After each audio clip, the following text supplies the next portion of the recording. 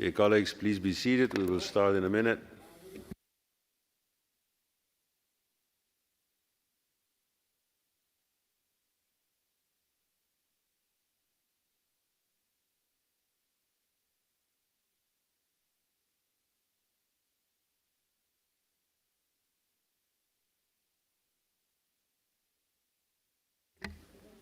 Dear colleagues, the sitting is open. Please be seated so we can start with our work. We will head off with a communication from Minister Roth, Special Representative of the Federal Government for the German Presidency of the Committee of Ministers of the Council of Europe. Herzlich willkommen, Herr Roth. As you know, this will be followed by parliamentary questions for oral answer. I could start with giving a big eloge and explaining why we are so happy to have you here, which is the case, dear Minister, but that would take away time from questions. And since you're quite straightforward, we kind of like you answering questions. Voilà. So, without any due delay, dear colleagues, the floor, Mr. Minister, is yours. Guten Morgen, Herr Präsident. Guten Morgen, verehrte Abgeordnete. Schön, dass Sie mich eingeladen haben. Ich empfinde das als eine große Ehre und ich wäre sehr, sehr gerne bei Ihnen in Straßburg.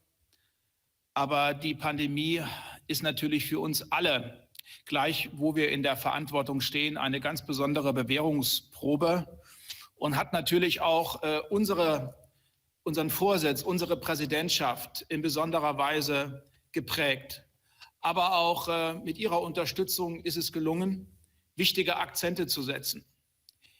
Ich war gestern sehr bewegt, auch von der Stellungnahme der Menschenrechtskommissarin, die noch einmal deutlich gemacht hat, dass das vergangene Jahr eine Tragödie für die Menschenrechte weltweit, aber eben auch in Europa war. Und nicht zuletzt deshalb ist es der Präsidentschaft Deutschlands wichtig gewesen, den Europarat genau dort zu stärken, wo er seine Kernkompetenzen hat. In der Verteidigung von Menschenrechten, Rechtsstaatlichkeit und Demokratie. Genau darum muss es uns jetzt gehen. In Zeiten, wo die Demokratie unter Druck gerät, Nationalismus und Populismus, das Autoritäre massiv zunehmen, ist der Europarat wichtiger denn je. Und wir alle müssen unseren Beitrag leisten, dass dieses Forum auch in diesen zentralen Prinzipien gestärkt wird. Ich hätte es mir nicht vorstellen können, dass unsere Präsidentschaft davon geprägt wird, Schlimmstes zu verhindern. Wir hatten uns eigentlich vorgenommen, die Rechtsinstrumente des Europarates zu stärken, zu promovieren. Ich will dabei vor allem auch an die Istanbul-Konvention erinnern, die ja in wenigen Tagen ihren 10. Geburtstag feiert. Wir wollten eigentlich andere Staaten davon überzeugen, endlich der Istanbul-Konvention beizutreten, sie endlich zu ratifizieren.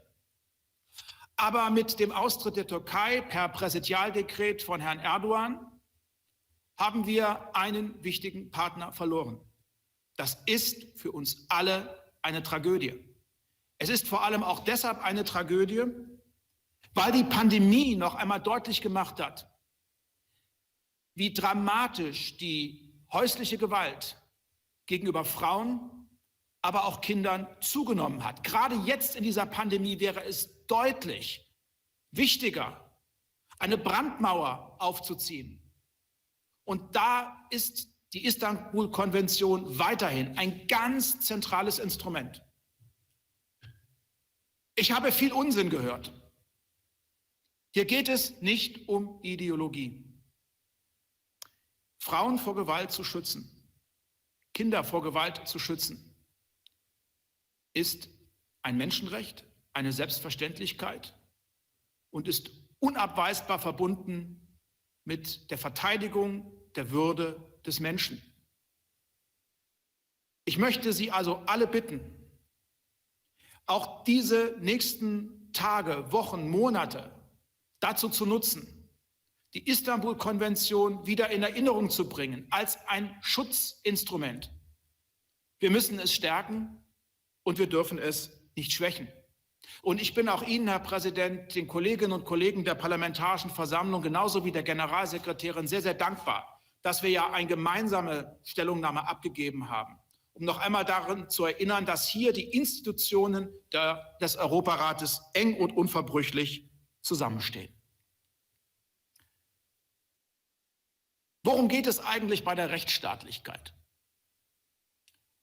Rechtsstaatlichkeit umfasst ja viele Elemente. Ich will auf die wichtigsten eingehen. Schutz und Unabhängigkeit der Justiz. Das ist das A und das O der Rechtsstaatlichkeit. Und es gehört zu den großen Privilegien des Europarates, der Mitgliedschaft im Europarat, dass Millionen von Menschen in Europa geschützt werden durch die Europäische Menschenrechtskonvention, geschützt werden durch den Europäischen Gerichtshof für Menschenrechte. Es ist mehr als besorgniserregend, dass wir eine wachsende Zahl von Urteilen des Europäischen Gerichtshofs für Menschenrechte haben, die nicht umgesetzt werden. Und hier geht es an die Substanz des Europarates. Wir können über alles diskutieren und streiten, aber eine Mitgliedschaft im Europarat setzt immer voraus, dass die Urteile umgesetzt werden und dass Monitoring-Missionen einen Zugang haben, überall dorthin, wo die Monitoring-Missionen auch hinwollen, wo Menschenrechte verletzt werden, wo es gefährlich ist, wo es etwas aufzuklären gilt. Und ich will noch einmal an uns alle appellieren, einen konkreten Beitrag dazu zu leisten, dass der Europarat hier auch an Glaubwürdigkeit gewinnt. Und es ist vor allem eine Verpflichtung aller Mitgliedstaaten, dazu beizutragen. Wir haben unseren Beitrag zu leisten versucht in den vergangenen Wochen und haben vor allem auch die prominenten Fälle, aber nicht nur die, immer wieder auch in den Mittelpunkt unseres öffentlichen Engagements gerückt. Ich will daran erinnern, an die beiden prominentesten türkischen Fälle, Demirtaş und Kavala. Es gibt inzwischen ein offizielles Schreiben des Vorsitzes an den türkischen Außenminister. Die Causa Kavala wird jetzt regelmäßig aufgerufen im Ministerkomitee. Und wir werden nicht eher ruhen, bis Kavala befreit wird, freigelassen wird. Und das gilt im Übrigen auch für Herrn Demirtaş, der seit 3,5 Jahren unschuldig in Untersuchungshaft sitzt. Und es gilt selbstverständlich auch für Herrn Nawalny, um dessen Gesundheit wir uns große Sorgen machen. Es geht hier nicht um eine generöse Geste. Es geht darum, dass Verpflichtungen zwingend eingehalten werden. Und wir machen das zum Thema. Und das Ministerkomitee nimmt hier auch seine Verantwortung offensiv wahr. Worum geht es aber noch bei der Rechtsstaatlichkeit? Es geht auch darum, dass wir respektvoll mit Minderheiten umgehen. Wir alle wollen in Europa ohne Angst verschieden sein. Es darf nicht zählen, an wen du glaubst, woher du kommst, wen du liebst. Und auch hier muss der Europarat seinen Beitrag leisten. Und ich bedanke mich bei Ihnen, verehrte Abgeordnete, für Ihr persönliches Engagement. Wir haben in unserer Präsidentschaft vor allem die größte ethnische Minderheit Europas, die Roma, in den Mittelpunkt gerückt, indem wir mit ganz verschiedenen Veranstaltungen auch deutlich gemacht haben, Roma gehören nicht an den Rand unserer Gesellschaft. Sie bereichern uns. Sie gehören zu uns. Schluss mit Stigmatisierung, Ausgrenzung, Diskriminierung. Wir brauchen mehr Teilhabe, mehr Inklusion, überall in Europa. Und wir haben vor allem auch die kulturelle Bereicherung von Roma deutlich zu machen versucht, weil viel zu viele, wenn sie Roma hören, erstmal nur an Probleme denken. Nein, es geht auch um Inspiration. Und es geht um die kulturelle Dimension dessen, was eine ethnische Minderheit beizutragen weiß für Europa. Und dabei will ich auch an die Situation von LGBTI erinnern. In zu vielen Staaten des Europarates sind sie die ersten Opfer von Autoritarismus, von Intoleranz. Das dürfen wir nicht zulassen. Und wenn wir über einen zukunftsgerichteten Europarat sprechen, ist es ganz besonders wichtig, dass wir die jungen Menschen gewinnen, die ja überall gerade für diese Werte einzustehen versuchen, die auch Gegenstand unserer gemeinsamen Beratungen sind. Und wir haben bei allen Formaten immer wieder auch eine ganz direkte Einladung ausgesprochen an junge Menschen aus allen Mitgliedstaaten des Europarates. Und ich bin sehr dankbar, dass so viele junge Menschen auch diese Einladung angenommen haben. Und das sollte auch eine Einladung sein, die über einige Monate hinausreicht. Ich will noch für etwas anderes werben und dafür brauchen wir auch Ihre Unterstützung, verehrte Abgeordnete. Das ist der Beitritt der Europäischen Union zur Europäischen Menschenrechtskonvention. Die Europäische Union ist seit dem Lissabon-Vertrag verpflichtet, der Menschenrechtskonvention beizutreten. Wir haben aber in den letzten Jahren einen faktischen Stillstand erlebt und es ist uns gelungen, die Verhandlungen zu beleben. Von einer Mitgliedschaft der Europäischen Union, von einem Beitritt zur Menschenrechtskonvention profitiert aber nicht nur die EU und ihre Mitgliedstaaten, sondern davon profitiert auch der Europarat, weil hier noch einmal deutlich gemacht wird, was für ein großes Geschenk die Menschenrechtskonvention auch im Hinblick auf Menschenrechte für die Bürgerinnen und Bürger in ganz Europa ist. Und ich möchte Sie bitten, Ihren Beitrag dazu zu leisten, dass diese Verhandlungen auch erfolgreich zu einem Abschluss gebracht werden können. Worum geht es noch bei der Rechtsstaatlichkeit? Einen dritten Aspekt will ich hervorheben. Zur Rechtsstaatlichkeit gehört eine effektive und entschlossene Bekämpfung von Korruption. Gerade auch der Europarat, aber auch mein eigenes Land war in diverse Korruptionsvorwürfe verwickelt. Und ich möchte erstmal Ihnen danken für Ihren Beitrag im Hinblick darauf, dass Korruption eine Ursünde in einer von Rechtsstaatlichkeit geprägten Gesellschaft ist und dass vor allem auch in der Politik Korruption nichts zu suchen hat. Diese Vorwürfe müssen in einem Rechtsstaat aufgearbeitet werden. Sie müssen der Justiz zugeführt werden. Und ich will Ihnen auch noch mal versichern, dass mein eigenes Land einen Beitrag dazu zu leisten versucht, dass die Vorwürfe auch aufgeklärt werden. Denn sie unterminieren die Glaubwürdigkeit von Institutionen, von Gremien und von Gemeinschaften. Und ich finde, dass hier auch der Europarat geschützt werden muss gegenüber diesen schwerwiegenden Vorwürfen. Und Sie können zu Recht erwarten, dass die Mitgliedstaaten auch hier ihren eigenen Beitrag leisten. Ich habe begonnen mit der Istanbul-Konvention und noch einmal deutlich gemacht, dass der Europarat gerade jetzt über die Instrumente sprechen muss, die ihm zur Verfügung stehen, um das auch durchzusetzen, wofür der Europarat seit so vielen Jahrzehnten eintritt. Aber wir wissen auch, dass sich die Welt und dass sich Europa dramatisch verändert hat. Und deswegen haben wir als Präsidentschaft auch einen Blick in die Zukunft gewagt, um auch mit den Bewährungsproben der Gegenwart besser klarzukommen. Und wir haben das vor allem bezogen auf zwei große Themen. Das eine ist ein Problem, mit dem Sie es vermutlich alle zu tun haben, was uns alle fordert, vor allem aber auch viele, viele Menschen, die sich gar nicht politisch engagieren. Das ist die Hassrede, das ist die Zunahme von Lüge, Hass, Verleugnung, Bedrohung im Netz.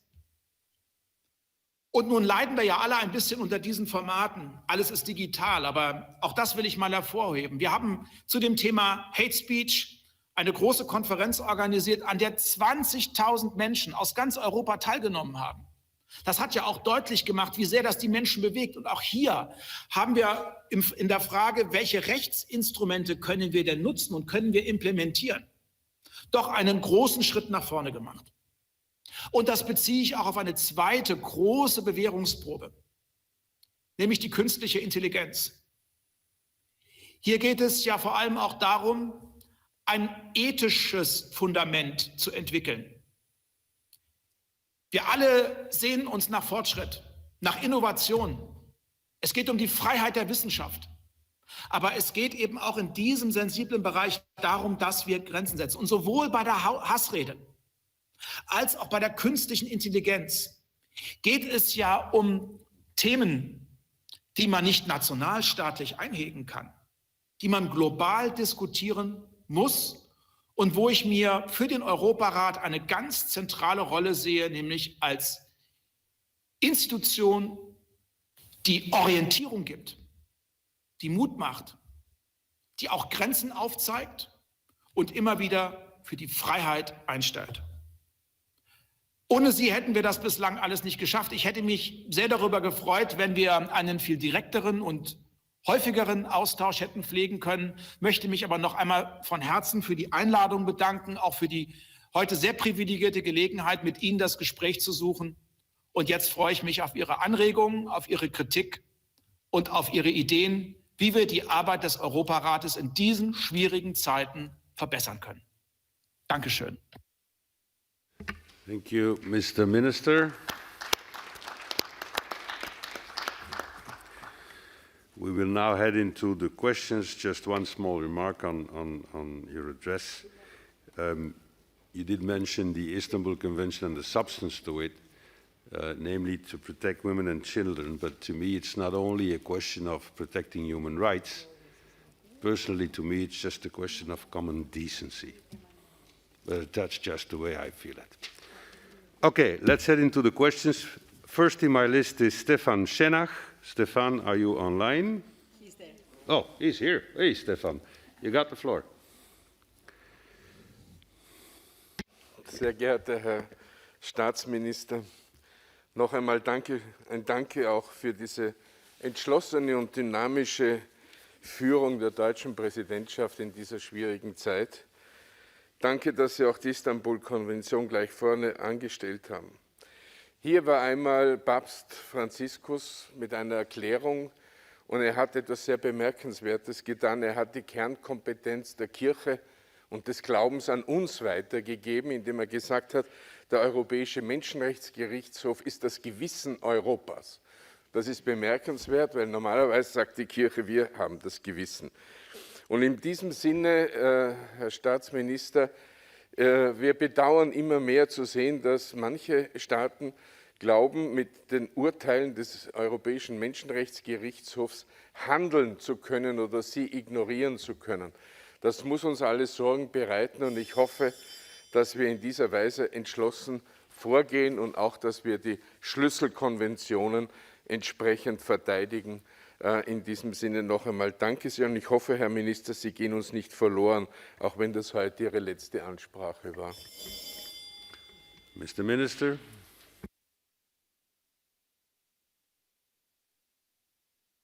Mr. Minister, you have to ask for the floor, I think. Okay, you've got the floor. Entschuldigen Sie, Herr Präsident, ich schlage vor, dass wir einfach die Beiträge von einigen Abgeordneten sammeln. Dann ergibt sich vielleicht die Gelegenheit, dass noch mehr Abgeordnete sich zu Wort melden können. Das ist nur ein Vorschlag von meiner Warte aus. Ich will aber Ihnen nicht ins Geschäft gehen. Would I be capable of refusing what you say, although it's a bit against our habits, but we will comply. So we will take the political groups together. Mr. Zingeris, online, you've got the floor, so we will take 5 questions at a time. And then we'll take 5 after that, complying obviously with the remark of the Minister. Mr. Zingeris. Ja, danke, Herr Vorsitzender, und danke, Herr Roth. Wir überleben jetzt die Zeiten von Checkpoint Charlie, von Wendezeiten. Wenn zum Beispiel ich bin in Litauen, in Vilnius und haben hunderte Leute der Grenze von Weißrussland, von der diktatoriale Land, wo ein Volk kämpft für Freiheit.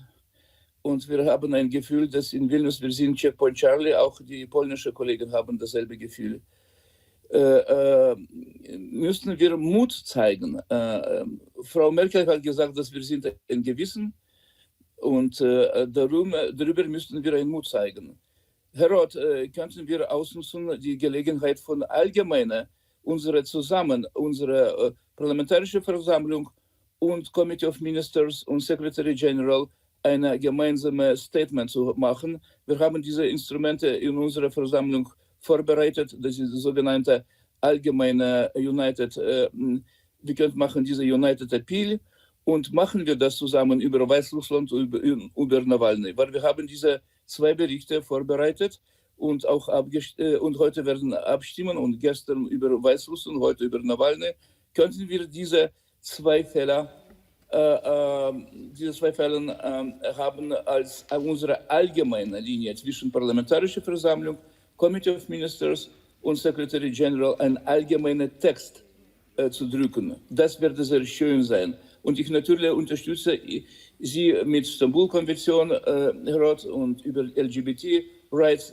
Das ist wichtig, was müssen wir zusammen tun. Aber von Ihrer Seite müssen wir gewisse Mut haben, zusammen mit Parlamentarischer Versammlung ein allgemeines Statement zu machen. Und auch in der Ukraine, wenn es geht um die russische Armee, Konzentration an die Grenze, müssen wir auch eine Meinung haben. Dann danke herzlich und wir müssen Mut zusammen zeigen, zusammen. Ukraine, Nawalny und Weißrussland. Thank you, Emmanuel. Thank you. Danke herzlich. We now go to Liliane Tanguy, qui est dans la salle, je crois. Voilà, Liliane, vous avez la parole.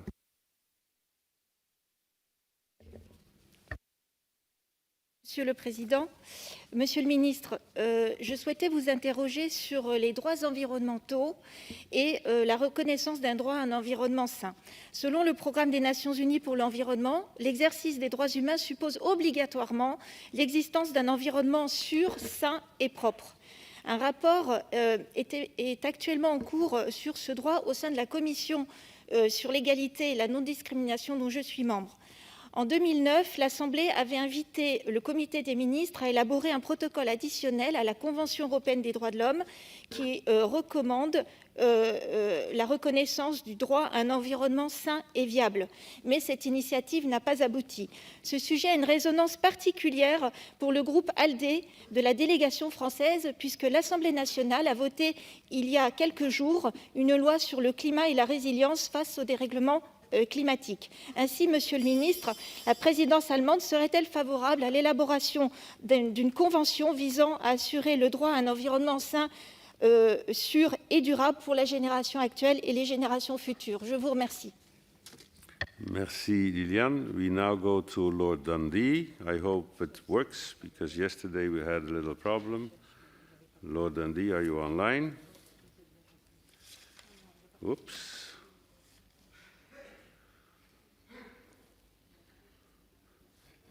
Can we have Lord Dundee, please?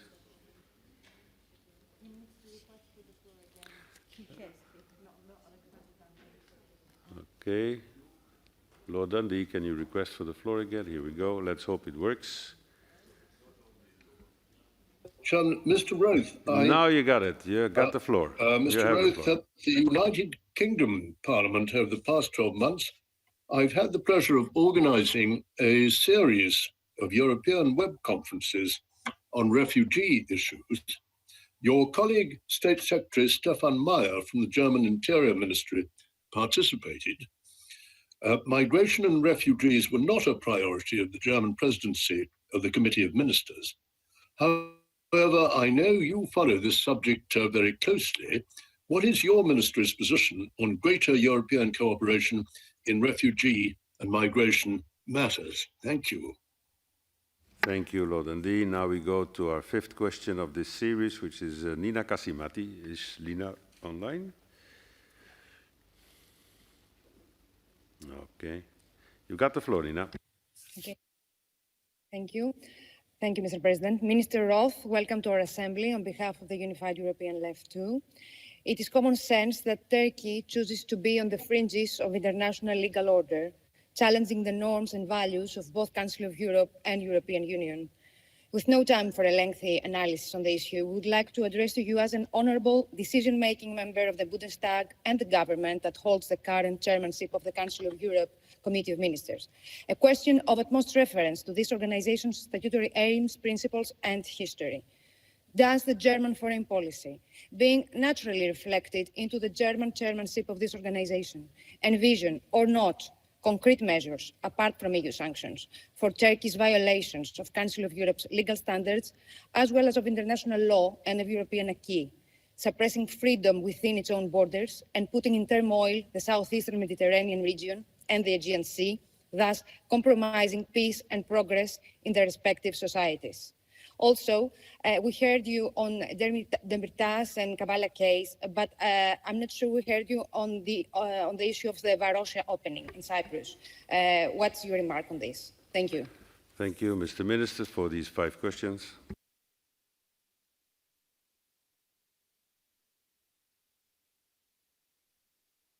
Das mache ich sehr gerne und ich möchte Ihnen auch nochmal persönlich danken für Ihren Appell im Hinblick auf die Istanbul-Konvention. Ich teile das uneingeschränkt und freue mich auch über die Worte der Anerkennung von Herrn Abgeordneten Schenach.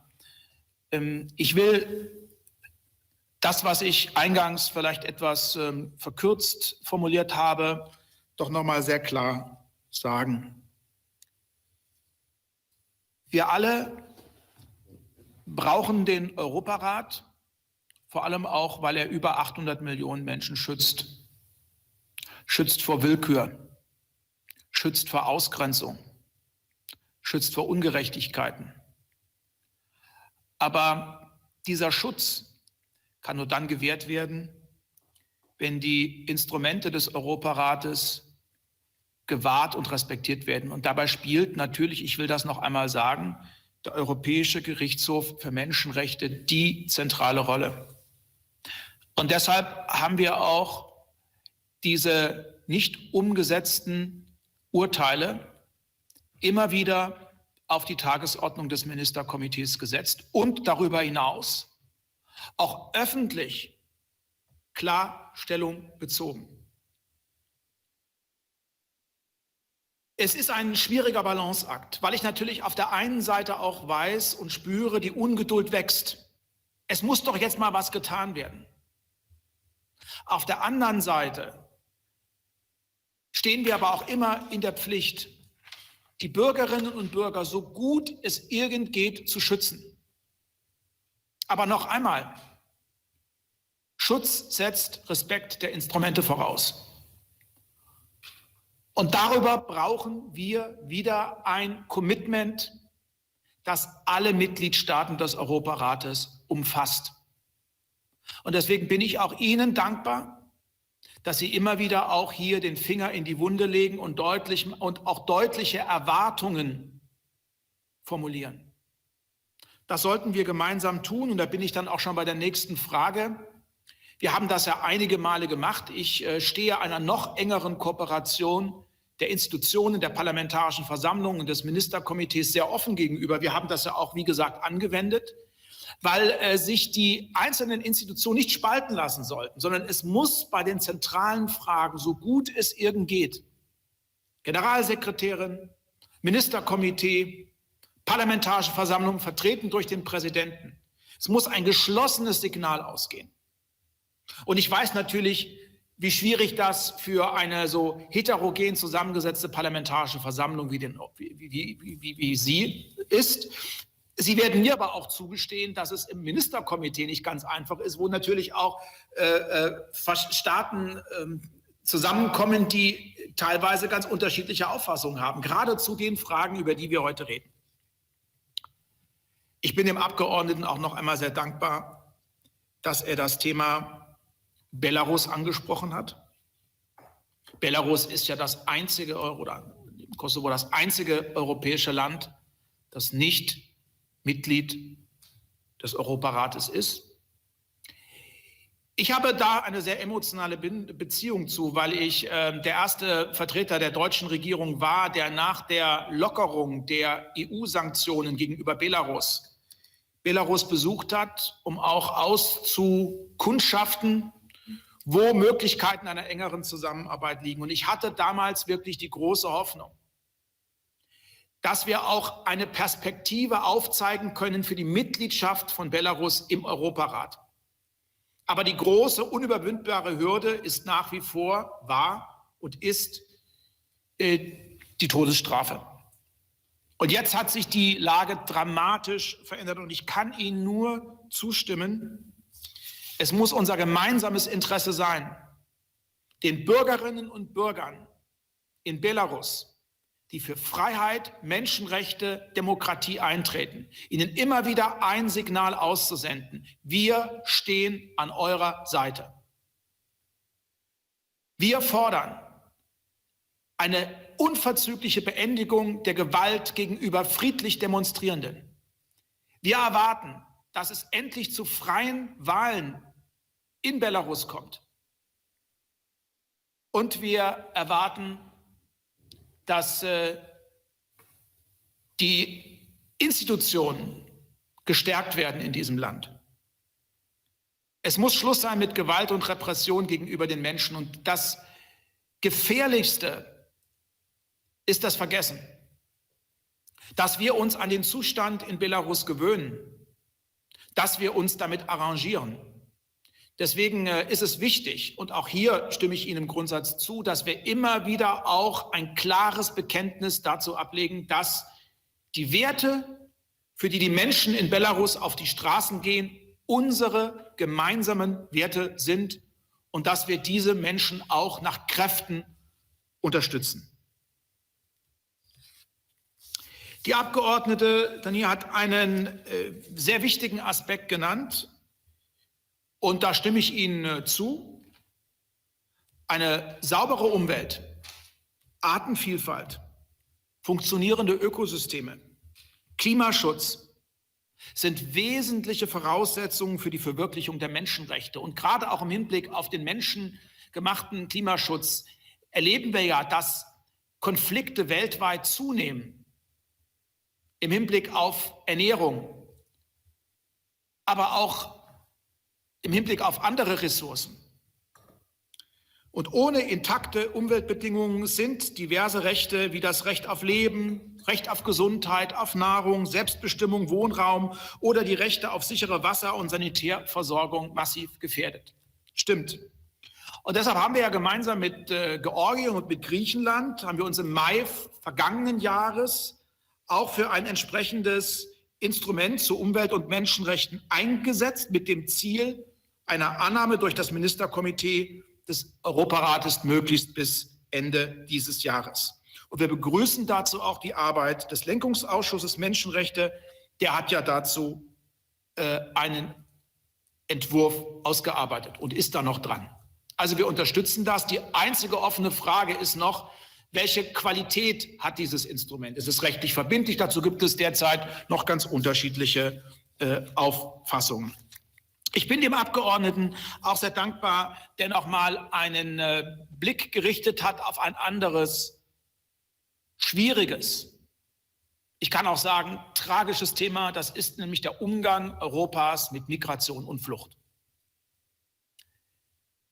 Ich will Sie jetzt nicht einladen, mit mir über unsere Arbeit in der Europäischen Union zu sprechen. Ich will aber noch mal daran erinnern, dass wir unsere Ratspräsidentschaft in der EU im vergangenen Jahr auch dazu genutzt haben, endlich einen Durchbruch zu erzielen bei einer gemeinsamen Asyl- und Migrationspolitik, die sich an Humanität, an Solidarität und an gemeinsamer Verantwortung ausrichtet.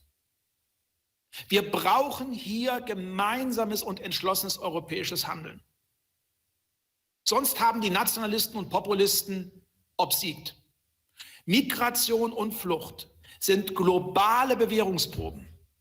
Und ich will mal daran erinnern, dass außerhalb Europas deutlich mehr Menschen auf der Flucht sind und in Nachbarstaaten teilweise unter menschenunwürdigen Bedingungen auszuharren haben, als das, was wir derzeit auch als Bewährungsprobe natürlich auch in Europa erleben. Menschen und Staaten müssen wissen, sie stehen mit diesen Fragen nicht allein. Und wir müssen dort endlich zu Fortschritten kommen. Aber das setzt voraus, dass auch alle Staaten bereit sind, an dieser gemeinsamen Arbeit mitzuwirken, aktiv mitzuwirken. Ohne Schaum vor dem Mund, immer auch im Wissen darum, dass es um Menschen geht.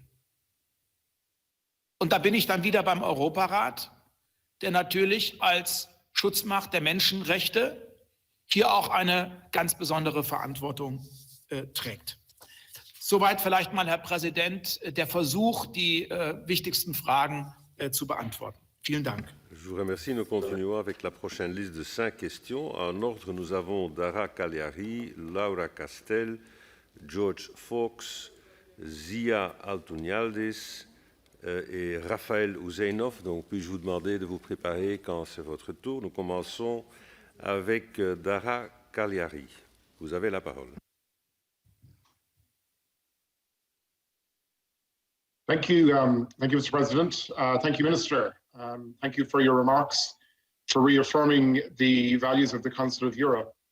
I ask you, in the context of the pandemic, how the pandemic has affected and potentially undermined those values, how the threats that you identified, populism, nationalism, hate speech, has been accentuated by the effects of the pandemic, and the dangers, to your mind, of an uneven and inequitable vaccine rollout across Europe, how that might accentuate all of those challenges and embolden all of those actors who seek to undermine the values of our organisation.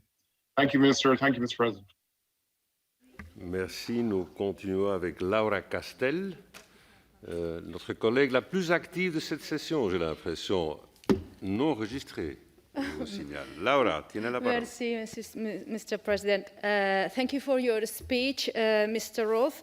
Between the German presidency priorities, there is the fight against hate speech, as you have told us, as a predominant threat to human rights and democratic integrity, and a global phenomenon facing all European countries. I am a member of No Hate Parliamentary Alliance, and I am very concerned about the rise of the neo-Nazism everywhere, including the parliaments. What the specific steps your presidency has been done or will be done to address hate speech? You have tell us hate speech conference, and maybe you can develop something more about that.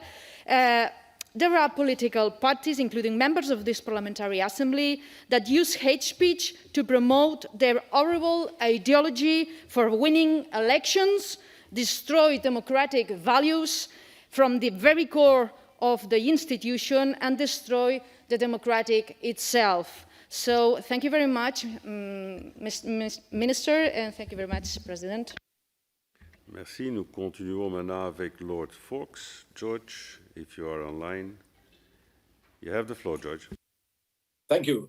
Returning to Belarus, Minister, as you will be aware, there are many hundreds of political prisoners currently illegally detained in appalling conditions in prisons in Belarus.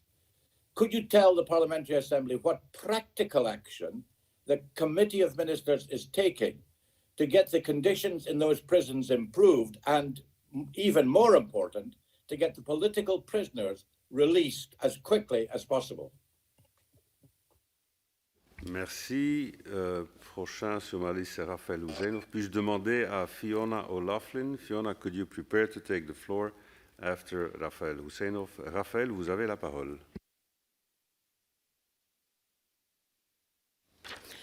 Thank you, President. Dear Minister, over the past 20 years, we have constantly asked the Committee of Ministers about the fate of 1 million Azerbaijani IDPs displaced from the territories occupied by Armenia.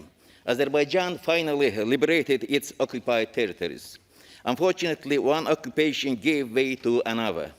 Armenia completely destroyed about 20% of territory of Azerbaijan, which it has been controlling for almost 30 years. However, this was not enough. All these areas have been mined from the very beginning. Armenia refused to transfer maps of mined territories to Azerbaijan. As a result, in a short period of time, more than 20 military and civilians were killed and 87 wounded in mines. Will the Committee of Ministers finally take action and put pressure on Armenia to make this country hand over the maps of mined areas? And does the Committee of Ministers intend to mobilize effort to resolve this issue, which portends a serious humanitarian catastrophe? Thank you. Merci, Raphaël. Nous passons maintenant à Fiona O'Loughlin. Fiona, are you online? Fiona, you have the floor. Yes. Good morning, Mr. President, and good morning, Minister Roth. Thank you for your engagement this morning. I note that one of your previous political mottos was about heart and about steadfastness. And I think that's good because you clearly show understanding and compassion and resolute and commitment also. I think that the topics that you touched on this morning were important around the whole area of enhancing social cohesion within Europe and looking at the whole area of populism, etc. And I think, you know, in order to counteract some citizens' loss of confidence in the Union, anything that we can do in that area is hugely important. And while tackling the area of hate speech, the area of hate crime is equally as important. And as a country, we're only starting to look at legislation for that now. Interestingly, during this week, the result of a poll in Ireland in relation to being a member of the EU was released. And we saw that 71% of people believe that the EU should do more to regulate digital media platforms, and 77% of people revealed linking EU funding to member states within the rule of law principles such as democracy, human rights and equality was really, really important. So I would like your comments in relation to those. Thank you very much, Minister. Thank you, Fiona. Mr. Minister, if you could be concise, we've got 5 more colleagues who wish to have a question, so then we can have them on board. You have the floor. Danke, Herr Präsident. Ich habe Ihren Appell verstanden, aber es sind natürlich auch sehr komplexe Fragen und ich möchte nicht den Eindruck erwecken, als dass ich einer Frage ausweiche. Deswegen möchte ich auch die Beantwortung einer Frage, die ich noch nicht vorgenommen habe, jetzt noch nachholen, nämlich die Bewertung der Entwicklung in der Türkei. Ich hatte mich ja vor allem fokussiert in meinem Beitrag auf die Nichtumsetzung von Urteilen des Europäischen Gerichtshofs für Menschenrechte in der Türkei und durch die Türkei. Aber natürlich ist die Lage noch viel besorgniserregender. Und auch hier haben wir immer wieder auch klar Stellung bezogen und natürlich auch die Türkei wie alle anderen Mitgliedstaaten des Europarates an die entsprechenden Verpflichtungen erinnert. In den vergangenen Jahren hat es massive Rückschritte in Sachen Demokratie, Rechtsstaatlichkeit, Unabhängigkeit der Justiz, Medienfreiheit in der Türkei gegeben. Das muss auch angesprochen werden und ebenso muss angesprochen werden, dass wir alle verpflichtet sind, Konflikte nicht militärisch aufgeheizt zu lösen, sondern dass wir immer wieder auch an den Verhandlungstisch zurückkehren, uns um diplomatische, politische Lösungen bemühen, vor allem auch im östlichen Mittelmeer, wo es eine Politik der Aggression und auch der Provokation der Türkei gegeben hat. Und ich bin jetzt erst einmal sehr, sehr froh, dass es inzwischen auch wieder Gesprächskanäle gibt zwischen Griechenland einerseits und der Türkei andererseits. Aber hier sind unsere Botschaften klar. Als Gemeinschaft von Demokratie und Rechtsstaatlichkeit und Freiheit sind alle, natürlich auch die Türkei, verpflichtet, das einzuhalten, wozu sich die Türkei vertraglich gebunden, woran sich die Türkei vertraglich gebunden hat. Die Pandemie ist angesprochen worden. Ich bin auch für diese Frage sehr, sehr dankbar. Ich will das mal sehr offen sagen. Für diese Pandemie, die ja eine globale Bewährungsprobe ist und keine rein nationale oder europäische, gab es nirgendwo eine Blaupause oder auch einen Masterplan. Wir alle waren tendenziell auch ein Stück überfordert und mussten nach Wegen suchen, um Bürgerinnen und Bürger zu schützen. Und dabei haben Sie ein paar wichtige Aspekte benannt, über die wir auch in allen Demokratien streiten. Nämlich inwieweit müssen wir, um die Gesundheit von Bürgerinnen und Bürgern zu schützen, auch Beschränkungen von Freiheit vornehmen. Und dabei ist unsere Botschaft ganz, ganz klar. Alle Maßnahmen im Kampf gegen die Pandemie müssen verhältnismäßig sein, müssen transparent sein, müssen demokratisch legitimiert sein und müssen selbstverständlich auch zeitlich befristet sein. Ein gesundheitlicher Ausnahmezustand darf nicht die Begründung sein für einen politischen Ausnahmezustand oder für das Aushebeln von Demokratie. Hierüber diskutieren wir auch in der Europäischen Union sehr, sehr intensiv und tauschen uns auch aus. Vor allem auch das Prinzip Miteinander und Voneinander lernen ist ganz zentral. Und das ist sicherlich auch eine Frage, mit der sich der Europarat beschäftigt. Und zukunftsgerichtet stellt sich die große Frage, wo müssen wir und wie müssen wir in den Fragen des Gesundheitsschutzes noch enger zusammenarbeiten? Das Impfen ist das zentrale Instrument im Kampf gegen die Pandemie. Nur Impfen hilft. Und es hilft auch nicht, wenn wir nur nationale Impfstrategien entwickeln. Wir können nur dann unsere Bürgerinnen und Bürger schützen, wenn auch in unserer Nachbarschaft, wenn auch in der weiteren Region, ja weltweit, Menschen Zugang haben zu Impfstoffen. Wir haben uns, meine Regierung hat sich sehr bemüht, die Plattform COVAX zu einem ganz zentralen Verteilungsinstrument werden zu lassen. Wir sind einer der größten Geldgeber mit mehreren Milliarden Euro. Unterstützen wir COVAX, um dafür Sorge zu tragen, dass auch die Menschen in den Staaten, die nicht über die Finanzmittel verfügen, so schnell wie irgend möglich Menschen geimpft werden können.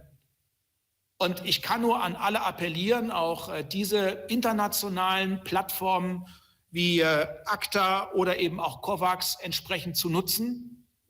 Denn nur gemeinsam können wir die globale Pandemie bekämpfen. Und ja, auch das erleben wir, gerade auch in diesen Zeiten wird nach wie vor angestachelt von Nationalisten und Populisten Corona geleugnet. Es werden Lügen verbreitet. Und es stellt sich eine große Frage, die ja vor allem auch von autoritären Regimen immer wieder gestellt wird. Sind liberale Demokratien in der Lage, Krisen zu bewältigen und die Menschen zu unterstützen und zu schützen, dauerhaft, nachhaltig?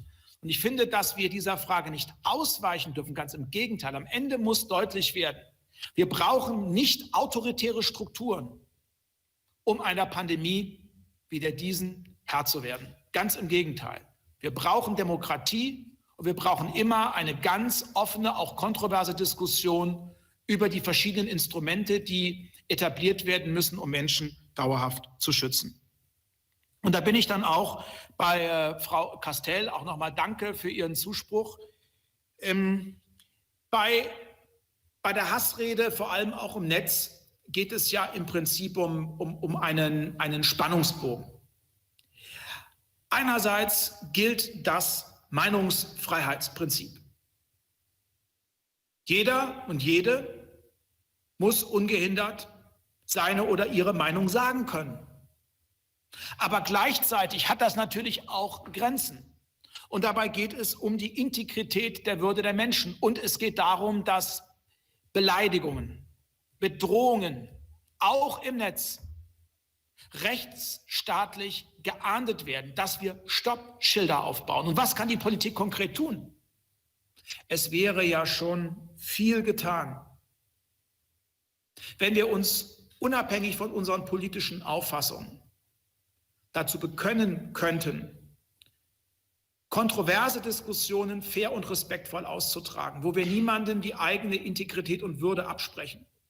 Und wenn wir auf Desinformation und Lüge verzichteten, wenn wir immer faktenbasiert streiten. Und es ist traurig, dass dies im 21. Jahrhundert alles andere als eine Selbstverständlichkeit ist. Ich will noch mal den Punkt zu Belarus auch nutzen, um noch mal einen deutlichen Appell auszurichten. Es muss unser Ziel sein, dass alle politisch Inhaftierten in Belarus unverzüglich freigelassen werden. Und ich kann mich an keine einzige öffentliche Stellungnahme meinerseits erinnern, ohne auf diesen zentralen Punkt hingewiesen zu haben. Noch einmal, Neuwahlen, sofortige Beendigung der Gewalt gegen friedlich Demonstrierende und dritter Punkt, Freilassung der politisch Inhaftierten. Das ist sind unsere Minimalforderungen an Herrn Lukaschenko und sein herrschendes Regime in Belarus. Lassen Sie mich dann noch ein weiteres Thema ansprechen, Armenien und Aserbaidschan. Erst einmal möchte ich noch einmal auch Aserbaidschan auffordern, die armenischen Kriegsgefangenen freizulassen. Wir erinnern Aserbaidschan hier auch regelmäßig an die Umsetzung der Gerichtsurteile des Europäischen Gerichtshofs für Menschenrechte und wir erwarten hier auch Fortschritte. Und wir brauchen auch ein entsprechendes Dialogforum. Als Europaratsmitglieder haben sich Armenien und Aserbaidschan zur Wahrung der Menschenrechte verpflichtet. Auch in Konfliktsituationen dürfen Grundprinzipien des Europarates nicht außer Kraft gesetzt werden. Bei der weiteren Umsetzung des Waffenstillstands, der Waffenstillstandsvereinbarung vom November 2020 werden wir auf die Einhaltung der Menschenrechte ganz besonders achten. Und wir sehen hier auch eine wichtige Rolle bei den Gremien des Europarats. Da haben Sie völlig recht. Die beteiligten Staaten müssen eine internationale Beobachtung der Menschenrechtslage in der Region gemäß ihren internationalen Verpflichtungen ermöglichen. Wir unterstützen dabei die Arbeit der Minsk-Gruppe, der OSZE und ihrer Co-Vorsitzenden sowie die OSZE-Beobachtungsmission unter Leitung des persönlichen Beauftragten des OSZE-Vorsitzes, Botschafter Kapschek. Wir setzen darauf, dass die Bemühungen der Minsk-Gruppe zu einer dauerhaften und nachhaltigen Lösung des Konflikts führen und sind bereit, als Mitglied der OSZE-Minsk-Gruppe auch unseren Beitrag dazu zu leisten. Merci, Monsieur le Ministre. Nous allons maintenant entamer 5 questions. On va les prendre tous. Nous avons encore formellement 5 minutes, mais je suppose que, comme c'est un peu votre au revoir aujourd'hui, que vous prenez bien 5 ou 10 minutes en plus. Bon, j'abuse un peu du fait que vous êtes sur l'écran, donc voilà, c'est comme ça que ça marche ici. Donc nous prenons les questions qui restent. Je commence par la question par Sergio Gutiérrez Prieto, qui n'est pas encore en ligne. Alors on continue avec Madame Sibel Arslan. Je pense qu'elle est dans la salle. Voilà, Sibel, vous avez la parole. Vielen Dank, sehr verehrter Herr Roth. Ich möchte mich für Ihre pointierte Art und für die Klarheit herzlich bedanken, besonders als Frau, dass Sie sich auch bei der Istanbul-Konvention so klar ausgesprochen haben. Ich möchte gerne von Ihnen wissen, wie Sie die Freilassung oder das prozedurale Weiterfahren im Falle von den unumgesetzten Urteilen des Europäischen Gerichtshofs weiterfahren werden. Sie haben die Freilassung politischer Gefangene, Herr Navalny, Herr Kavala, Herr Demirtas angesprochen. Und das sind wichtige Akteure, die dann mit der Verhaftung von diesen Personen dann auch dazu führt, dass hier Menschen gebrochen werden, dass ihre Motivation und ihre Glauben auch gestützt werden. Und wo wollte er besser zitiert als hier in diesem Hause, wenn er sagte, ich teile Ihre Meinung nicht, aber ich würde mein Leben dafür einsetzen, dass Sie sie äußern dürfen. Wie werden Sie sich dafür mit dieser Klarheit auch weiter einsetzen, dass diese Menschen in dieser politischen Gefangenschaft freigelassen werden, und zwar alle? Besten Dank. Merci. Je reviens à une question que j'avais éliminée, mais la personne est en salle, donc c'était un peu dommage. Donc je vais donner la parole maintenant à Vladimir Vardanian. Il est en salle. Vladimir, vous avez la parole. Thank you, Mr. Chair. I would like to ask short questions to Minister. The first, you already addressed the issue of the fulfillment of the judgment of the European Court of Human Rights, and you said that you will have zero tolerance towards non-implementation of judgment. I would like just to say you perfectly know the situation with the Armenian POWs, and the European Court already informed you about the fact that several interim measures indicated and that Azerbaijan is not cooperated with the European Court of Human Rights. Do you, under your presidency, will have the same zero tolerance in the cases that interim measures are not respected? Second question, you addressed the issue of the hate speech. I would like just to have the precise answer. What is the point of view under your presidency over the hate speech against the Armenian? In Azerbaijan, we are called dogs. In Azerbaijan, we are called something like inhuman. We have this trophy park which depicted the ugly Armenian faces and so on. Thank you very much. Merci. Je pense que je demande à au secrétaire général, est-ce que les collègues sont en ligne ou il n'y en a plus? J'ai l'impression qu'il n'y en a plus. Il n'y en a plus? Voilà, Monsieur le ministre, donc ça conclut la liste des questions. Vous avez toute la liberté de nous donner vos réponses en ce qui me concerne aussi longtemps que vous voulez. Mais évidemment pas jusqu'à ce soir. Voilà, vous avez la parole. Nein, Herr Präsident, so gern ich bei Ihnen bin, aber auf mich warten noch ein paar andere Aufgaben und ich weiß auch, dass Sie noch eine lange Tagesordnung haben. Insofern danke auch für Ihre Großzügigkeit, dass ich hier gelegentlich etwas ausführlicher sprechen durfte. Ich hatte mich ja, damit beginne ich gleich bei dem letzten Abgeordneten, ich hatte mich ja schon zu der Situation der Kriegsgefangenen geäußert. Wir setzen uns dafür ein, dass alle Kriegsgefangenen von beiden Seiten entsprechend den Normen des humanitären Völkerrechts behandelt werden. Und wir stehen hierzu auch in einem sehr engen Kontakt mit dem Internationalen Komitee vom Roten Kreuz, das den Kontakt hat zu einigen noch verbleibenden Gefangenen. Und das sage ich noch einmal, die Freilassung aller Gefangenen ist ein ganz wichtiger Schritt zur Befriedung und Stabilisierung der Region. Und ich habe da auch die sorgenvollen und auch kritischen Bemerkungen auch aus Armenien auch schon öffentlich angesprochen. Sie haben eben die rhetorische Eskalation angesprochen. Ja, das ist ein Grundübel. Und ich kann nur an alle Beteiligten appellieren, trotz aller Konflikte, die auch sehr schmerzhaft sein mögen, doch zu einer Kultur des Respekts und der Anerkennung zurückzukehren. Beleidigungen, Unterstellungen, Bedrohungen haben in einer Kommunikation zwischen Menschen nichts zu suchen. Und dabei tragen, das sage ich auch nochmal sehr deutlich, wir Politikerinnen und Politiker eine ganz herausragende Rolle. Wir müssen Vorbild sein. Wir können nicht von unseren Gesellschaften erwarten, dass sie Beleidigungen beenden und Bedrohungen ihrer Nachbarn beenden, wenn wir selber nicht mit gutem Beispiel vorangehen.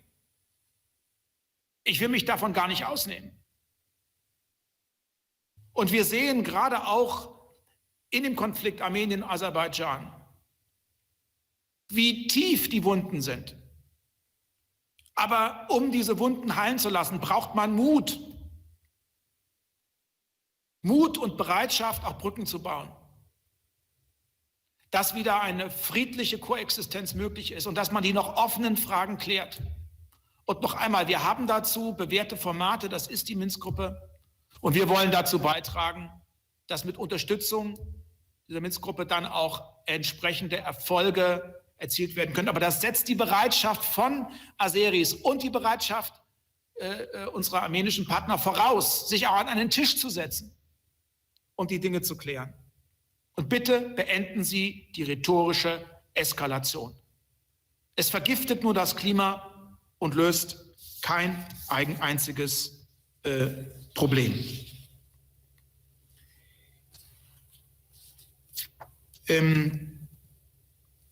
Jetzt hatte Frau Aslan noch eine Frage, jetzt gucke ich gerade mal.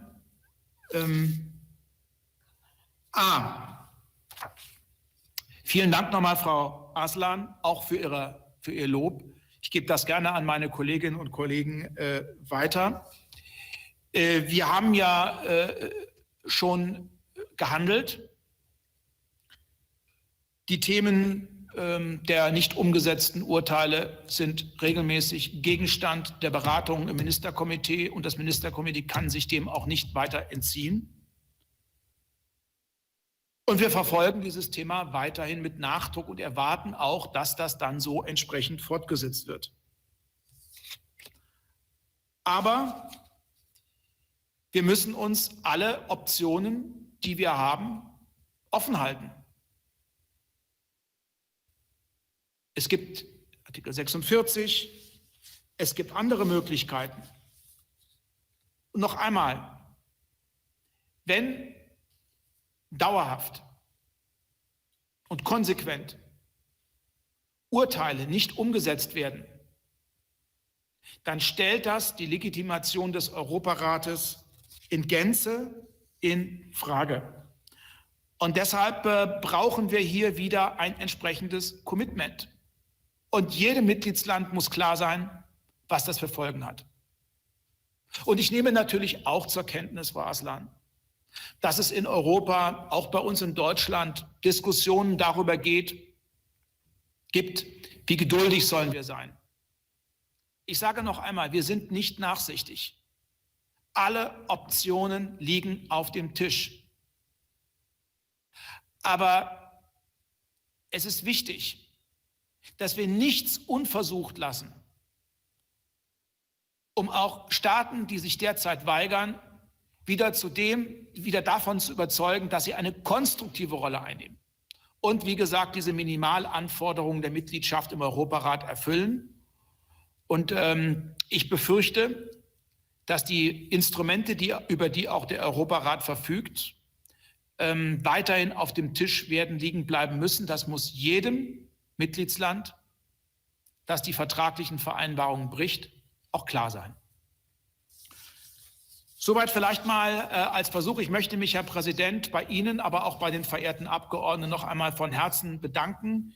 Ich würde mich sehr, sehr freuen, wenn wir alsbald noch einmal Gelegenheit hätten, vielleicht uns auszutauschen, beziehungsweise wenn es uns auch alsbald gelänge, wieder zu den physischen Treffen zusammenzukommen, die vielleicht dann doch das eine oder andere erleichtern. Denn es geht ja vor allem auch darum, nicht übereinander, sondern miteinander zu sprechen. Ich habe das heute als eine große Ehre empfunden und ich will Ihnen noch einmal versichern, dass Deutschland auch in den noch verbleibenden Wochen, den wenigen Wochen, nichts unversucht lassen wird, auch den Europarat zu stärken und ihn vor allem auch da zu stärken, wo wir Gravamina haben, wo es Schwierigkeiten gibt, über die wir ja heute auch ganz offen gesprochen haben. Danke für Ihre Gastfreundschaft. Alles Gute für Sie. Bleiben Sie gesund. Thank you, Mr. Minister. Danke Ihnen und vielleicht sehen wir uns in die nächsten Wochen in Berlin oder Hamburg. Wer weiß. In any case, if they give me a small window of opportunity to head out there, I'll be there and we will meet each other. Thank you very much for your answers and your questions and your address. And hopefully we can see each other physically, as they say, in the near future. Thank you. Dear colleagues, we will now go to our next point. I ask our Vice President Kimmo to take over. Kimmo, thank you. Yes, thanks.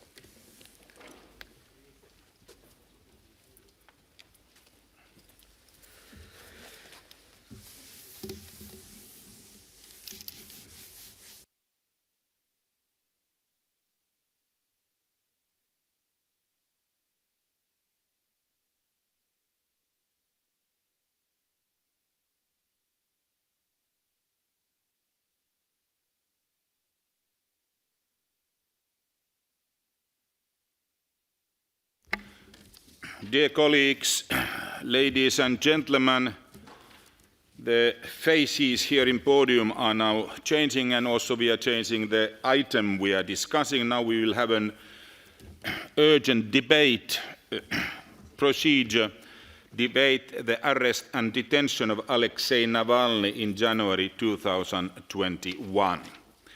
The item will be presented by Mr. Jacques Maire on behalf of the Committee on Legal Affairs and Human Rights.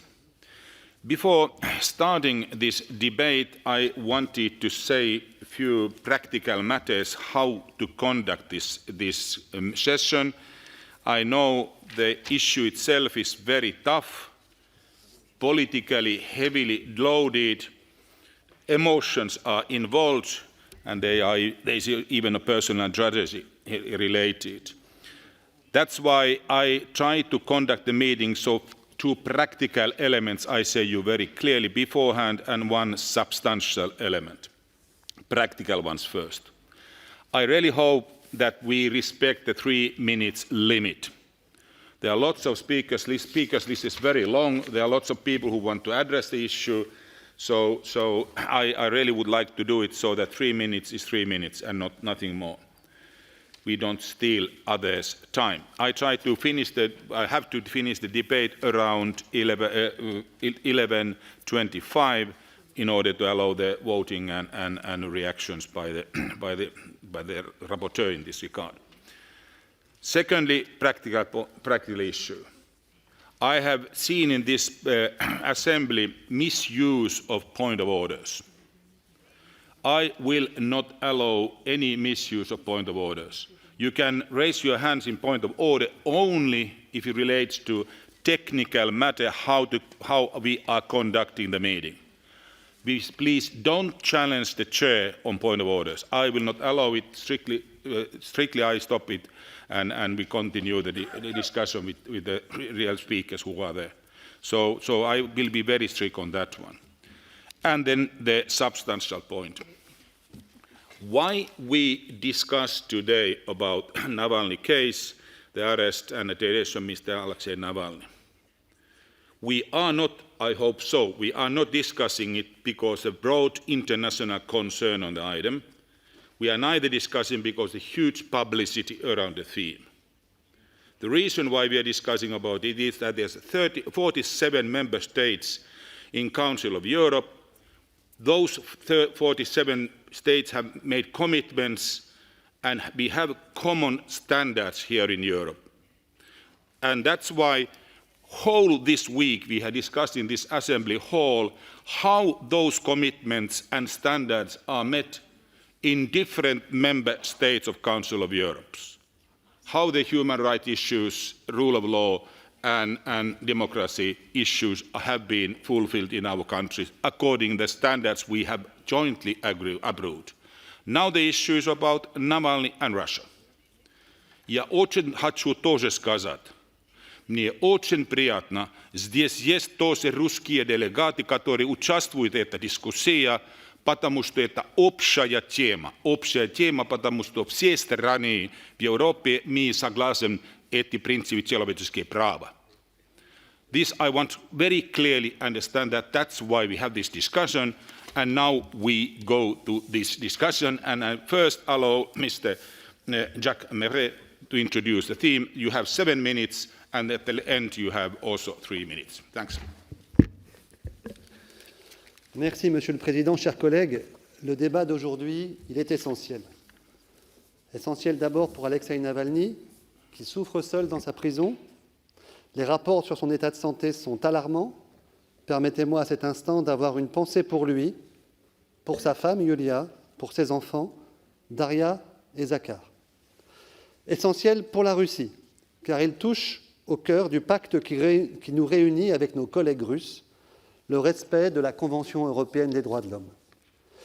En effet, Alexei Navalny est emprisonné à la suite d'une condamnation que la Cour européenne des droits de l'homme a jugée illégale. Et pourtant, il est toujours en prison. Et cela, malgré l'adoption par la Cour d'une mesure provisoire contraignante en février, demandant sa libération. Et cela, malgré la demande par le comité des ministres en charge de la surveillance de l'exécution des arrêts, d'annuler sa condamnation et de le libérer. Et cela, malgré le premier appel que nous avons lancé ici, dans cet hémicycle, à l'occasion de la session plénière de janvier. Chers collègues, l'Assemblée est plus qu'une enceinte de débat politique. Nous incarnons un organe statutaire du Conseil de l'Europe. Et nous avons une responsabilité, c'est celle de défendre les droits et les valeurs de cette organisation. Or, le dossier est clair. La Cour a rendu son jugement. Notre position est donc fondée sur des faits établis et sur ces conclusions qui sont sans ambiguïté. En 2014, M. Navalny a été condamné dans l'affaire dite Yves Rocher à une peine de 3 ans et demi de prison avec sursis, assortie d'une période probatoire de 5 ans. En 2017, la Cour européenne a estimé que cette condamnation et cette peine violaient la Convention. Elle viole d'abord son article 7, qui interdit de punir sans loi. Les tribunaux russes ont appliqué le code pénal d'une manière si arbitraire que M. Navalny aurait été incapable de prévoir que sa conduite serait considérée comme criminelle. Elle viole également ensuite l'article 6 qui impose le droit à un procès équitable. La Cour européenne a dès lors ordonné à la Russie de rouvrir la procédure pénale pour s'assurer que les tribunaux nationaux remédient aux violations que je viens d'indiquer. Et effectivement, en 2018, la Cour suprême russe a réouvert la procédure. Elle a certes procédé à des compensations financières demandées, mais elle a donc maintenu et la condamnation et la peine. Elle n'a pas remédié à quoi que ce soit. L'épisode suivant nous amène en janvier de cette année. M. Navalny est rentré en Russie après avoir reçu des soins médicaux en Allemagne du fait d'un possible empoisonnement. Il a immédiatement été arrêté car il n'aurait pas respecté les conditions de sa libération conditionnelle. 2 semaines plus tard, un tribunal l'a envoyé en prison pour le reste de sa peine avec sursis, soit 2 ans et 8 mois. Le comité des ministres s'est déclaré gravement préoccupé par la décision de l'emprisonner, ce qui va, selon lui, totalement à l'encontre des décisions de la Cour européenne des droits de l'homme. Chers collègues, votre commission juridique vous propose donc de reconnaître et de soutenir la position du comité des ministres et de la Cour. Cet appui de l'Assemblée parlementaire, elle a une immense importance politique. Pour Navalny, bien sûr, pour la société civile russe, mais aussi pour chacun d'entre nous, parlementaires. Mais nous devons aussi aborder une autre question, l'état de santé de M. Navalny, ce qui rend encore plus urgent l'obligation de le libérer. Le problème ne réside pas seulement dans ces graves problèmes de santé. Il réside d'abord dans l'absence de soins médicaux appropriés et de l'attitude très ambiguë, pour le moins, des autorités russes. D'après les informations que j'ai reçues du ministère russe de la Justice, le 7 avril, les médecins de la prison ont jugé que son état de santé était généralement satisfaisant. Et puis lundi, il y a 3 jours, il a été transféré à une unité médicale du service pénitentiaire qui a confirmé son état, je cite, « satisfaisant ». Je ne suis pas médecin, mais je trouve étonnant qu'une personne souffrant de multiples hernies discales, de protusions vertébrales, qui n'a plus l'usage complet de ses jambes, qui a des problèmes respiratoires, qui a des reins qui dysfonctionnent, qui a perdu 15 kilos, soit dans un état de santé satisfaisant. Je trouve étonnant que les représentants de l'Ombudsman soient aussi des journalistes de Russia Today qui attaquent Navalny dans les médias et qui violent son droit à la vie privée. Et quand le seul traitement donné, ce sont des vitamines, selon le service fédéral pénitentiaire, alors quelque chose ne va pas. Chers collègues, je ne suis pas non plus expert en droit russe, mais selon la Cour européenne, dans son arrêt Amirov contre la Russie, le règlement intérieur du système pénitentiaire stipule que les détenus qui sont disposés à payer et en mesure de le faire peuvent recevoir une assistance médicale supplémentaire. Si M. Navalny a eu le droit de consulter les médecins de son choix, en vertu de la loi russe, les autorités doivent l'autoriser. Or, nous avons appris hier, par une déclaration de l'ombudsman russe, que la Russie a fait un autre choix. 4 médecins non pénitentiaires, mais missionnés par les autorités, ont vérifié sa santé. Et ils auraient indiqué que Navalny ne présentait aucun risque médical et qu'il recevait un traitement approprié. Alors, si tel est le cas, pourquoi l'empêcher de voir le médecin de son choix? J'ai souhaité interroger cette administration, y compris à distance. La question reste entière, l'échange n'a pas été possible. La responsabilité des autorités est donc totale. M. Navalny doit être libéré immédiatement. S'il meurt en prison, ce sera la conséquence de l'action en toute conscience des autorités russes. Aussi, nous demandons que le comité de prévention de la torture puisse visiter sans délai le lieu de détention de M. Navalny pour s'assurer que s'il n'est pas libéré, ses conditions de détention soient compatibles avec les normes européennes. Chers collègues, en conclusion, j'ai essayé de rendre mon rapport aussi équilibré, objectif et impartial que possible. J'ai fait tous les efforts possibles pour coopérer avec les autorités russes. J'ai proposé des entretiens avec les responsables, ainsi qu'avec la délégation. J'ai bien senti quelques disponibilités au dialogue de la part de certains de nos collègues de la délégation russe, et je remercie notre président Rick de ses efforts, y compris à Moscou, mais les faits sont là. Mes demandes de contact n'ont pas été acceptées. J'ai bien sûr intégré toutes les informations officielles reçues par écrit du ministère de la Justice, et je le remercie pour ce document utile, mais rien ne peut remplacer une discussion. Il n'y a donc aucune spéculation dans mon rapport. Il n'est pas anti-russe, il ne politise pas la situation. Il conclut aux mêmes analyses que celles déjà exprimées par le comité des ministres et par le commissaire aux droits de l'homme. J'espère que la délégation russe à l'Assemblée et les autorités à Moscou vont le lire pour ce qu'il est, honnête et loyal, et ne pas le représenter de manière inexacte. Pour finir, chers collègues, je souhaite que notre débat ce matin à Strasbourg puisse être entendu à Moscou. Je souhaite qu'il soit utile à Alexei Navalny et à tous les prisonniers dans sa situation. Notre organisation reste source d'espoir pour la société civile russe qui manifeste encore aujourd'hui dans de nombreuses villes depuis hier, mais aussi pour tous les citoyens russes silencieux que nous avons la mission de défendre, comme pour tous ceux de nos 47 États membres. Je vous remercie. Merci beaucoup, Monsieur Mayor. I hope that you have actually at the end used only 2 minutes because it was clearly over time, but I allowed you obviously to introduce a theme. Now we go to the speakers list and we start with as usual with the political groups. First we have Mr. Tinny Cox, who is representing United European Left. The floor is yours.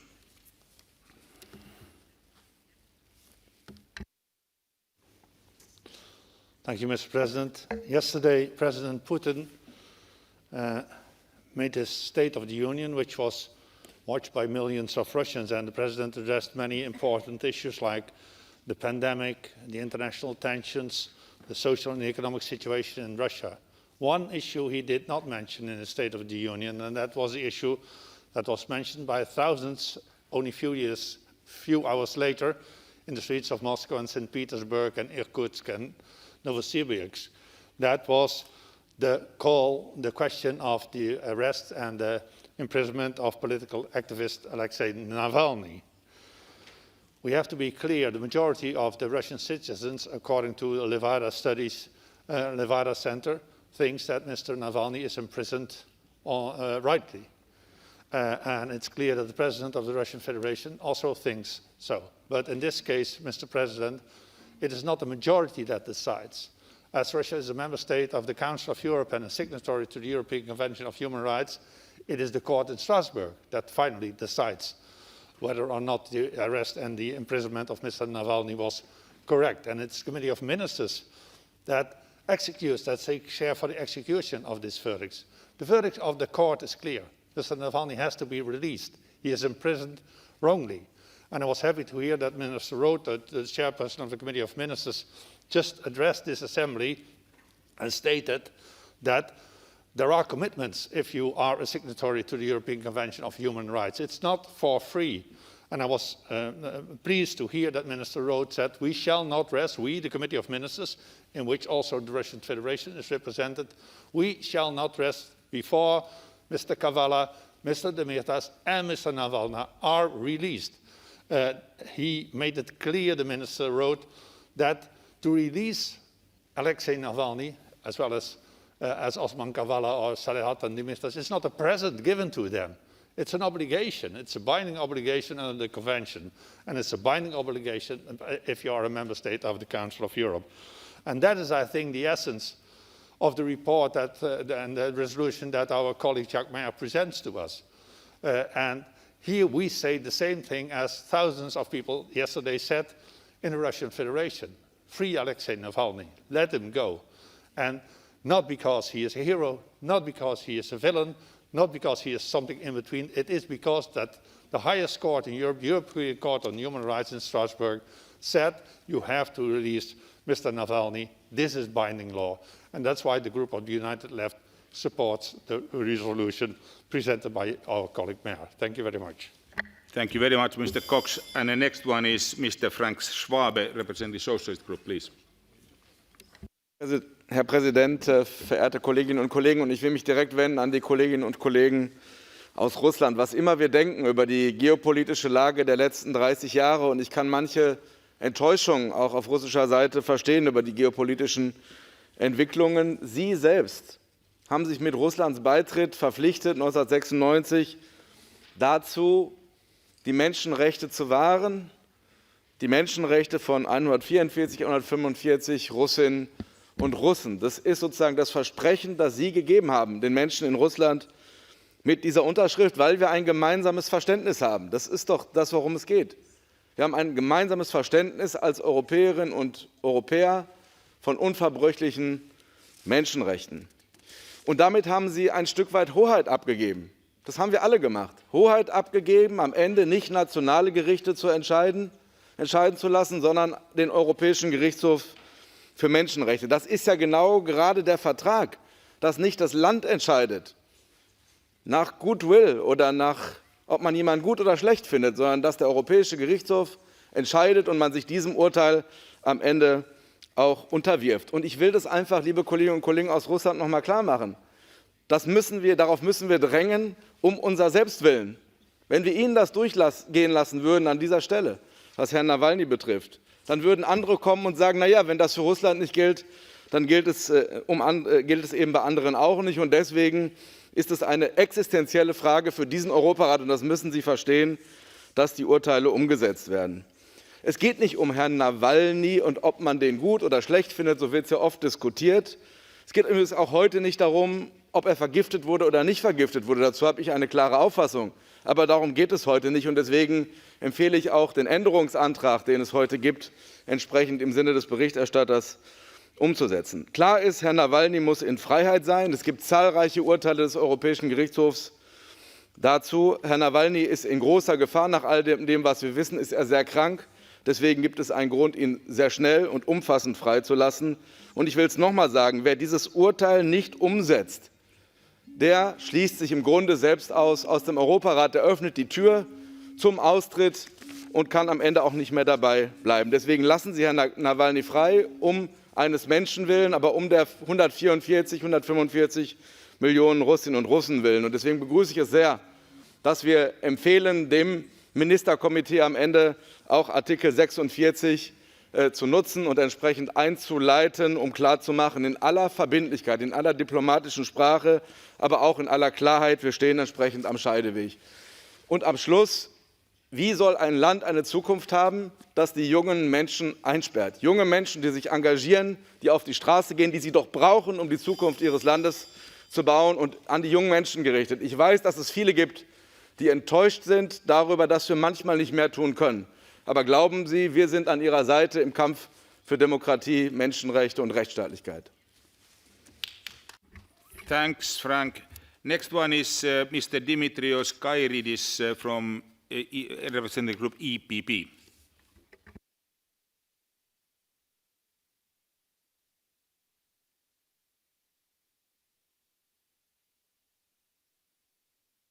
You should ask the floor. Yes, here you are. Morning from Athens. Thank you very much. Dear colleagues, dear friends, the case at hand is as simple as it is appalling. The fundamental question is single and straightforward one. Should the rulings of the European Court of Human Rights, that consist the very core of our institution and our mission since the Council's founding in 1949, be respected and be implemented, or will we allow ourselves to become irrelevant in the face of a member state that insists on ignoring the repeated verdicts of the court, let alone the vocal and massive international outcry against the mistreatment of Alexei Navalny? We at the European People's Party think that the answer cannot be but as simple as the question. We cannot and will not allow this kind of behavior on the part of any state, let alone of a member state of our convention and our venerable institution.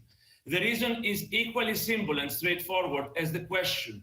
If we were to allow Russia's disrespect and non-implementation of the court's decision, we would no longer be the conscience of Europe, as Chancellor Merkel reminded us last Tuesday, but we would have turned into accomplices to a shameless attack on the most basic human right, which is the respect of human life and the fundamental freedoms that make us European.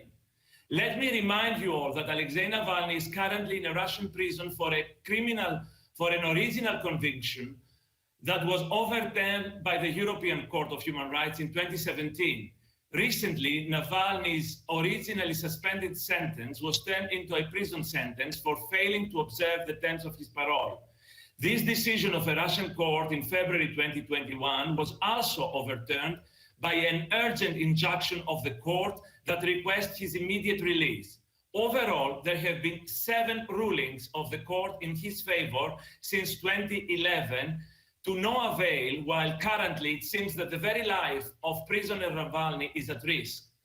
Alexei Navalny is accused for breaching the terms of his parole while lying in a coma in a German hospital after a near-fatal attack against his life with a rare neuroagent, Novichok. Furthermore, he is deemed in risk of escaping despite the fact that he voluntarily returned to Russia in January. Given all these facts, his imprisonment becomes even more arbitrary and vindictive. It is easy to be carried away by a justified outrage against these gross violations. But I will conclude by sticking to the facts. The court has decided. We at EPP believe that the court's decisions are not negotiable, and their implementation are not and cannot be a matter of national discretion. Furthermore, and consequently, the Committee of Ministers has decided on the full implementation of the court's decision.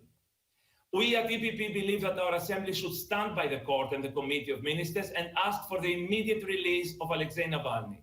This is the least the Russian authorities should do right now, given this sorry state of affairs. I therefore call upon our Russian colleagues and in our venerable Assembly to prove Russia's critics wrong and vindicate all of us who believe in Russia being an integral member of our European home based on the respect of human rights and freedoms. I urge you, my Russian friends, to join us all from all corners of Europe in crying out loud, "Free Alexei Navalny now." Thank you. Thank you very much, Mr. Kairidis. I was a bit flexible anyhow because you were representing the group, but when it comes to the personal statements, I'm much more rigid.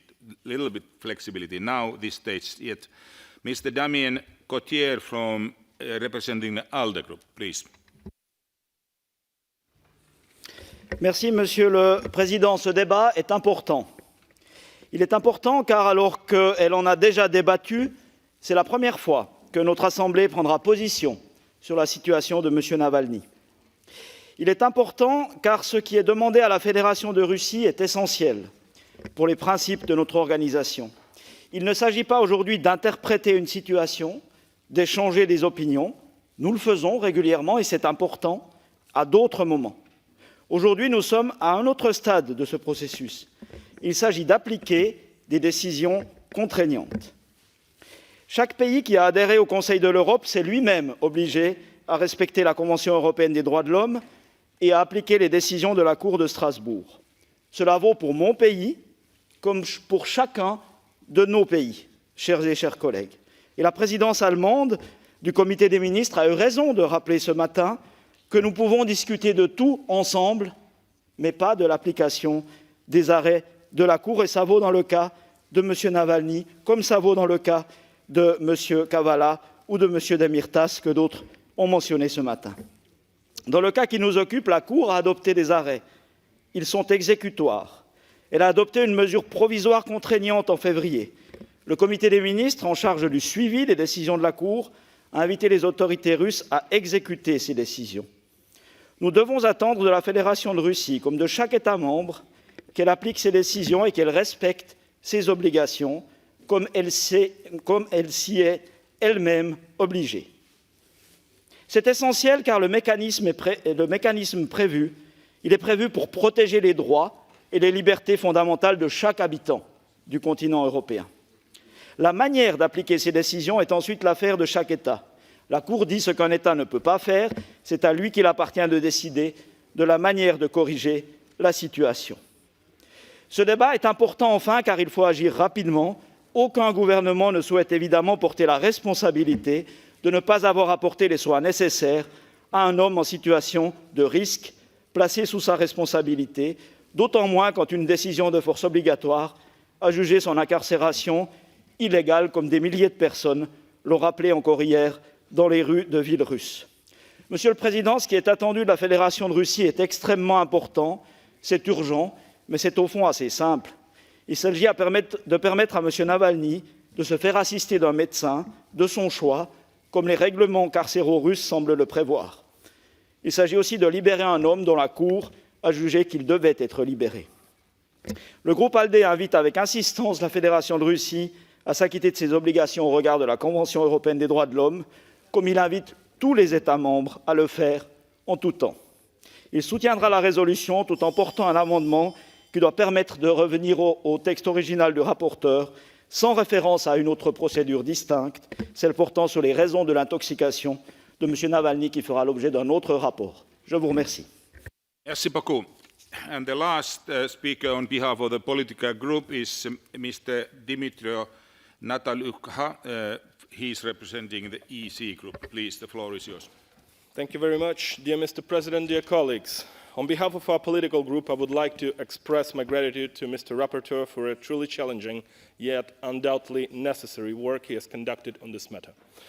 We consider it to be of utmost importance and would like to endorse his efforts.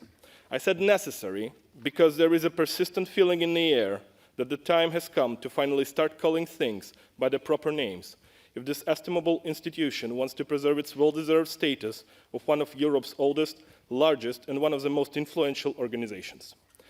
And more importantly, if we truly want to reaffirm our unwavering commitment to the principles of the rule of law and the enjoyment by all persons within member states' jurisdiction of human rights and fundamental freedoms, as stated in the Assembly's vision on the strategic priorities of the Council of Europe adopted by this very respected hemicycle just days ago. We need not to be afraid to use such terms as propaganda, authoritarianism, intolerance, act of aggression, war, annexation, and of course, violation of human rights, even if such terms are usually applicable to one specific member state. Indeed, the reason we specifically need to start doing this is because otherwise such deviant behavior becomes a new normal. As the case with Mr. Navalny is not the first one, and I'm afraid will not be the last one if the democratic community won't take any measures. Navalny is just a personification of a much greater and longer issue that might be called by also such names as Nemtsov or Politkovskaya, and more recently Matyushenko, Atamanchuk, Pech, Sidorenko, Stas, and Akshov.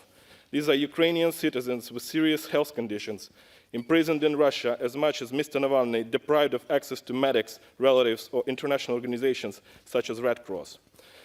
So this issue is not just about Mr. Navalny, it's about constant and systematic violation of the Convention for the Protection of Human Rights and Fundamental Freedoms by the Russian Federation. In this specific case of Mr. Navalny, we should pay particular attention to Articles 10 and 14 of the Convention, being freedom of expression and prohibition of discrimination. Article 10 states that everyone has the right to freedom of expression, and this right shall include freedom to hold opinions without interference by public authority. Do we reckon that opposing political position might be not regarded as such freedom, and that Mr. Navalny has been in fact detained for explicitly expressing such opinions and has been specifically interfered by Russian public authorities? Article 14 at the same time provides that the enjoyment of the rights and freedoms set forth in this convention shall be secured without discrimination on any ground, including political or other opinion. Would we then disagree that Russian teenagers that went on the street to support Mr. Navalny and to oppose his incarceration have been further arrested specifically on the grounds of having political opinion unacceptable for public authorities of Russian Federation? Ladies and gentlemen, for this and a lot of other reasons, we have had an opportunity to bitterly observe in the last decade.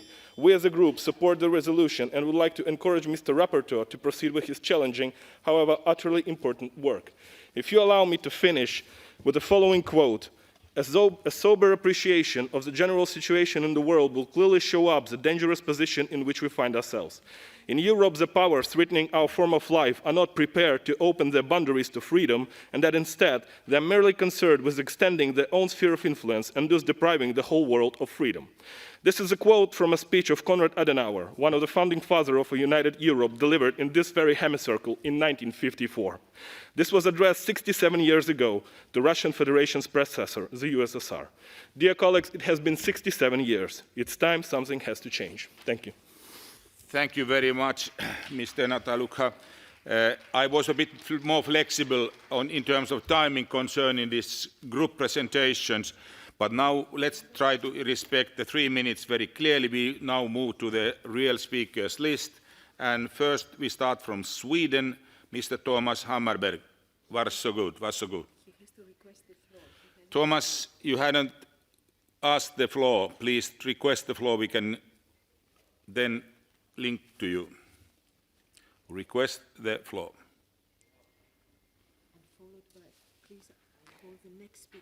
Yeah, I do it. Yeah. True. Sergei Fabrichny тоже попробую идти связи с нами в Россию. The next one is Sergei Fabrichin from Russia, and I'm already warning him that he is ready to do that. Now, Thomas.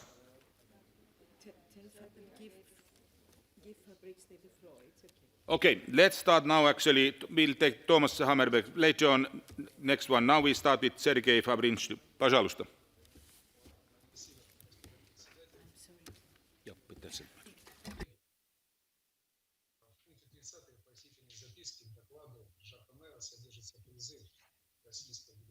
Пожалуйста, ваш микрофон нету, работает.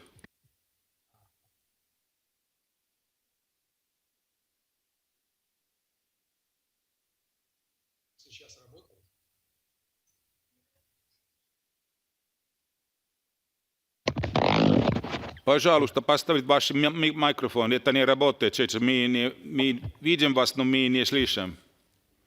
Понятно? Я исправился. Окей, сейчас хорошо. Я исправился, господин председатель. Доброе утро, уважаемые коллеги.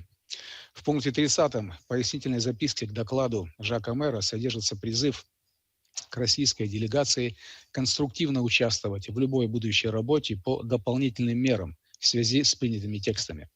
Должен сказать, что для участия в дебатах по заданной теме записались 6 представителей нашей делегации, и с моей точки зрения это является подтверждением того, что мы готовы к разговору. Но мы хотим, чтобы наши аргументы также были услышаны, и разговор не превращался в игру в одни ворота. Господин Жак Мэр от одного заседания юридической комиссии к другому выстраивает все новые этажи аргументации и добавляет новые сюжеты, отдаляя, как мне кажется, нас при этом от первоосновы или сути произошедшего. А суть такова. Господин Навальный был задержан в январе текущего года в связи с тем, что он нарушал порядок, установленный законом. Российская правовая система исследователями права по большинству признаков отнесена к романо-германской правовой семье. Для государств западной цивилизации, входящих в правовую семью, в эту правовую семью, главным регулятором общественных отношений является тот самый порядок, установленный законом, или номос. Это термин из античной греческой колыбели права. Так вот, в своем окончательном развитии номос приобрел значение установленного общественного порядка, включающего в себя не только права, о которых мы много слышим, но и обязанности личности. Одна из возможных форм реакции личности на законную санкцию – активизировать опцию оппозиционного политика, что мы и наблюдаем в данном случае.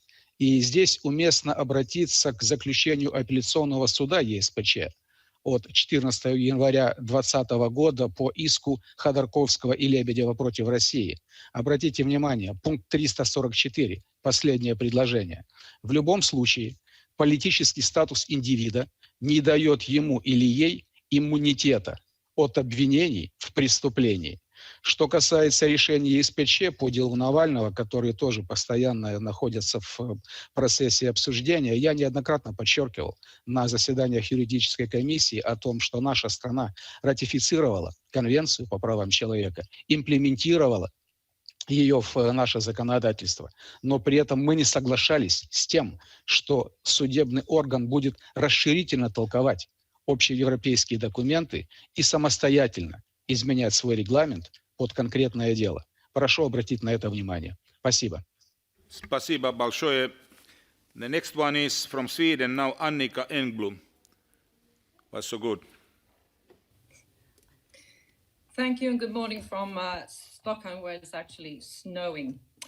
Mr. President, dear colleagues of the Assembly, outrageous, unacceptable, unexpected, unfortunately not.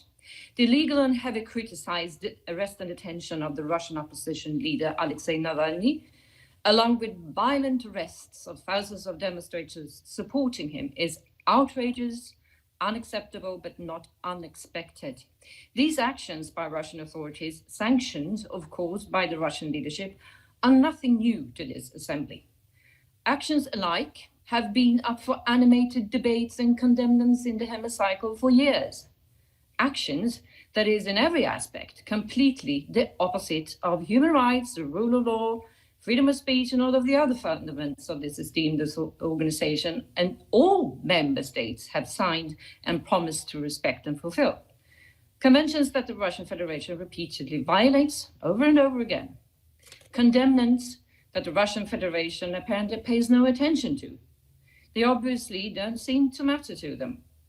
Their words only to be played with. It's been 2 years now since the Russian Federation and its delegates were allowed to re-enter PASE, a re-entrance that came along with a large number of conditions of democratic compliance and some improvements, of which few have been seen. So the question, Mr. President and dear colleagues, is how long and to what extent we're going to put up with it. Here today, I, of course, fully and wholeheartedly support the excellent report and resolutions of Mr. Maire, but I do think that we eventually, sooner or later, again, have to raise the question whether the Russian Federation has a place as a member of PASE if it continues to ignore the values of the Assembly and continues its path away from democracy. Mr. President, during our session in January, a Nordic-Baltic online manifestation took place with the participation of party leaders, foreign ministers, former prime ministers of Sweden, Norway, Finland, and Lithuania, and last but not least, the journalist Zana Nemtsova, daughter of former and assassinated Russian opposition leader Boris Nemtsov. They were, in their message, as clear then as that of the European Court of Human Rights and the EU Committee of Ministers, along with the report of Ms. Huner now. The Russian authorities must, without any delay, release the Russian leader of the opposition, Alexei Navalny. Mr. President, one for all for one, un pour tous, tous pour un, einer für alle, alle für einen. И особенно, дорогие коллеги, один за всех, всех за одного. Thank you. Tack så mycket. Thank you very much, Mr. Andrei Katolin. Next one after him, Mr. Kostorenko. Katolin. Oui, merci, Monsieur le Président. Mes chers collègues, je veux tout d'abord remercier notre collègue Jacques Maire pour son rapport, dont je salue la tonalité à la fois critique et très équilibrée. Je me permettrai d'abonder dans son sens. En effet, l'arrestation et la détention d'Alexei Navalny en janvier 2021 sont en contradiction flagrante avec les valeurs que nous défendons au sein de cette Assemblée. Elles sont aussi en contradiction flagrante avec les engagements découlant de l'adhésion au Conseil de l'Europe. Elles sont encore et toujours en contradiction avec les décisions et les arrêts de la Cour européenne des droits de l'homme. Nous devons ici l'affirmer avec fermeté. Je veux être clair. J'ai soutenu en 2019 la réintégration de la délégation russe au sein de notre Assemblée parce que je considère la Russie et la Fédération de Russie comme un très grand pays. Mais il ne s'agissait pas d'un blanc-seing. La Russie doit respecter ses engagements. La Cour européenne des droits de l'homme, dont nous avons souhaité hier après-midi renforcer l'autorité, a conclu que la condamnation de M. Navalny dans l'affaire Yves Rocher portait atteinte à son droit à un procès équitable et à l'interdiction de toute peine infligée sans la loi. Malgré cela, la Cour suprême russe a confirmé le verdict et la peine infligée. Je demande donc avec force l'annulation de la condamnation de M. Navalny et sa libération sans délai. Hier, comme beaucoup d'autres collègues, comme notre collègue Tilly Cox, j'ai écouté l'intervention du président Vladimir Poutine devant la Douma et devant le Conseil de la Fédération. Il a peu parlé d'actualité et de sujets internationaux, mais il a néanmoins, de manière très elliptique, défini le fait qu'il définirait, d'ailleurs de manière ad hoc, un certain nombre de lignes rouges. Eh bien, en matière de lignes rouges, il y en est une que la Fédération de Russie s'est fixée, c'est celle d'avoir adhéré à la Convention européenne des droits de l'homme et donc d'en accepter les règles et les jugements. Et je veux dire qu'en matière de coopération réelle, on ne peut accepter qu'un des partenaires s'arc-boute sur une approche unilatérale suivant laquelle ce qui est à moi, ce qui est à toi est négociable.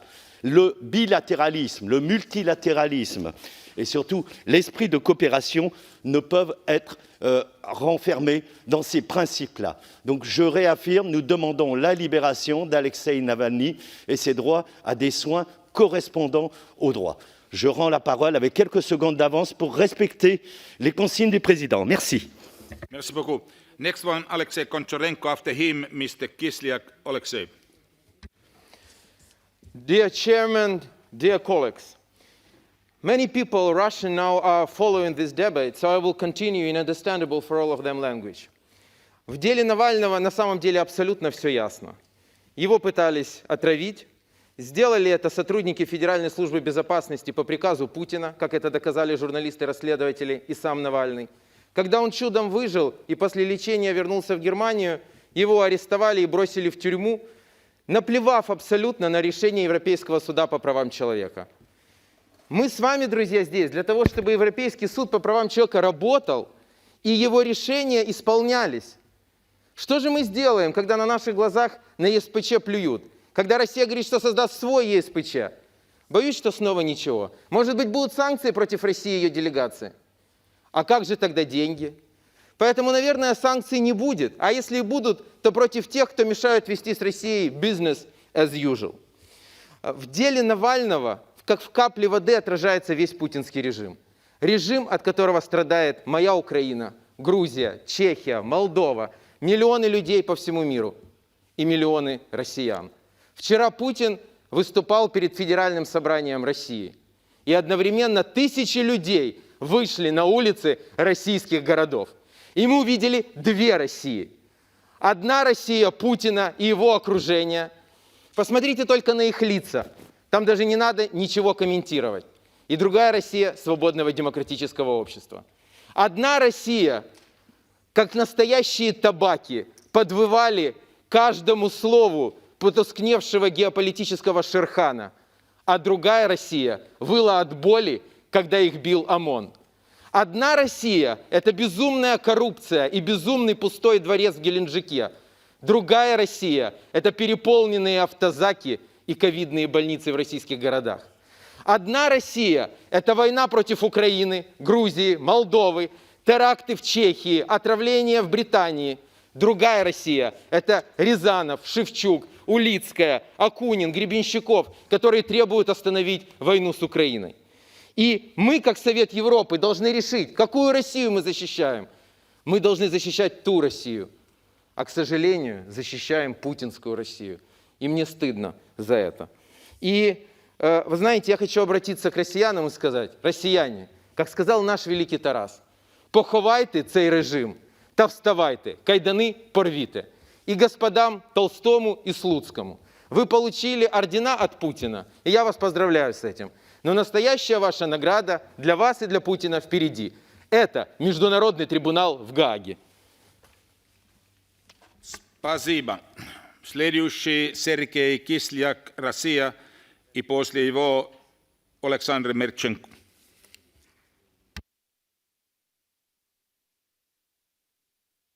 Я надеюсь, вы меня слышите. И там, пожалуйста. Вы знаете, я слушаю эту дискуссию и вновь задаюсь вопросом, о чем мы? О правовых обязательствах, о верховенстве права, о соблюдении государствами своих обязательств и соблюдении институтами ПАСЕ своих функций в полном соответствии с конвенцией, которую мы подписывали. Или мы находимся в цирке, где, вот как мой предшествующий оратор, использовал трибуну только для продолжения своей антироссийской кампании. И, к сожалению, чем больше я слушаю аргументов, даже отполированных, классическом и не без изящества западном стиле текстов, нацеленных на юридические дискуссии, за всем этим стоит продолжение линий надавления на мою страну, будь то политический, будь то экономический, а и будь то в правовом поле. К сожалению, и наша организация втянута сейчас в тот же самый процесс. На деле же на вещи надо смотреть трезво и честно. Что такое дело Навального в России? Дело Навального и в России – это экономическое преступление, установленное судом. Кстати, это не первое экономическое преступление, за которое было решение суда в отношении господина Навального. Но это, наверное, первый случай, во всяком случае, в том, что я видел, когда за 2 экономических нарушения или преступления ему довольно мягко были предложены условные сроки. Но господин Навальный принял условный срок по делу Ефраша и выполнял в течение 3 лет необходимые правила, тем самым приняв на себя и исполнение решения суда. Сейчас же я слышу призывы все пересмотреть, отменить. Отменить что? Отменить решение Верховного Совета Суда Российской Федерации по этому делу, который по требованию ЕСПЧ провел дополнительное рассмотрение вопроса и, исходя из суммы всех обвинительных утверждений прокуратуры, принял решение сохранить уголовное наказание, которое было вынесено господину Навальному. Что же касается требований оплатить штрафы за процедурные несоответствия при первом рассмотрении, все это было выполнено. Поэтому решения ЕСПЧ по этому делу были выполнены в рамках наших обязательств и в рамках действующего российского законодательства. Теперь сейчас нам выдвигаются новые обвинения о том, что мы не выполняем решение ЕСПЧ, на том основании, что мы не выполняем требования об обеспечительных мерах. Я хочу напомнить моим коллегам, что в Конвенции по правам человека ни слова об обеспечительных мерах и обязательствах выполнять Господин нет. Кисляк, к сожалению, время уже слишком много, извините, мне нужно спросить следующее. Я завершаю Спасибо. минуту. Нет, на минуту. Поэтому это решение не было законным. Next speaker is Alexander Mershko from Ukraine, and after him, Juraj Selika. I'm so sorry, we must be strict on the time. We cannot continue in this way. Okay? Господин Alexander Mershko.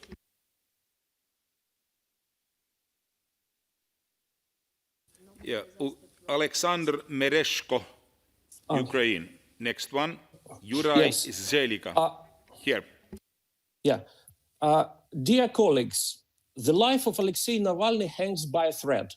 Can we really save his life from the imminent death? We all know perfectly well that now Alexei is at the hands of the same people who had tried to poison him. We also know who is a primary decision maker when it comes to a decision whether Alexei will live or die. This person is Russian President, Mr. Putin. Let's have no illusions that there is any rule of law state in Russia. There is no rule of law in Russia. There is only rule of Putin. It is up to him to decide Alexei's fate, whether he will live or die. Now the question, how to influence Mr. Putin's decision, how to save life of Alexei Navalny. Can, say, our resolution help to release Mr. Navalny? I strongly doubt it. The other day, Mr. Tolstoy had openly declared that Russia is not going to implement the PACE resolutions if Russia doesn't like them, under the pretext that these resolutions come into conflict with Russian legislation. Therefore, I'd like to put a question to the head of the Russian delegation. And my question is Russia going to implement decision of the European Court of Human Rights and resolution of the PACE demanding to release Alexei Navalny and to honestly investigate his poisoning? Please tell us openly. And I also have a suggestion to my colleagues in PACE. Dear friends, you are members of the parliaments of 46 countries. And if you really want justice to prevail, if you want to save Navalny's life, turn to your respective governments and demand serious sanctions against Russia, because only this kind of pressure can stop Putin from killing Alexei Navalny. Thank you. Thank you very much. And now comes Mr. Yuri Selica. And Jette Christensen, you would be the next one. You can make yourself already prepared. So now, Yuri Selica, păsalust.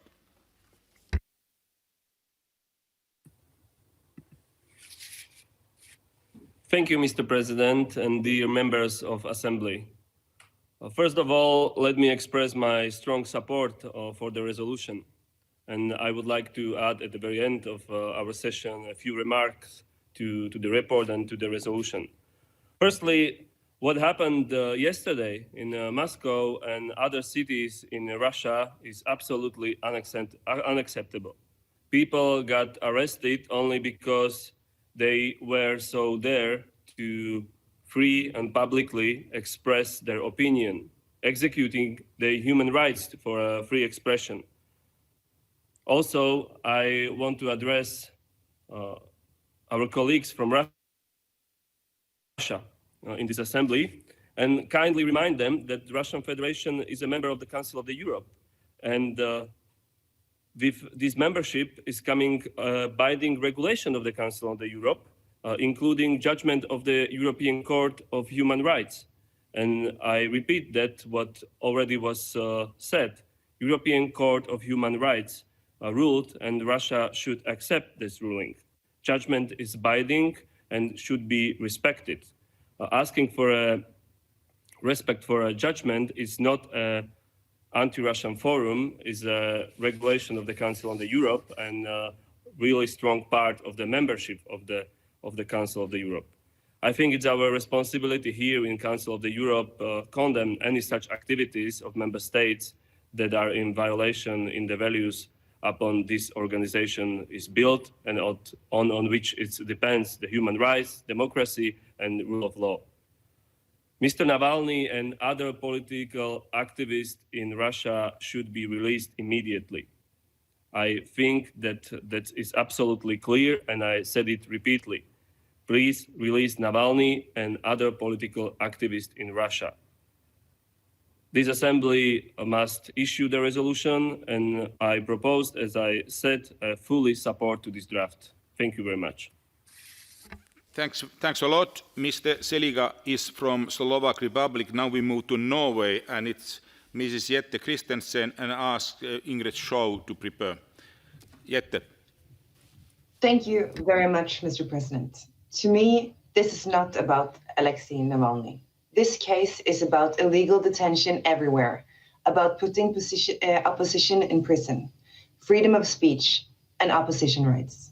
This case is about the value of rule of law everywhere. It's about our common human rights and the very legitimacy of the Court of Human Rights. Therefore, this is not a domestic matter for Russia. It is our common human values that are imprisoned. President Putin has said that nations who threatened Russia's security will regret their deeds. He has said that organizers of any provocations threatening the fundamental interests of our security will regret their deeds more than they have regretted anything in a long time. Mr. President, in the hours following this speech, thousands of protesters fanned out in cities across the country to demand the release of Alexei Navalny. Hundreds were detained. The imprisoning of Navalny is, so to speak, a threat to the domestic security of Russia, and that alone should worry Kremlin. Mr. President, dear colleagues, I am speaking to you as a friend of Russia and as a friend of human rights. I am speaking to you as a friend of Russian culture, of the Russian people. The Court of Human Rights find no reason to arrest Navalny. We stand not only with Navalny, but illegal detention of protesters everywhere, and our common human rights everywhere. Because if they are relativized in one country and we don't do anything, the values of freedom of speech and rule of law are weakened everywhere. President Putin has said that Russia wants to have good relations with all participants of international society. That is fantastic news. We as a collegium and we as neighbors want to have a good relationship with Russia. And I do experience that we have a good relationship with Russia. But I call upon our Russian friends here in the hemicycle to help us in this matter and contribute to the release of Navalny. Not for me, not for Europe, but for the human rights of every Russian. Thank you very much. Thanks very much. Jette Christensen is representing the Socialist and Green Group, and now we have another lady from Norway, Mrs. Ingrid Shaw. She's representing EPP Group, and after her is Madame Olahin from Ireland. But now, Ingrid. Thank you, President and colleagues. In January, we had a current affairs debate on the exact same topic as our ongoing urgent debate, the arrest and detention of Alexei Navalny. Since being poisoned by Novichok in August last year, the situation for Mr. Navalny has been urgent. Sadly, it is no less urgent today than it was in January. By September 19, Russian voters will cast their ballots and decide who will represent them in the State Duma. Regrettably, the candidates they can vote for will be limited. Regrettably, all candidates who would like to run will not be allowed. Regrettably, it is in the interest of the sitting majority that opposition politicians are kept silent. I am truly saddened by these circumstances, making the situation for Mr. Navalny even more precarious. Since our debate in January, Mr. Navalny has been sentenced to 3 years imprisoned. He has been transferred to a penal colony where the conditions seem to be far below the standards we promote and have signed up to as a member of the Council of Europe. These are reports of Mr. Navalny's being denied continuously sleep by the prison guards. He has resorted to hunger strike. His health situation is rapidly deteriorating, and this week he has been transferred in rapidly deteriorating. This week he has been transferred to a prison hospital. We as an assembly cannot remain silent in this situation, Mr. President. We must all unite in a strong condemnation of the treatment of Mr. Navalny. I call on you to support the resolution presented by Mr. Mayor. Mr. Navalny must be released. And Mr. President, 2 months from now, we will meet for our third part session. It is my sincere hope that Mr. Navalny will have been released by then. And it is in my sincere hope that our cause for freedom of expression, freedom of assembly and association for all citizens of Russia and in all countries in the world and in the member states of the Council of Europe, and in particular Mr. Navalny, has been heard. I truly hope that it will not be necessary to have this very debate again in June. However, I am doubtful and sad to close by stating that I think we will. This is not the last time Mr. Navalny is at the top of our agenda. Thank you, Mr. President. Thank you very much, Ingrid. And the next one is Mrs. Fiona O'Loughlin from Ireland, and ask Madam Tohribayan from Armenia to prepare. Thank you, Chair, and I welcome the opportunity to speak on this very important date. I want to commend the Rapporteur, Jacques Marie, in relation to his speech. I felt it was very measured and very balanced, and his recommendations are proportionate and hugely, hugely important. We've spent the last 3 days talking about human rights, talking about upholding democracy, and this case goes to the very, very core of those. The world is watching what's happening at the moment, and we in the Council of Europe have to take a very, very important stance in relation to this for Navalny himself and for the thousands of people in Russia that support him, and of course for those all over the world who uphold democracy and human rights. Alexei Navalny's biggest crime seems to be being the prominent face of political opposition to the Russian government, because he has effectively utilized the internet to communicate a strong political message, and we know that he has millions of Russian followers on social media. And he himself proposed a united opposition platform involving vote sharing between opposition parties for parliamentary elections, which made sense, but which of course the government absolutely did not want. I know that at the Foreign Affairs Council on the 22nd of February that ministers used the new EU global human rights regime to proceed with 4 listings of Russian officials related to this, which was published on March the 2nd, and we have to support. My own country has condemned the imprisonment of Navalny on his return to Moscow, and we have called for his immediate release and the release of those people detained during the protests. And the fact that his detention happened immediately upon arrival raised very serious questions around the rule of law and the protection of fundamental rights in Russia. All medical care and independent medical care necessary should be made available immediately. And also the possibility of independent medical intervention needs to be there. Unfortunately, there has been a deterioration in the environment for civil society in Russia. The recent changes in the Foreign Agents Law are an example of this, and we're very concerned that these laws could be used to further crack down on civil society and critical voices.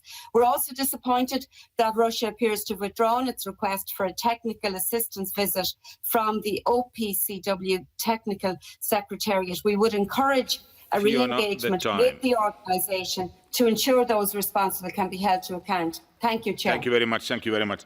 Now, Madam Naira Zohrabian from Armenia. After her, Tony Lloyd. Уважаемые коллеги, мир тонет в тисках коронавируса. Сотни тысяч детей и женщин ежедневно становятся жертвами домашнего насилия в Европе. Сотни армянских военнопленных в настоящее время находятся в азербайджанских тюрьмах, но повестка Европы №1 для нашей организации все-таки остается Навальный. Да, я за то, чтобы уважались права человека. Да, я за то, чтобы каждый имел право свободно выражать и реализовать свои политические взгляды, в том числе и Алексей Навальный. Но я отказываюсь понимать Европу, которая сделала антирасизм своей топовой повесткой и пытается реализовать эту ложную повестку через Алексея Навального. Уважаемые коллеги, я могу понять ваши чуткие эмоции по отношению к Навальному, но у меня есть простой вопрос к многим из вас, которые с таким энтузиазмом сейчас здесь критиковали Россию. Знаете ли вы,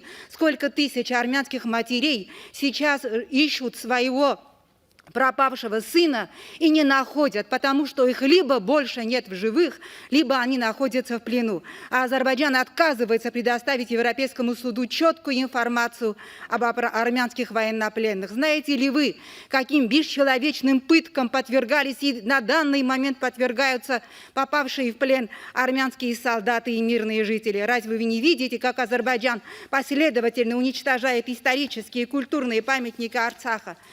Вы не видели, как Алиев и его жена лично поручают удалить все следы армянства из армянских церквей? Я уверена, видели. Чтобы убить иммунную систему любой страны, ломают идентичность этой страны, семью, церковь, культуру, историю. Они сделали это во многих странах. И Вот эти разные ложи соросовские, они сейчас пытаются сделать то же самое с Россией. И вы почему-то сильно возмущаетесь, что Россия сопротивляется и не позволяет разрушать свою иммунную систему. Очевидно одно.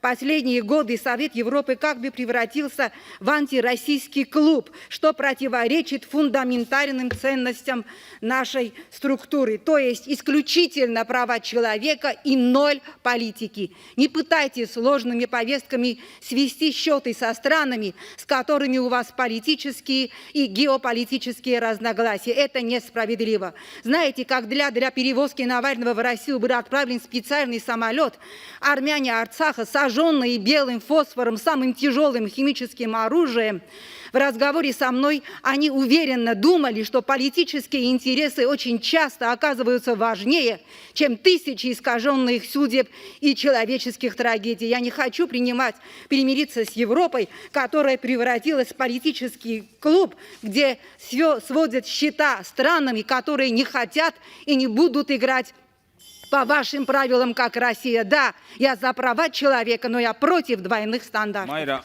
thank you. Thank you very much. And now Tony Lloyd and ask Sergei Velashenko prepare.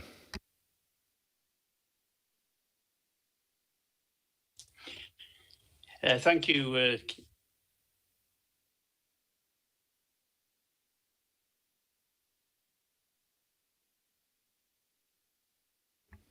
Tony, are you there? We lost you.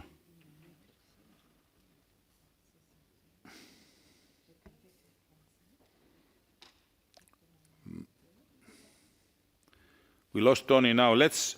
Oh, he's coming. Okay, good. Thank you. Here we are. Thank you, Yes. Yeah.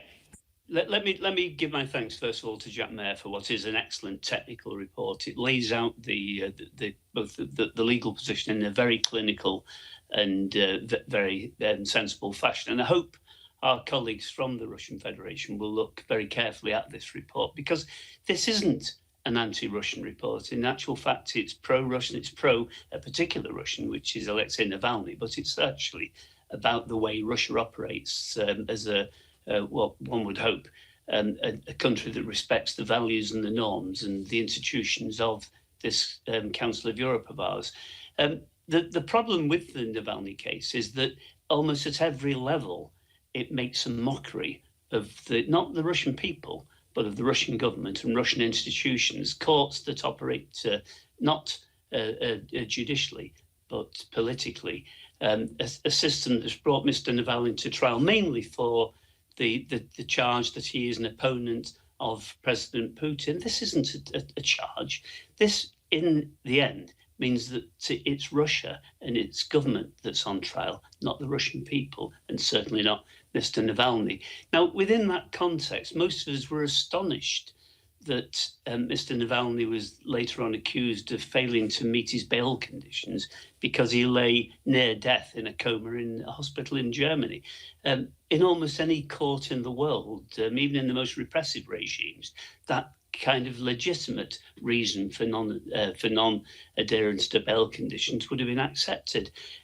Again, this makes a mockery of the judicial process I've got to say, in Russia, and the allegation that the Russian courts are simply operating as a political arm of the Kremlin becomes a very real one. So I would say to our Russian colleagues, please take this message back. Russia has many friends. Russia has people who have wanted a better dialogue with Russia over many, many years, and that still continues to exist with the Russian people. The problem we have at the moment is this almost bizarre incarceration of Alexei Navalny, as I say, for the simple charge that he is an opponent of President Putin.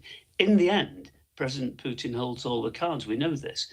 In the end, the question for people across Russia, those who demonstrated yesterday, those who didn't demonstrate, is whether the Russian people will be put back once more in control of the Russian system, the Russian government, and whether we can see the values of the Council of Europe properly established and enshrined in a way that we've not seen in the case of Alexei Navalny. So I say to our Russian friends, look, please take that message back home, take the message that Russia's friends And yes, there may be Russia's opponents, but Russia's friends want to see something better, and that Russia and the Russian government ceases to be the ones on trial. Tony, the time. Thank you. And now it's Mr. Sergei Vlasenko, Ukraine, and Mr. Kalashnikov should prepare. Thank you, President. Many colleagues already mentioned that we are discussing not the case of Alexei Navalny. We are discussing the question of violation of human rights and the question of the implementation of the judgments of the European Court of Human Rights. That's the issue. Despite the fact that Alexei Navalny is a prominent anti-corruption activist and the opposition leader in Russian Federation. By the way, the representatives of the Russian authority mentioned that there is some legal discussion. No, colleagues, no. The legal discussion was finished by the judgment of the European Court of Human Rights. We have no legal discussions at all. We must implement the decisions of the European Court of Human Rights in Mr. Navalny case. And that's it. That's the only question. No discussions. Discussions are ended by the decision of the European Court of Human Rights. By the way, this assembly welcomed the Russian Federation with no sanctions 2 years ago by the reasoning. There were two reasons. The first one, that we should create a dialogue and we should create an umbrella of ECHR over the Russian people. So about the dialogue with the Russian Federation, do we have the dialogue with the Russian delegation? When we are talking about the climate changes or immigration in Europe, yes, we have a dialogue.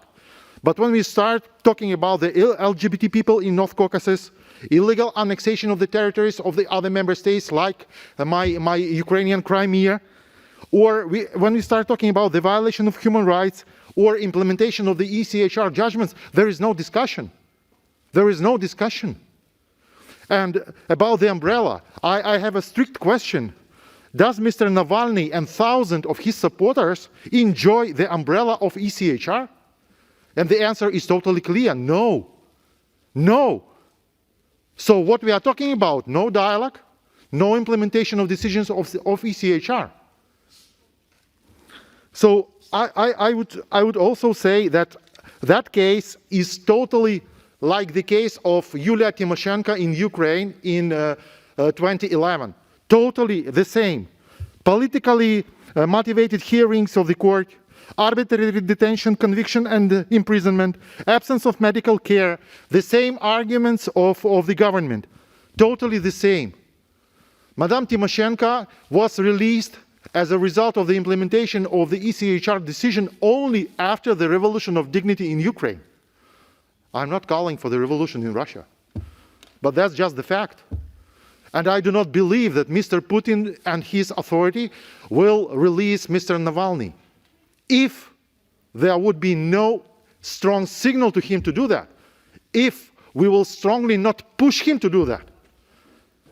In the sake of the human rights, in the sake of the implementation of the ECHR decisions as a cornerstone of our organization, we should send a strong signal to the Russian authorities. Without that, nothing will happen. Thank you. Thank you very much. Now, Mr. Kalashnikov, Russia. Do we have connection? Tam jest kontakty z Kasparin Kalashnikov. No contact. Artus Kaimins, Latvia. Mr. Artus Kaimins, Latvia.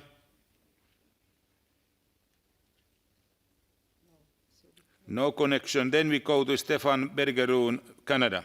Please.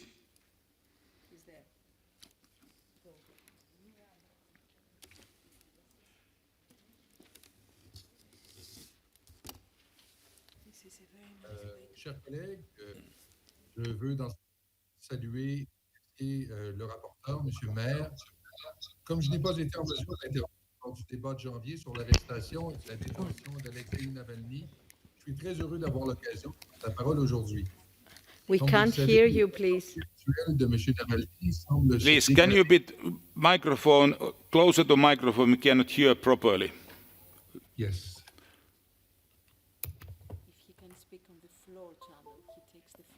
You should take the floor channel. Santé actuelle de M. Navalny. Now it's very much. Thanks very much. Go on. I'm sorry. Je suis désolé. Sorry. Comme vous le savez, l'état de santé actuel de M. Navalny semble se dégrader. Il y a un grand risque qu'il puisse devenir la prochaine voix de l'opposition russe à nous quitter prématurément. Pour paraphraser l'une des soi-disant règles de Moscou, en l'amalgamant avec un proverbe québécois, une fois c'est une erreur, 2 fois c'est une coïncidence, mais après 3 fois c'est une mauvaise habitude. Après les assassinats de tant de militants tels que Anna Politkovskaya, Boris Nemtsov et Sergei Magnitsky, ou encore d'anciens agents russes comme Alexandre Litvinenko et Sergei Skripal, qui en a réchappé de peu avec sa fille, il faudrait une bonne rasade de crédulité pour penser que ce dont nous avons été témoins constitue des erreurs ou des coïncidences. Néanmoins, quand j'ai appris que des interventions de certains de mes collègues en janvier, lorsque j'ai pris connaissance, des interventions de certains de mes collègues en janvier, j'ai eu l'impression d'avoir affaire à un détournement cognitif. On a affirmé, par exemple, qu'il n'y a pas de preuve d'empoisonnement. C'était complètement surréaliste. Le déni est tellement grossier qu'il devient risible. En 2016, le dictionnaire britannique Oxford a choisi post-truth ou post-vérité comme mot de l'année et l'a défini comme un mot faisant référence à des circonstances dans lesquelles les faits objectifs ont moins d'influence pour modeler l'opinion publique que les appels à l'émotion et aux opinions personnelles. Au cours des 5 années qui ont suivi, ce concept semble s'être imposé comme une nouvelle réalité. Cela fait penser au grand Dostoïevski qui disait « L'homme qui se ment à lui-même et écoute son propre mensonge arrive à un point où il ne peut distinguer la vérité en lui ou autour de lui. » Comme beaucoup de mes collègues se sont exprimés en janvier et aujourd'hui, je ne connais pas personnellement M. Navalny et n'aurai peut-être jamais l'occasion de faire sa connaissance. Je ne puis donc parler de ses forces et de ses faiblesses, ni encore moins des erreurs qu'il aurait pu commettre. Et qui serais-je d'ailleurs pour juger des erreurs d'autrui? Mais je puis assurément parler du rôle tout à fait capital que joue l'opposition dans une démocratie digne de ce nom, puisqu'en plus de 26 ans de carrière politique, je n'ai occupé une fonction ministérielle que pendant 18 mois. Comme vous pouvez vous en douter, j'ai donc souvent eu l'occasion de critiquer vertement le gouvernement. En fait, c'est non seulement mon travail, mais une responsabilité sacrée dans une véritable démocratie. Or, cela n'a jamais eu pour conséquence de me faire craindre pour ma liberté, ma sécurité, voire pour ma vie. La démocratie et la liberté d'expression sont peut-être des choses que nous tenons pour acquises au Québec et au Canada, peut-être même un peu trop, puisque l'exemple de certaines démocraties au pied d'argile devrait nous faire réaliser qu'il nous faut chérir et protéger jalousement ces bienfaits obtenus de haute lutte. Je souhaite de tout cœur qu'un jour, l'ensemble des Russes puissent se retrouver exactement dans la même position. Je vous remercie de votre attention. Thank you very much. And now it is 10:25, as I originally said. Unfortunately, we have to close the speakers list exactly on this time. There were more than 20 people on the list. Unfortunately, time is against all of us. I'm so sorry. I try to do my best, but here we are. Now we move to the final stage of the debate, and first I will ask Mr. I'm so sorry. We have calculated exactly because there is a Turkish debate and we are dividing it exactly half the time. We understood we started 10:10 and 5 minutes for our session, 5 minutes for the other session. Unfortunately, we will not finish 11:30. We'll finish around 11:25. Even time is now passing if we are continue discussion. I am sorry. And now it is Mr. Mayor, s'il vous plaît. And pour vous maintenant 2 minutes. Merci, Monsieur le Président. Je voudrais d'abord remercier tous nos collègues pour leurs interventions utiles et fortes. Et je remercierai particulièrement aussi les interventions de nos collègues russes pour la tenue de cette expression. Je retire de ce débat que la pression est désormais extrêmement forte sur la Russie. C'est pourquoi je répète qu'il ne s'agit pas de dicter quoi que ce soit aux autorités russes. Il s'agit pour elles maintenant de trouver les voies et moyens pour remplir les obligations auxquelles elles-mêmes et le peuple russe ont librement souscrit. C'est pourquoi les projets de recommandations et de résolution de votre commission juridique sont précises et juridiquement maîtrisés. Parce que, finalement, nous vous proposons d'agir dans le cadre de responsabilités respectives de l'Assemblée, du Comité des ministres et de la Cour. C'est pourquoi la recommandation invite à utiliser tous les outils à disposition, y compris ceux de l'article 46 de la Convention, pour permettre cette exécution. C'est aussi pourquoi je voudrais dire ceci à tous ceux qui ont évoqué l'empoisonnement de Navalny en vue du débat qui nous attend dans quelques instants. Oui, faire la lumière sur ce qui lui est arrivé en août 2020 est essentiel, mais le moment n'est pas venu. Un autre rapport est en préparation, il est solide et il donnera le moment venu à notre Assemblée les moyens d'une décision forte. Aborder ici et maintenant dans la résolution cette question de l'empoisonnement, ce serait rendre sans objet le rapport à venir sur le supposé empoisonnement, qui mérite évidemment mieux qu'un amendement. Je resterai, chers collègues, engagé dans le suivi de ce rapport avec l'assistance extrêmement efficace de Günther Schirner et de David Milner, et je vous remercie très sincèrement de la confiance que vous m'avez témoignée au nom de tous les groupes et de très nombreuses délégations. Notre unité à l'égard de la situation d'Alexei Navalny honore cette Assemblée. Je suis sûr que notre message sera entendu jusque dans la colonie pénitentiaire numéro 2 de Prokov. Merci. Thanks, Jack. Merci, Jack. Now I will ask the chairperson of the committee to speak. Boris. Maximum 3 minutes, hopefully 2. Thank you, Mr. President. I would like to commend our rapporteur, Mr. Mayor, and in particular for his tireless efforts to maintain dialogue with our Russian colleagues. And I deeply regret that this dialogue, diplomatically speaking, is far from being as constructive as we would like to. Colleagues, this is not a political issue. As many speakers in this debate pointed out, this is a matter of respect to key principles of our organizations. This is a purely legal issue.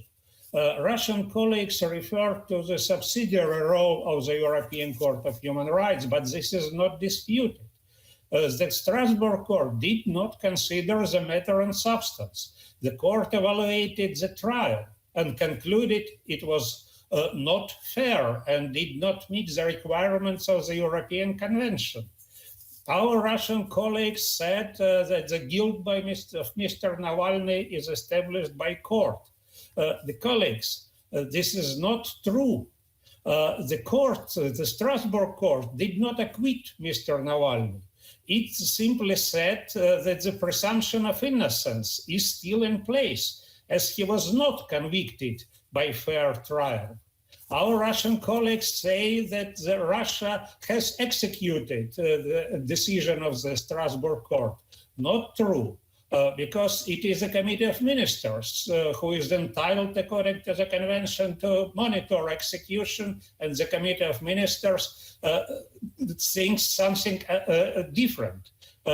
Member states and state parties to the convention cannot by themselves decide when the decision by the court is executed and the case is completely closed.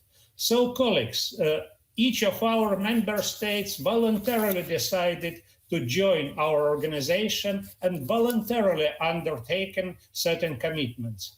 And all we want to see and all we demand is that each member state, including Russia, fulfills its obligations. Thank you, President. Thanks very much, Boris. Now the debate is closed. And I'm really apologizing once again that there were so many people who wanted to address. You do have actually opportunity, if you have prepared speech made, you can submit that to the table office, and that will be published in our official report at the end. So that option is for everybody who prepared themselves for this session. Sorry, the debate would have been nice to continue, but we couldn't. Now we come to the decision stage of the, we will consider amendments, and the Committee of Legal Affairs and Human Rights, whose chair was just speaking, presented a draft resolution with one amendment.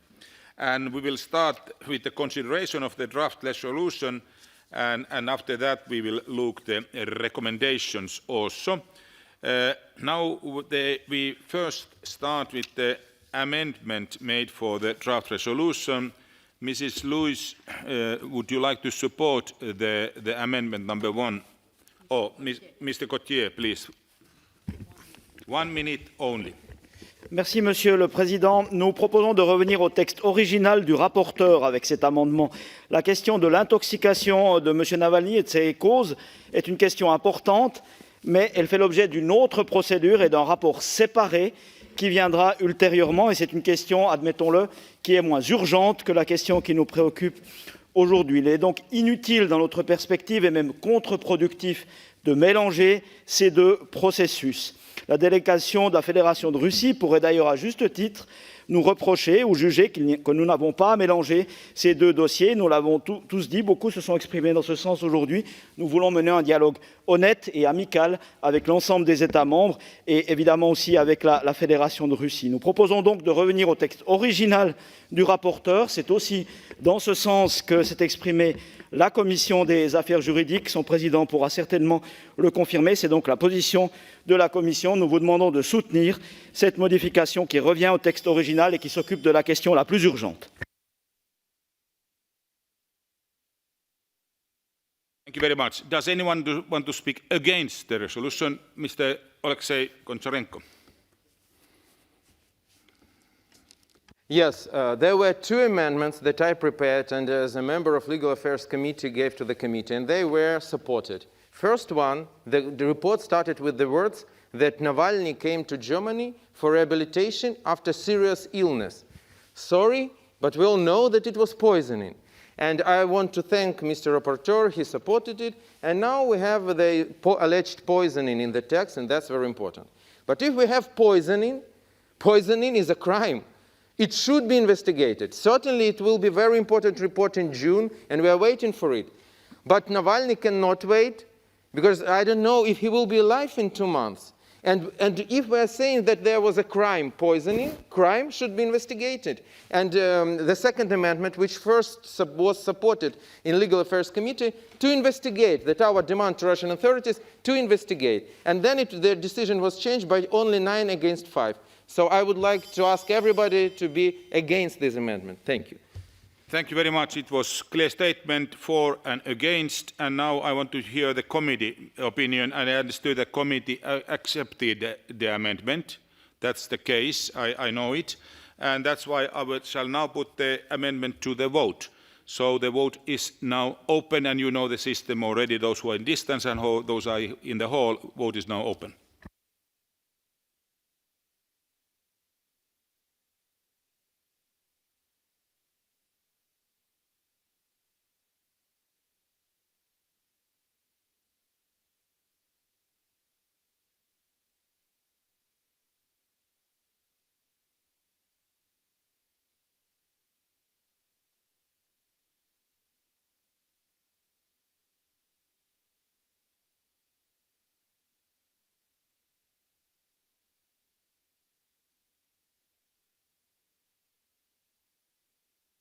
Vote is now closed. Please display the result.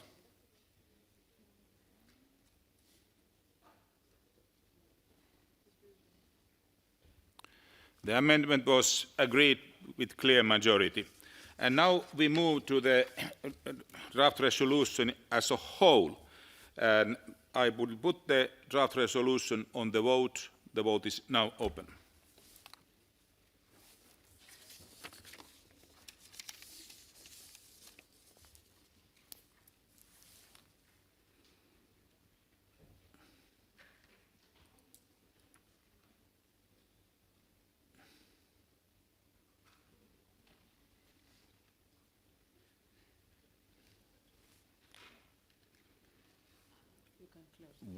The vote is closed, and the result.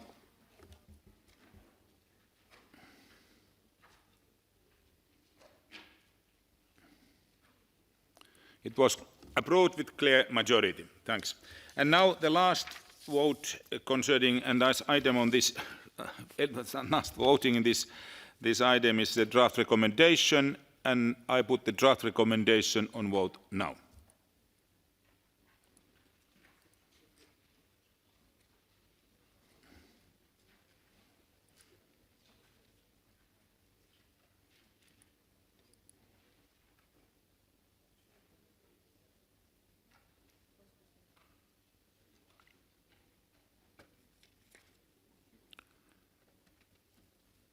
The vote is closed, and the result.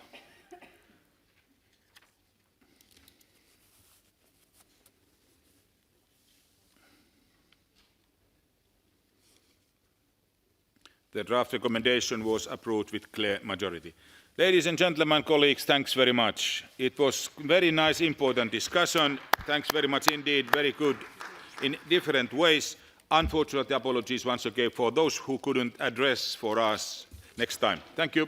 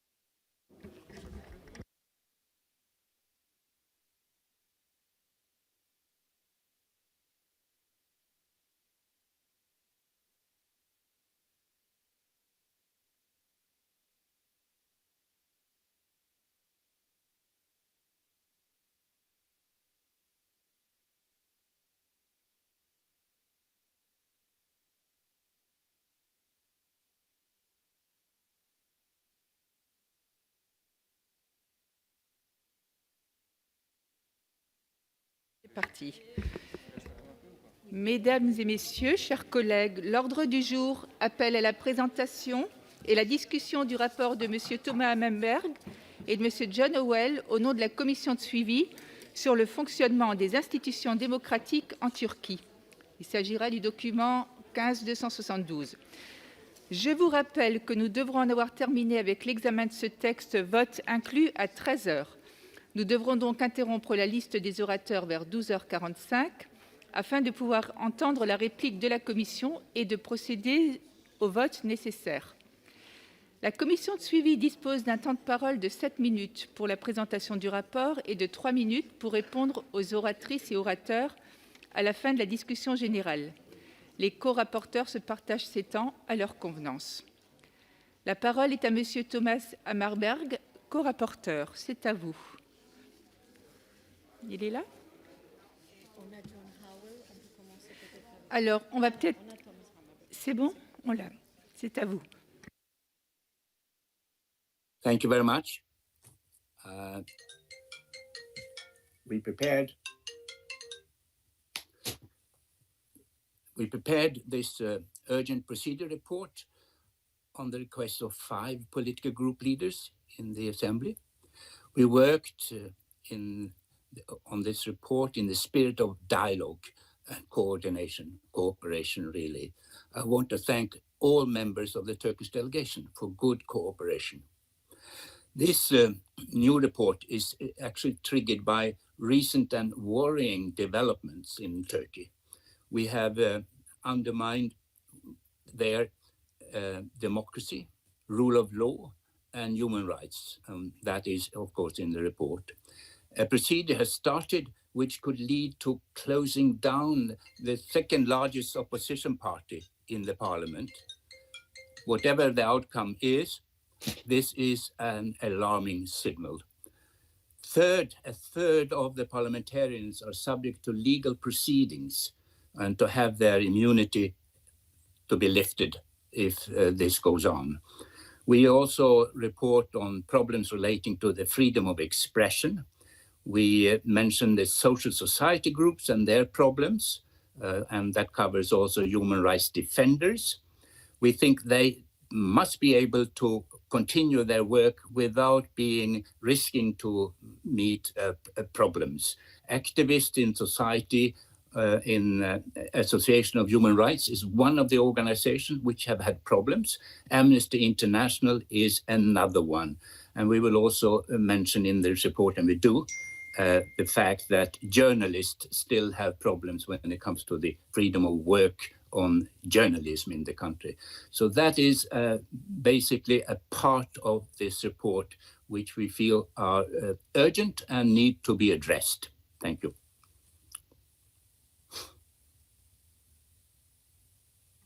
Merci. Je passe la parole à l'autre co-rapporteur, M. Howell. C'est à vous.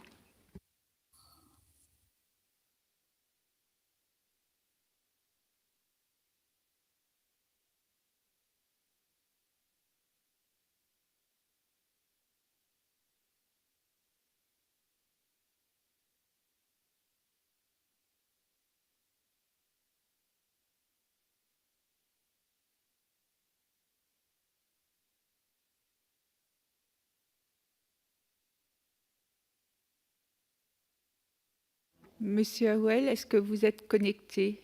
Vous avez demandé la parole? C'est accepté.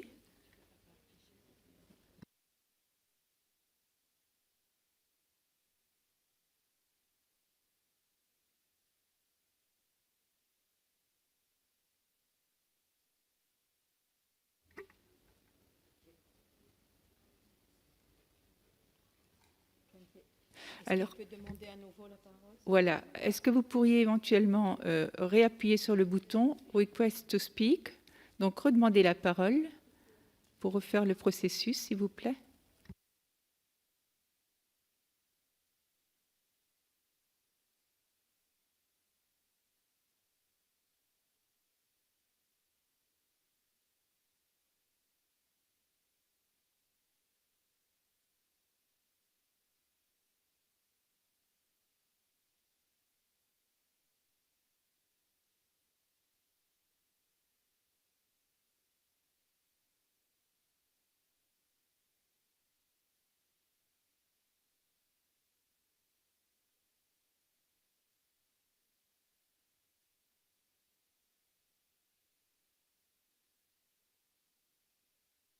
Bon, alors on va pas perdre de temps parce qu'il y a quand même quelques orateurs.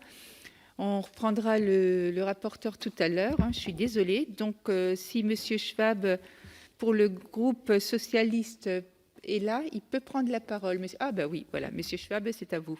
C'est plus rapide que prévu. Vielen Dank, Frau Präsidentin, liebe Kolleginnen und Kollegen. Wir haben hier nur wichtige Debatten natürlich, aber wir haben heute Morgen jetzt die zweite Debatte, die am Ende an die Grundfesten dieser Organisation rührt. Wir haben die Dringlichkeitsdebatte und ich danke den beiden Rapporteuren für die unermüdliche Arbeit und dass sie ständig uns hier Berichte vorlegen müssen, was ja Teile jedenfalls der türkischen Kolleginnen und Kollegen als ungerecht empfinden, dass immer wieder die Türkei hier auf der Tagesordnung ist. Aber das liegt eben daran, dass wir uns immer wieder mit der Türkei beschäftigen müssen, weil der Weg, der menschenrechtliche Weg, der Weg von Demokratie und Rechtsstaatlichkeit in die vollkommen falsche Richtung führt und weil es eben mit hoher Geschwindigkeit geschieht. Wo soll die zweitgrößte Oppositionspartei sonst verboten werden? Innerhalb des Europarates? Wo werden Gerichtsurteile unseres Gerichtshofs mutwillig nicht umgesetzt? Wo sind Menschen politisch motiviert in Haft? Ich kümmere mich persönlich um zwei Deutsche, um Hosan Cane und Gönül Örs, die immer noch mit absurden Begründungen und in einem absurden Verfahren in der Türkei in Haft sind und im Übrigen auch unter großen gesundheitlichen Gefahren der Covid-19-Situation ausgesetzt sind.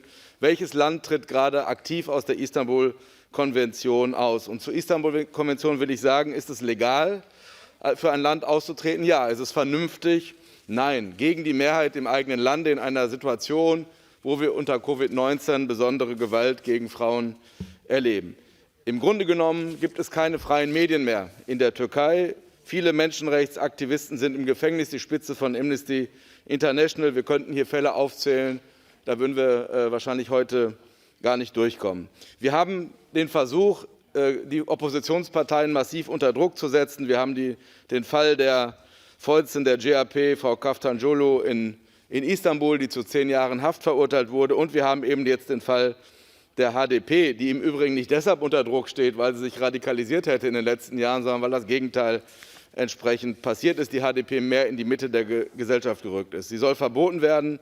700 Politikerinnen und Politiker sollen im Grunde genommen mit einem Betätigungsverbot belegt werden. Und Herr Gergerlioglu in den letzten Tagen als Abgeordneter und Menschenrechtsaktivist ist für einen Tweet absurderweise für 2,5 Jahre ins Gefängnis gesteckt worden. Die Türkei befindet sich also mit großer Geschwindigkeit auf dem falschen Weg. Und deswegen finde ich es richtig, und wir sollten das Ministerkomitee ermuntern, und es ist kurz davor, einen Fall nach Artikel 46 zu eröffnen. Ich finde es gut und richtig, dass Ahmet Altan in den letzten Tagen freigelassen wurde. Das würdige ich ausdrücklich. Aber ich will noch einmal unterstreichen, die Umsetzung von Urteilen des Gerichtshofes ist kein Gnadenakt. Es ist nicht wie beim Shopping, man sucht sich den einen Fall raus und den anderen nicht, sondern wir haben die Fälle von Selahattin Demirtas, wo es wirklich kurz vor 12 ist, und von Osman Kavala, das ist eigentlich schon 5 nach 12. Die Türkei hat die Verpflichtung, die Gerichtsurteile umzusetzen und die beiden umgehend freizulassen. Noch einmal, wenn nicht, dann wird das Ministerkomitee entsprechend handeln müssen, ein Verfahren eröffnen, was im Extremfall am Ende auch bis zum Ausschluss aus dem Europarat führt. Vielen Dank für die Aufmerksamkeit. Merci, Monsieur. Est-ce que vous permettez, Monsieur Nick, j'ai quand même repasser la parole à Monsieur Howell, l'autre co-rapporteur. Monsieur Howell, si vous êtes en ligne.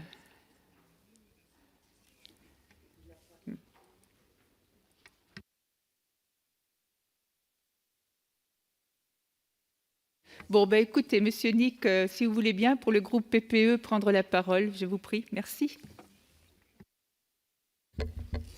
Frau Präsidentin, liebe Kolleginnen und Kollegen! Als Gründungsmitglied, de facto Gründungsmitglied des Europarates hat die Türkei sich selbst zur Einhaltung höchster Standards bei Demokratie, Menschenrechten und Rechtsstaatlichkeit verpflichtet. Das ist mit grundlegenden Verpflichtungen verbunden, insbesondere der Einhaltung und Umsetzung der Urteile des Europäischen Gerichtshofs für Menschenrechte. Wir sind hier im Kernbereich des Europarates angekommen. Es war auch eine Priorität der deutschen Präsidentschaft, ist eine Priorität der deutschen Präsidentschaft. Staatsminister Roth hat heute noch einmal darauf hingewiesen. Die Organe des Europarats und unsere Monitorberichterstatter haben immer wieder die Umsetzung der Urteile gefordert, insbesondere in den Fällen von Selahattin Demirtas und von Osman Kavala und vielen anderen.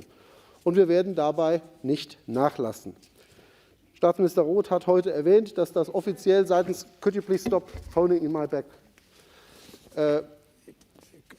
Staatsminister Roth hat heute noch einmal darauf hingewiesen, dass ein offizielles Schreiben der Präsidentschaft an den türkischen Außenminister gegangen ist. Die betreffenden Fälle werden jetzt bei jeder Sitzung des Ministerkomitees auf der Tagesordnung stehen. Die Bürgerinnen und Bürger der Türkei haben vielfach ihre besondere Wertschätzung für parlamentarische und pluralistische Demokratie unter Beweis gestellt, nicht zuletzt mit hoher Wahlbeteiligung bei zahlreichen Wahlen, national und kommunal in den vergangenen Jahren.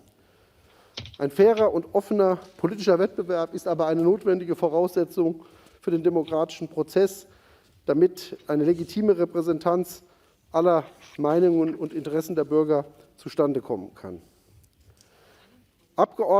Frei gewählten Abgeordneten das Mandat zu entziehen oder sie ins Gefängnis zu stecken, ist ein inakzeptables Vorgehen und verschlechtert die demokratischen Rahmenbedingungen zentral. Der richtige Platz für gewählte Parlamentarier ist im Parlament und nicht im Gefängnis. Unsere Gruppe ist sehr besorgt über das Verbotsverfahren gegen die HDP. Ein Parteienverbot ist eines der letzten und schwersten Schwerter in der Demokratie, und es bedarf einer ganz besonderen Rechtfertigung. Diese ist in dem Fall nicht zu erkennen. Und der Austritt aus der Istanbul-Konvention ist natürlich etwas, was uns in hohem Maße besorgt. Ich darf daran erinnern, die Konvention trägt ja nicht umsonst den Namen dieser großartigen türkischen Stadt. Sie ist 2012 von der türkischen Nationalversammlung einstimmig verabschiedet worden. Jetzt wird sie über ein Dekret des Präsidenten verlassen. Liebe Kolleginnen und Kollegen, die innere Verfasstheit der Türkei darf nicht immer mehr in Widerspruch zu ihren eigenen strategischen Interessen geraten. Dazu gehört auch die Anbindung an Europa politisch, gesellschaftlich und wirtschaftlich. Die EVP-Fraktion wird diese Vorgänge weiter mit großer Aufmerksamkeit verfolgen. Vielen Dank. Si. Merci, Monsieur Dick. Alors, cette fois-ci, je vois Monsieur Howell en ligne. Vous ne le voyez pas encore, mais je le vois. Donc, on va lui passer la parole. Monsieur Howell, vous en avez pour 5 minutes maximum, puisque votre co-rapporteur en a parlé pour 2 minutes. C'est à vous. 5 minutes. Thank you, Madam President, and I apologise for the technological links that have prevented me from joining so far. There are only 2 points that I wish to raise. The first is the Istanbul Convention, and the second is the independence of the judiciary. The withdrawal by the President from the Istanbul Convention without any parliamentary debate is indeed a devastating piece of news, as has been demonstrated this week on a number of different occasions. And withdrawing from a human rights-based convention is a regrettable step backwards. And this has, as we've seen, triggered huge reactions. We regret that misleading narratives were used to deprive women and girls from Turkey of an international treaty setting what is considered today as to be the gold standard to combat violence against women. And my own country, just to provide some information, is proceeding with the process of ratification. It is changing the law first to be able to ratify the convention in good faith. We hope that Turkey will reconsider this decision and make sure that the Istanbul Convention remains the Istanbul Convention. And the presidential decision to withdraw from a major Council of Europe convention was unprecedented for the organization, and it has raised the question of the modalities of denunciation of conventions in democratic societies, which is what the Venice Commission are looking at. The second issue I was going to raise was the independence of the judiciary, and I think that has underlined the problems that we've seen, because it has also introduced the lack of separation of powers, which were enshrined in the 2017 constitutional amendments.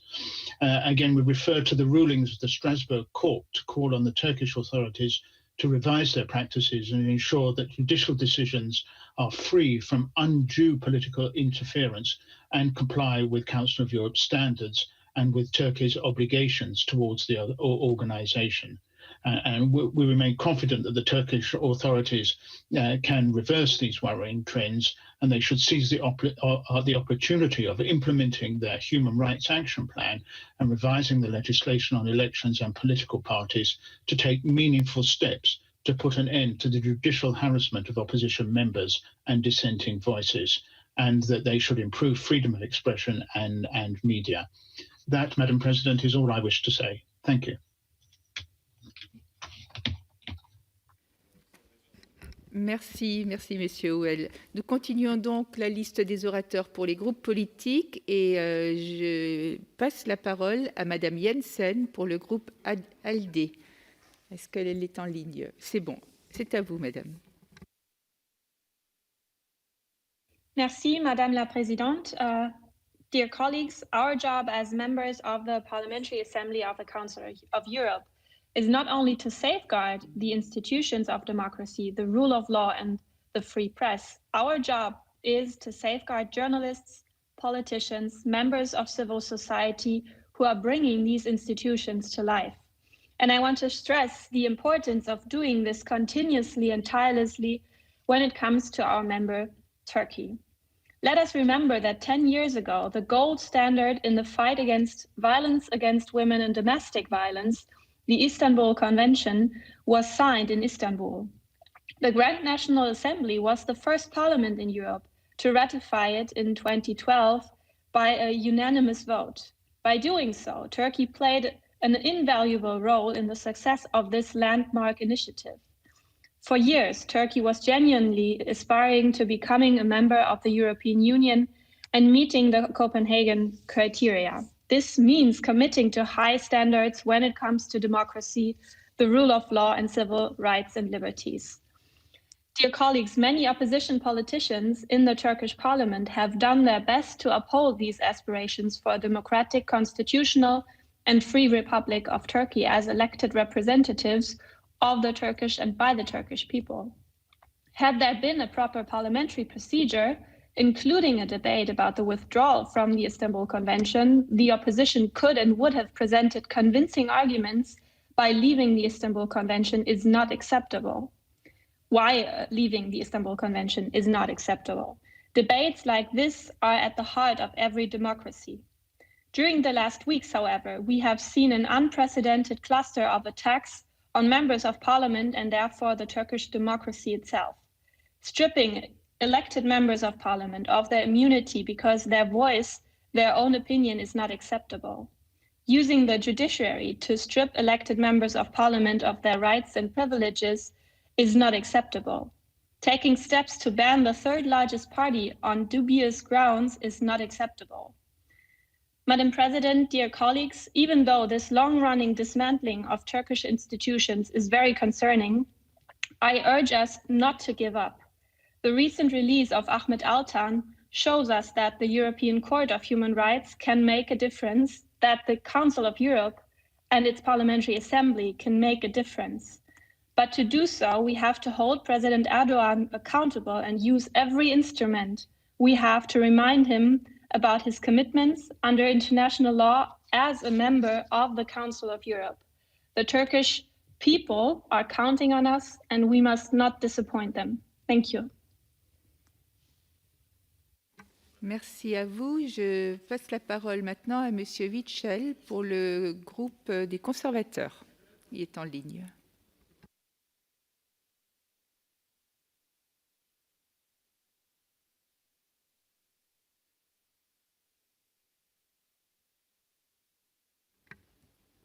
Monsieur Wiechel.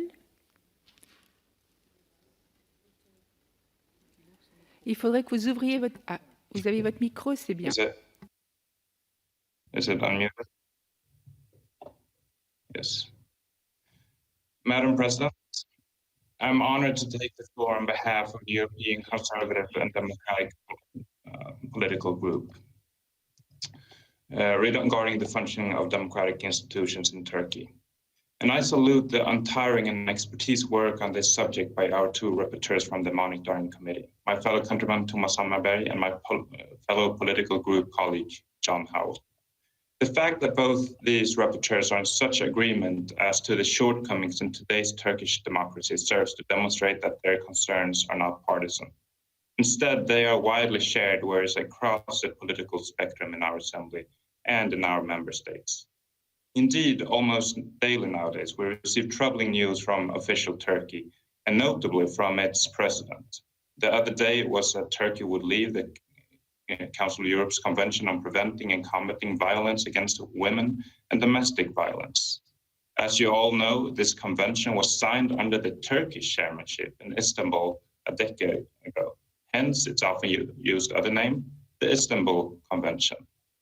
A few days later came the captivating news that 10 retired Turkish admirals had been put in prison simply for having signed an open letter in which they advised against the planned building of a second Bosporus canal alongside the original one. This is perhaps minor news by comparison, but it's still revealing of the present climate in the country. But there is also in the report before us a whole range of fundamental complaints against the present democratic situation in Turkey. They include a lack of judicial independence, insufficient separation of powers and checks and balances, breaches against parliamentary immunity, unlawful imprisonment of lawmakers and many professionals, undue restrictions on the media, non-respect for judgment of our European Court of Human Rights. And the list could be made much longer, but I'll leave that to the rapporteurs and the other speakers. In conclusion, distinguished colleagues, it is vital that we react and keep reacting over time for as long as challenges and setbacks remain in our struggle on behalf of democracy. I look forward to a lively and enriching debate. Thank you, Madam President. Merci, messieurs. Alors, simplement, pour que ce soit un peu plus fluide pour la suite, parce qu'il y a pas mal de personnes qui seront à distance, Avant de passer la parole pour le dernier orateur du groupe politique, j'aimerais demander à Madame Opsu et à Madame Bakoyannis de se mettre en ligne, de se tenir prête à prendre la parole. En attendant, donc, je passe la parole à Monsieur Alexei pour la gauche unitaire européenne. Je vous en prie, monsieur. Okay. The mic is on? Yeah, okay. Thank you, Chair. Dear colleagues, 6 months ago, we had another urgent affairs debate on Turkey.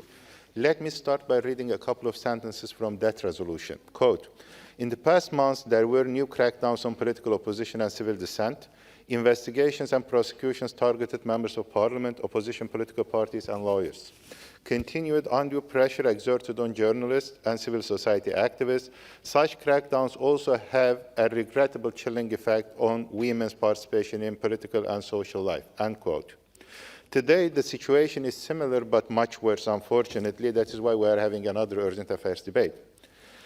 This resolution covers only some of the important issues that happened in Turkey over the last few months. 3 of these issues are of particular concern.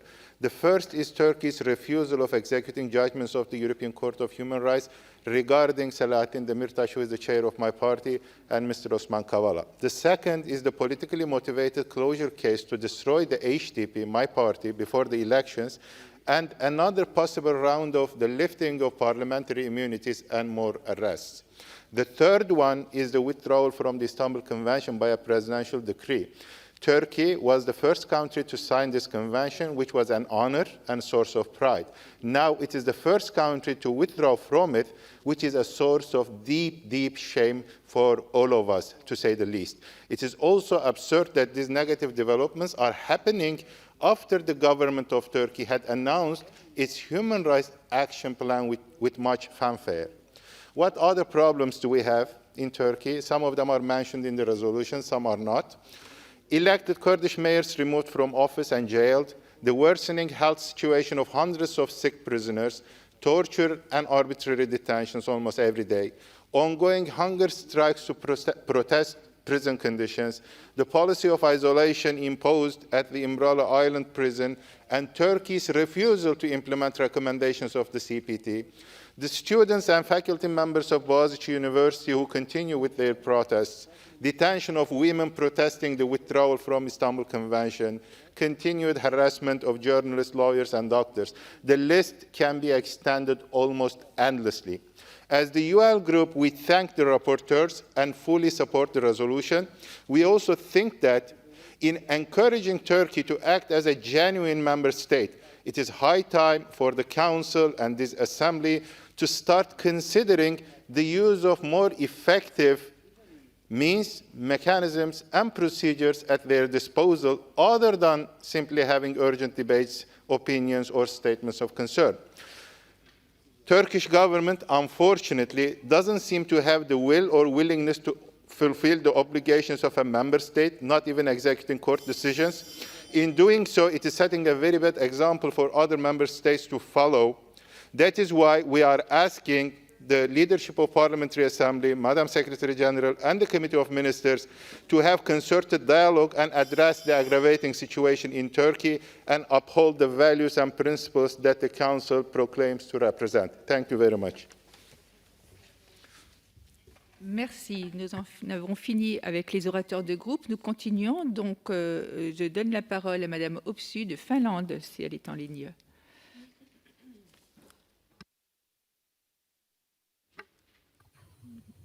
Appuyez sur le micro, demandez la parole, tout ça, c'est fait. Dear Madam President, dear colleagues, I welcome the decision to hold a debate under urgent procedure on the situation in Turkey. Exactly 10 years ago, Turkey became the first member state to sign the convention to eliminate all forms of violence against women in Istanbul. 1 year later, its parliament unanimously ratified what is known as the Istanbul Convention. These decisions were taken by the same people and the same party still power today. Sadly, much has changed in Turkey since then. I am concerned by the shrinking space for civil society, journalists, politicians, human rights activists and to limits to the several rights and freedoms. The withdrawal from the Istanbul Convention is a sad continuum to this. Let me be very clear. The Istanbul Convention was set up to protect women from violence. It has no hidden agenda, and we must speak loudly against all such false claims. Let me also strongly reject all reference to the Istanbul Convention as going against traditional values. What does that even mean? That violence against women is somehow permitted with such traditions? I really hope that such views would be a part of the past. According to the World Health Organization, at least 38% of women in Turkey have been subjected to domestic violence. Although there are no official figures, women's rights activists in Turkey report a considerable increase in cases of domestic violence during the pandemic. Significantly more people have called to NGO helplines for the protection of women. The We Will Stop Femicide platform reported 300 femicides in Turkey in 2020. In Turkey, access to protective and preventive mechanisms is one of the great challenges for victims of male violence. However, supporting women victims of abuse has never been a priority for the Turkish government. Sadly, this has not changed during the pandemic. In contrast, Turkey has decided to withdraw from the very treaty that obliges the government to protect its women for such abuses. I sincerely hope that no other country follows this example. Women's rights are human rights, and human rights are everybody's rights. Our job here is to defend our people and to strongly reject any attempts to undermine the rules-based international order and human rights. Thank you. Merci Madame. Je donne la parole maintenant à Madame Bakoyannis de Grèce. C'est à vous. Merci beaucoup, Madame la Présidente. Dear colleagues, it's the third urgent plenary debate we have on the situation in Turkey in the past year and a half. The permitting theme of all is the deteriorating situation of democracy, of human rights, and the rule of law. Evidently, despite our warnings and recommendations, things have not been improving in Turkey, far from it. How long can this keep up? It gives no one joy to have to remind that often a member of this assembly, colleagues of ours, that their government's choice and approach to the democratic function of institutions and society alike is harmful. First and foremost, for the Turkish institutions, the Turkish society and its peoples, because it's about choices we are talking about, conscious, concrete choices that go against all the basic principles of a modern state, and alas, a member of this council needs to uphold and protect. It's a choice to crack down on opposition, throw journalists, activists, and politicians in jail. It's a choice to interfere on education, on freedom of speech, on judicial procedures. It's a choice to prosecute an elected political party of the opposition and its members and try to ban it. It's a choice to declare a letter of 100 retired naval officers an attempt to a coup, simply for raising a different opinion. Finally, it's a choice, a well-thought one, to withdraw from a convention that bears your name and protects, as the first of its kind, women from violence. Turkey, its leadership, and our colleagues in the parliament should consider the impact their choices and actions bear. I strongly urge you to support the report the rapporteurs and the monitoring committee put forth. The world is watching, and Turkey's credibility is dwindling. I only hope it does not reflect on the credibility of this assembly as well. Thank you, Chair. Merci Madame. Je donne la parole maintenant à Monsieur Yildiz de Turquie. Thank you, Madam Chairman. Indeed, as chairperson of the founding member of this organization, I am trying to do my best in cooperation with the rapporteurs, with the presidency, with Secretary General, and with everybody here. And I expect the same from everybody. In this context, I have 3 problems in this report. I will briefly mention it. One is that my country has some particularities, differences from others, some problems. It is mainly terrorism. Unfortunately, this report does not recognize my country's need for combating terrorism. And indeed, in recent years, in recent decades, we have a lot of conventions on terrorism, and modalities of international cooperation is obvious there. If we cannot address the terrorist organizations as they are, these texts unfortunately serve their propaganda purposes. It weakens the international combating the terrorism. That's why I will come with an amendment on this. I will expect your support. It is a simple wording.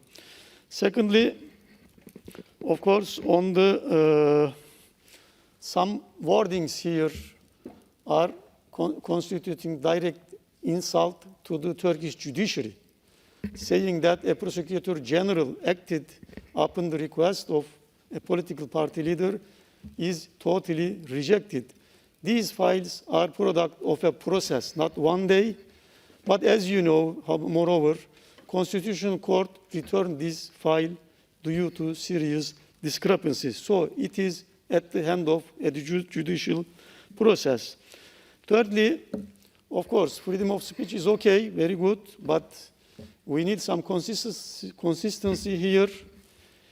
I trust that my country, judiciary, executive authority, legislation will address, will remedy these the verdicts of the European Court. Some of them is happening, some of them will happen according to judicial processes.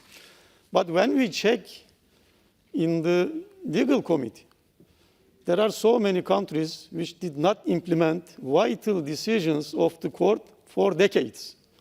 One of them is Greece. Turkish minority there cannot use Turkish, despite the verdicts of the Human Rights Court. Madame Bakoyanni served in ministerial positions. She could do something on this when she serves there. Now, not late, she can do, she can use her good offices on the Prime Minister. She has time. Also on the Istanbul Convention, I declared several times I am for the convention, but it happened to be criticized by the chairperson of a country which still didn't sign or ratify the convention is not fair here.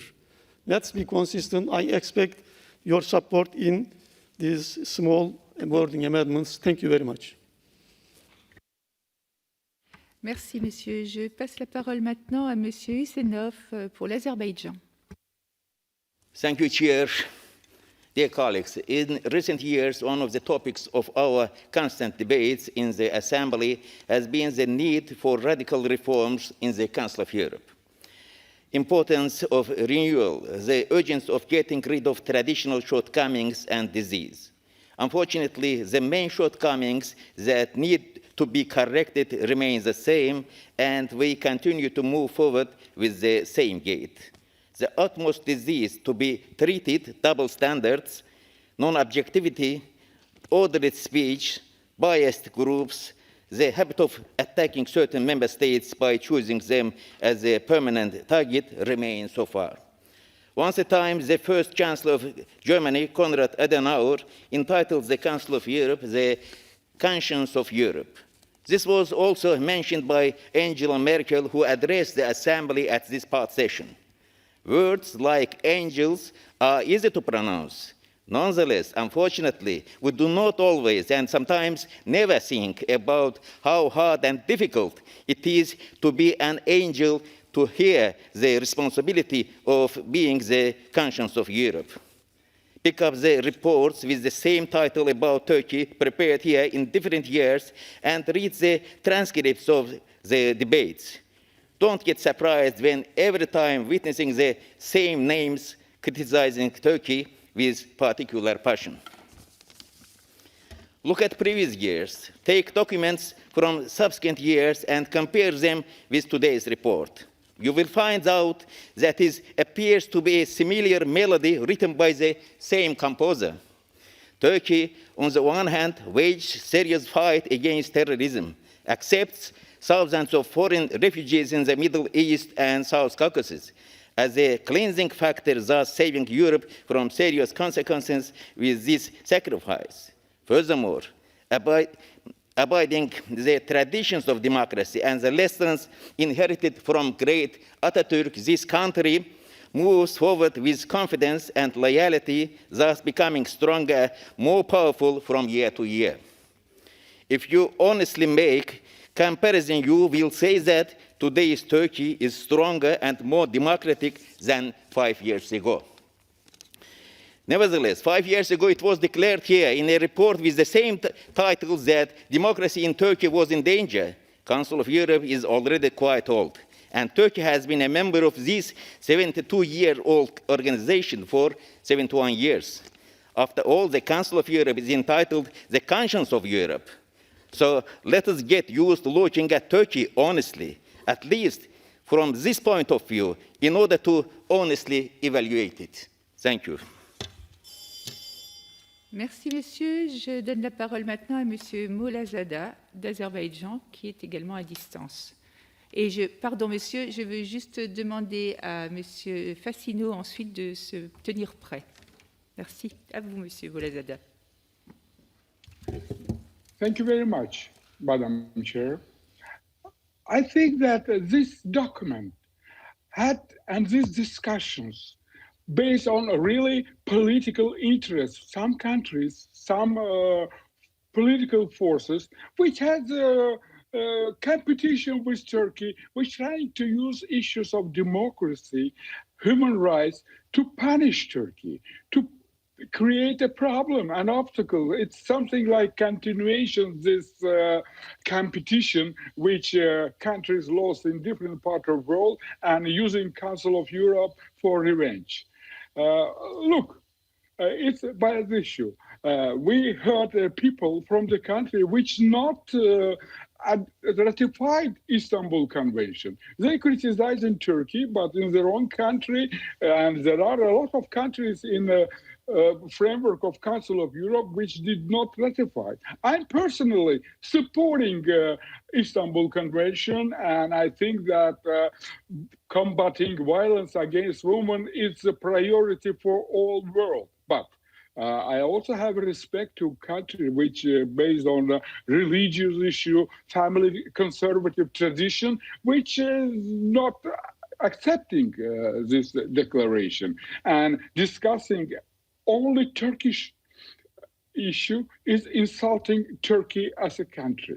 Other thing, all Europe, European Union, United States of America, they consider PKK as terrorist organization. Turkey combating terror, and Turkey combating not only terror, also very important thing that glorification of terror.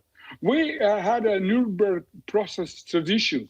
Glorification of Nazi and SS is a violation of international law and procedure. The same about the terror. Why we accusing Turkey, which trying to resist this country? Because there are tens of thousands of victims of terror within Turkey now. Also in Turkish neighborhood, there are a lot of terrorist organizations which and Turkey alone combating with them.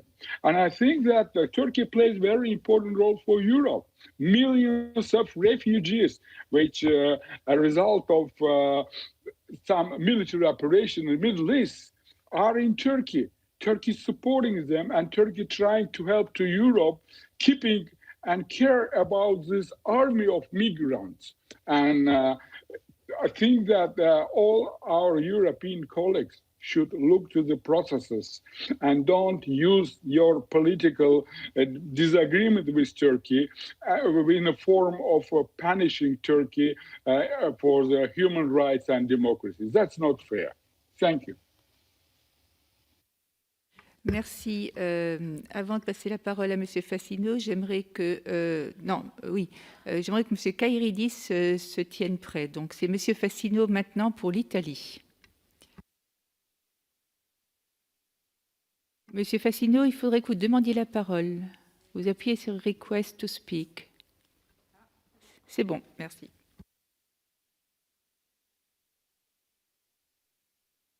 Grazie molte.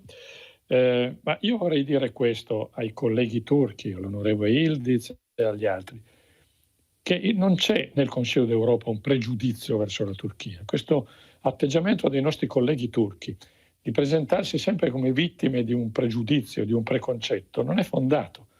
La Turchia è un grande paese, noi lo sappiamo. La Turchia ha avuto, attraverso un suo autorevole esponente, la presidenza di questa assemblea qualche anno fa. La Turchia è un paese ascoltato e se ne discutiamo proprio perché consideriamo la Turchia importante. Quello che noi chiediamo è che la Turchia rispetti le regole fondamentali che il Consiglio d'Europa sancisce e in cui tutti i paesi, la Turchia compreso, si riconoscono.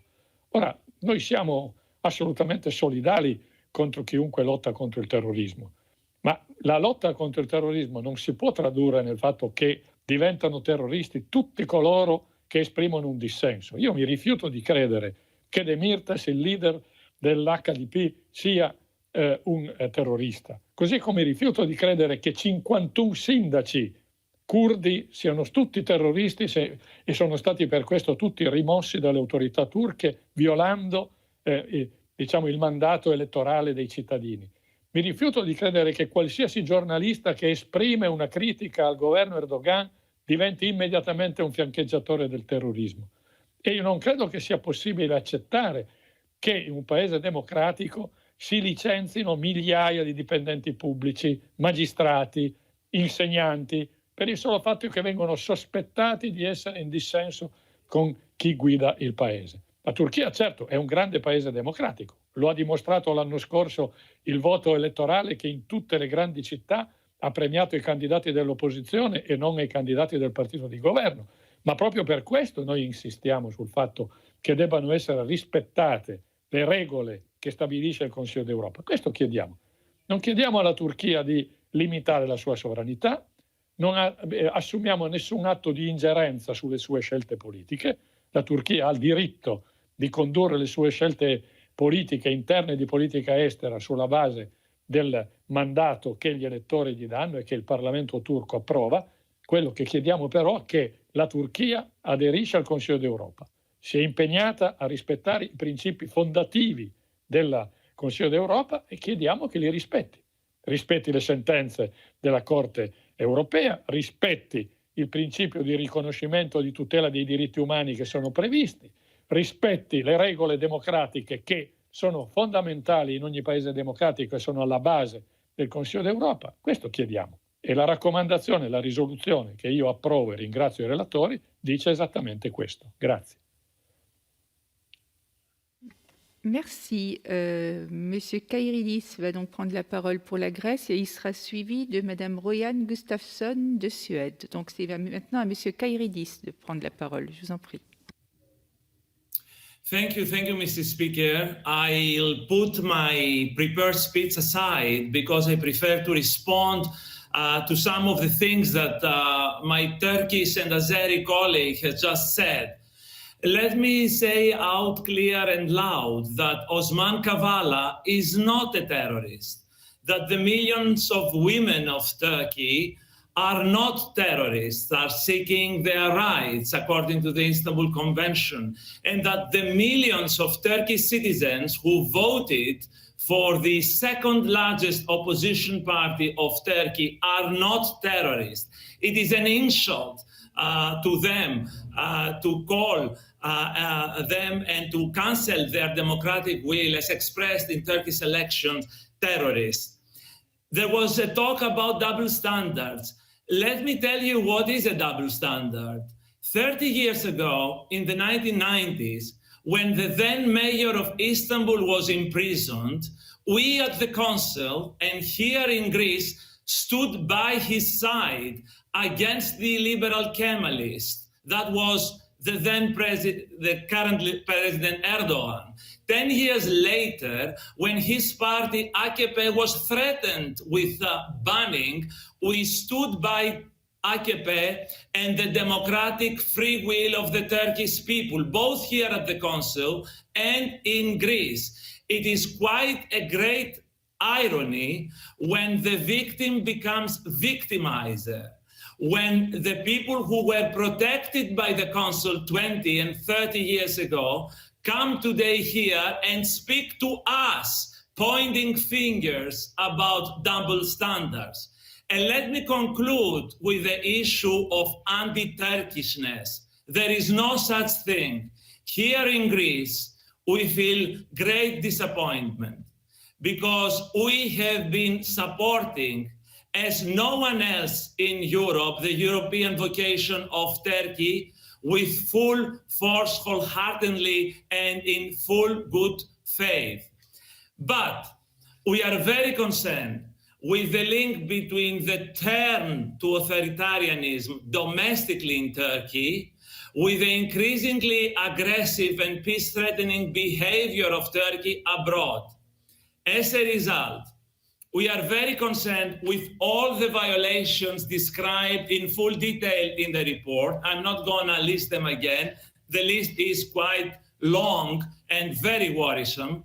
Let me conclude by congratulating the rapporteurs for their work, with the hope that the Turkish leadership will take their recommendation at heart and implement them as best as possible for the benefit of the Turkish people and their rights. Thank you. Merci, monsieur. Madame Rohan Gustafsson de Suède va prendre la parole et suivra ensuite monsieur Özlefli de Turquie. C'est à vous, madame, d'abord. Madam President, dear colleagues, what we are seeing happening in Turkey is a demolition of democracy. The foundation of democracy is built on rule of law, human rights, and the freedom of speech. And President Erdogan and his party is taking this down brick by brick. The relentless crackdown on freedom of expression and other human rights is enabled by the widespread executive control and political influence over the judiciary. In recent years, this has led courts to systematically accept bogus accusations and to detain and convict individuals who advocate different political ideas or represent dissenting voices.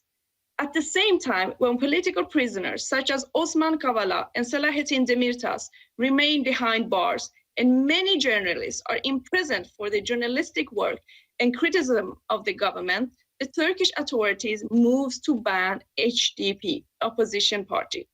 That means that 1/3 of the parliamentarians, including the leaders of the two main opposition parties in parliament, are facing legal charges. This would not only be a very serious setback for the already fragile democracy, but also a way to strike down the voices of the Kurdish minority in the country, a group that for many years has been subjected to persecution and oppression. Dear colleagues, Turkey was the first country to ratify the Istanbul Convention in 2012, with great support at the time from President Erdogan and his party.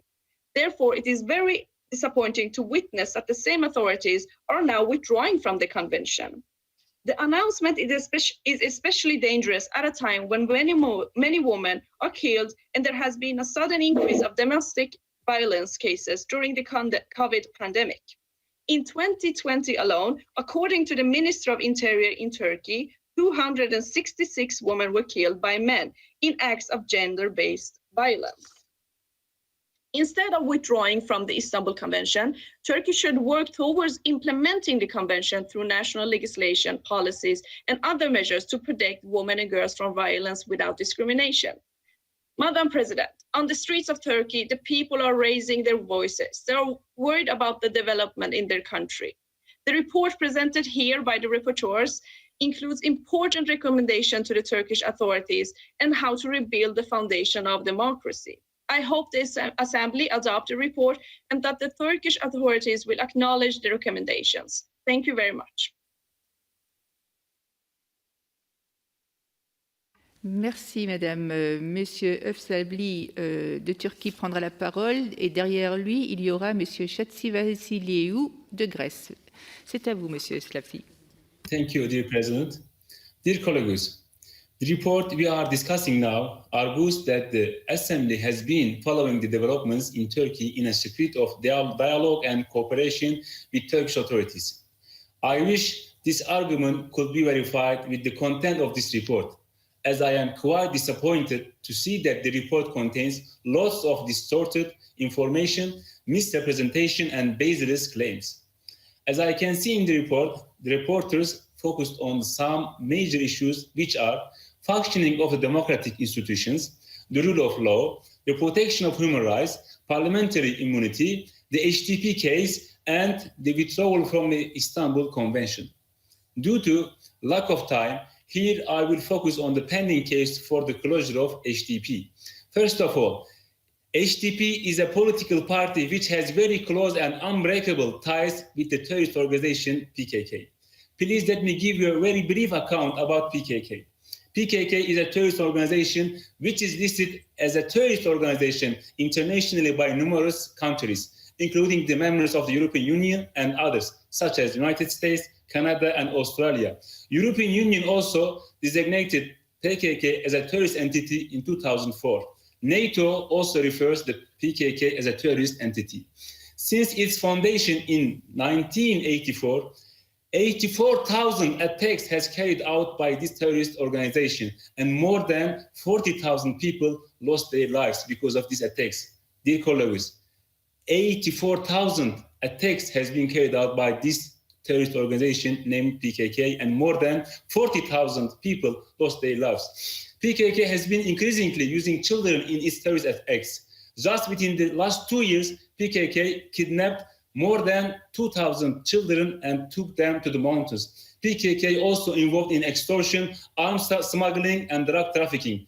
The reporters seem to forget the previous resolutions of the Assembly, such as Resolution 1622, which acknowledged that the democracies have the right to defend themselves against extremist parties.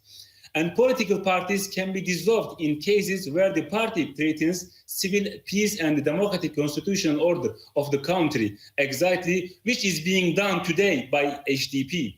Considering that HDP leadership accepts the leader of PKK as their supreme leader, HDP officials neither condemn terror activities of PKK nor refrain from making statements legitimizing PKK terrorism. It is very clear that PKK and HDP are closely linked. Distinguished members of this assembly should recognize that the ties between PKK and HDP are much more concentrated and solid as compared to ties between ETA and Batasuna. As you remember, European Court of Human Rights acknowledged that the dissolution of Batasuna was a response to a pressing social need given its ties to ETA. Bearing in mind in these facts, I firmly believe that the Constitutional Court will take the decision, taking into account all judicial acts and based on laws. As a conclusion, the decision will be taken by the independent and impartial judiciary. We should wait the decision of the justice before raising critics today. Thank you very much. Merci, monsieur. Je donne la parole à monsieur Chatsivasiliou de Grèce, qui sera suivi ensuite par madame Olafling. À vous, monsieur. Thank you, Madam President. Dear colleagues, the democratic functioning of political institutions demands respect of checks and balances and the freedom of expression. And both are in a critical point currently in Turkey. And this is the reality as the report manifests. And I'm very disappointed to listen other colleagues denying this very reality today. The constitutional revision of 2017 resulted as foreseen in a profound change of the balance of powers. It drastically reduced the role of the Turkish parliament. Today, the government in Ankara turns towards more and more radical positions. Amidst a difficult economic conjuncture, the Turkish society is reacting to the alteration of the traditional principles of democracy and protesting for the defense of fundamental rights. We saw reactions for the ambiguous appointment of the Dean of the Bosphorus University, as well as for the withdrawal of Turkey from the Istanbul Convention. And this decision is a huge setback for human rights. At the same time, a few things have been done for the return of the institutions to their normal functioning. Thousands of civil servants, judges, and journalists remain incarcerated 6 years after the failed coup d'etat. At the same time, hundreds of academics have been dismissed from their universities, accused for subversive ideas. All this without the minimum respect to the principle of prior hearing and the right of defense. On top of that, the strict state control over the media limits the freedom of expression and political pluralism at every level, with most opposing voices being highly censored. Look what happens to the members of the HDP. Under these conditions, human rights and fundamental freedoms are directly menaced. Minorities' voice is excluded from everyday dialogue, and the risk of externalization of internal social pressure becomes imminent. Dear colleagues, I am an old friend of Turkey, and there is no anti-Turkishness in this discussion here today. We all desire the prosperity of our neighboring country. We insist on the decisions and reforms that will reestablish the normal functioning of the democratic institutions for the sake of the Turkish people. We call the Council to provide its assistance to Turkey by any means in this challenging path. In any case, we should not put our credibility at stake. Our values should prevail. Thank you, Madam President. Merci, monsieur. Madame O'Loughlin d'Irlande, vous êtes en ligne, on vous écoute. Thank you very much, Madam Chair. And I want to commend and support the report from the co-rapporteurs. I think they have done a very valuable job in relation to the report in terms of highlighting what we all need to be incredibly concerned about. The recent developments in Turkey, there is no doubt, further undermine democracy, rule of law, and, of course, human rights. The crackdown on political opposition is very, very concerning. The investigation and prosecutions that have targeted politicians, lawyers, journalists, and civil society is something that we all need to share a huge concern about. The restrictions on NGOs doing good work in terms of supporting people at grassroots level in Turkey is also equally concerning. The lack of independence of the judiciary means that there isn't the adequate checks and balances that we need in any functioning democracy.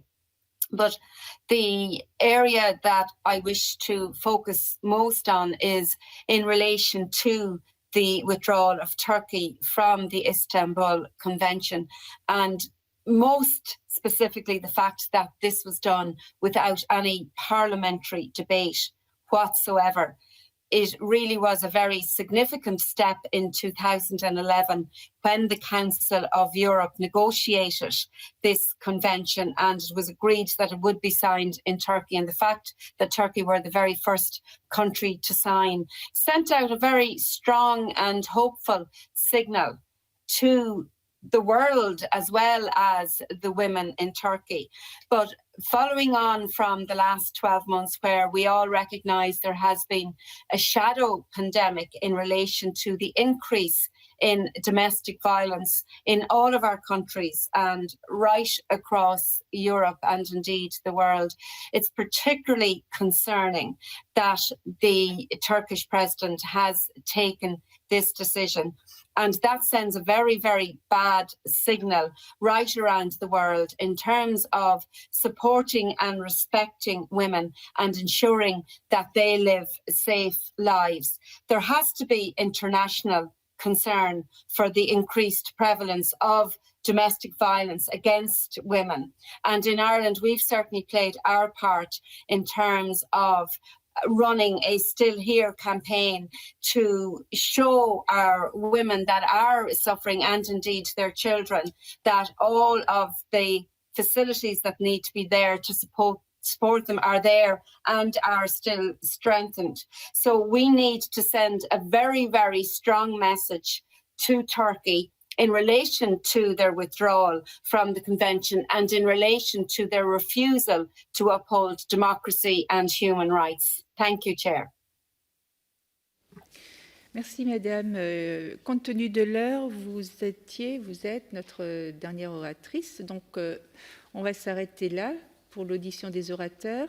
Les oratrices et orateurs inscrits qui, présents dans le débat ou connectés à distance, n'auraient pas pu s'exprimer, je le rappelle, peuvent, dans les 4 heures, transmettre leur intervention dactylographiée au service de la séance pour publication au compte-rendu, sous réserve que les orateurs connectés à distance puissent faire état de leur présence effective au moment où le débat sera clôturé. Ils pourront également, bien sûr, faire cette transmission par voie électronique. J'appelle la réplique de la commission de suivi. Messieurs les co-rapporteurs, vous avez 3 minutes à vous partager. Qui prend la parole en premier? Est-ce que c'est Monsieur Howell? Allez, Monsieur Howell, on vous écoute.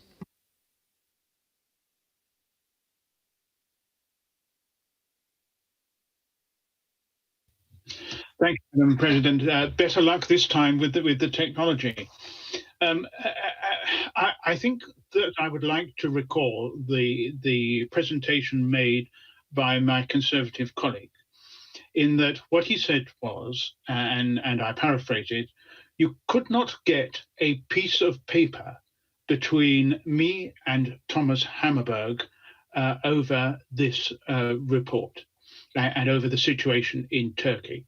Thomas Hammerberg is, of course, a socialist, and I am a conservative. That shows there is no partisanship and there is no bias from us against Turkey.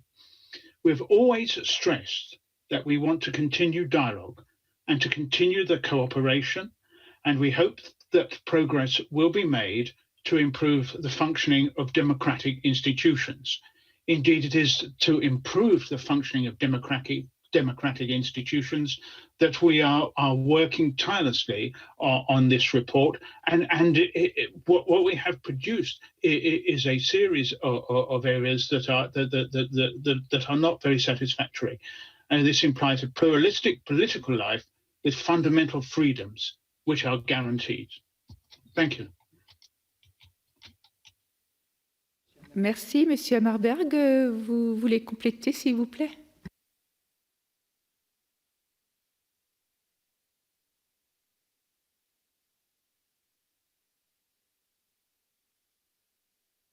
With what John Howell just said. This is not a question of punishing Turkey, not at all. We are aiming at a dialogue with the authorities there, and I hope there will be discussion about how to resolving the very serious problems that we have listed in our report. But it's not a question of being anti-Turkish at all. In fact, both of us have good friends in that very country. May I also emphasize that there is no tendency at all to support terrorism in this report.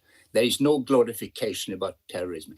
How could it be by people who are so much against terrorism as we are? So I hope there will be a more sober discussion about the term terrorism when we go on. And I appeal to you to respect the approach we have taken in our report. Thank you. Merci, Monsieur Hammerberg. Est-ce que le président de la commission de suivi désire répondre? Oui. Je vous en prie, Monsieur Jensen.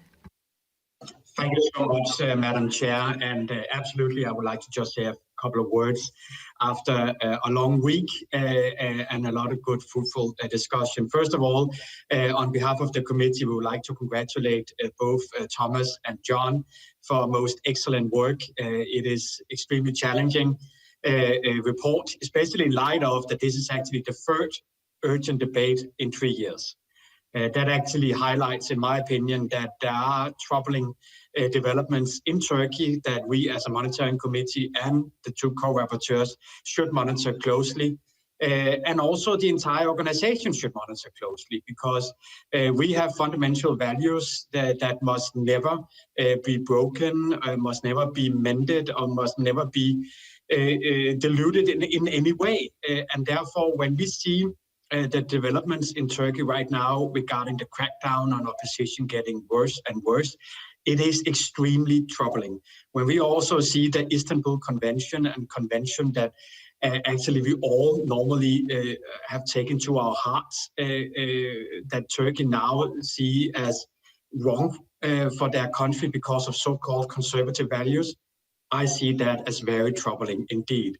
So I can only highlight that I, as chair, am strongly believer that this report should actually be adopted by our organization. And I can also promise our Turkish friends that we'll do whatever we can to help you to make sure that you're still on the democratic European path.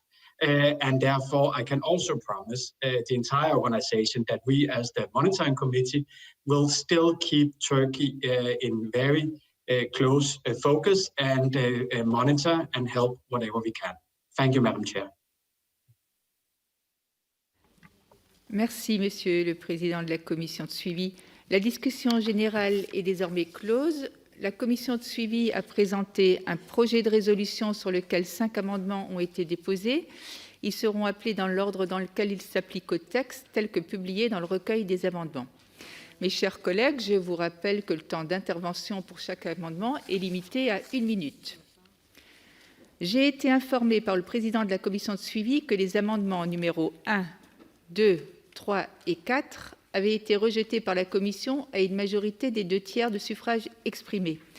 Est-ce bien le cas, Monsieur le Président?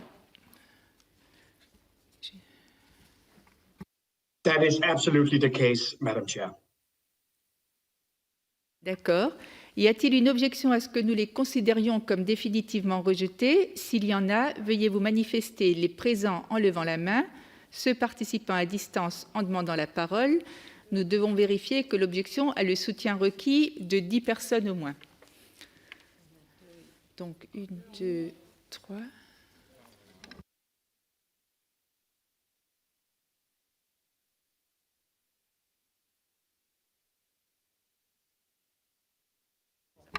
OK. Donc, nous avons effectivement le nombre de voix requis pour revoir ces amendements.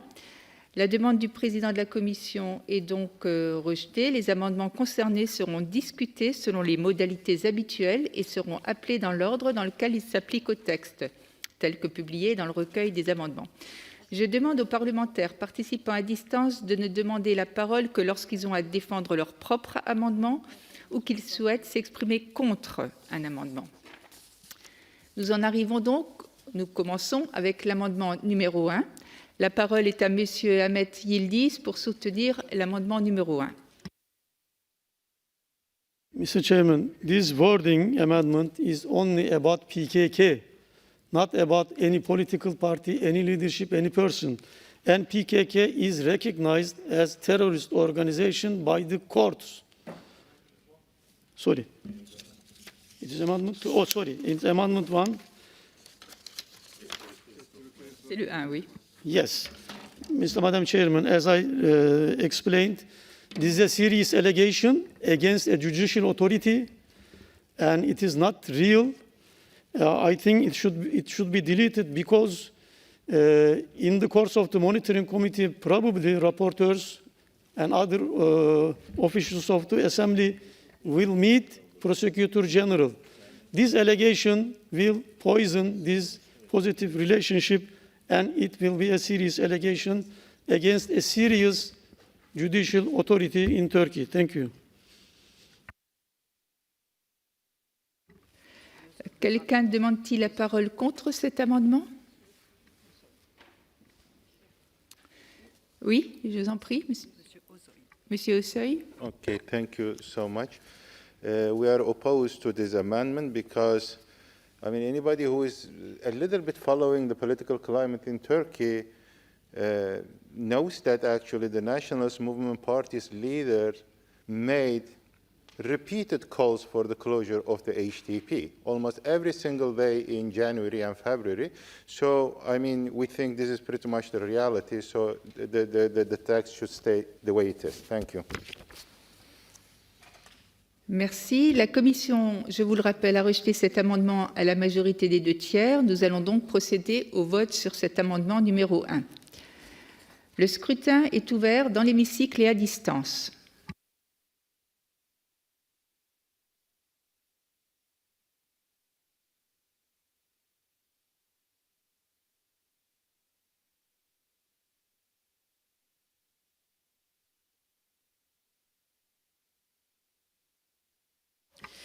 Le scrutin est clos. Je demande l'affichage du résultat.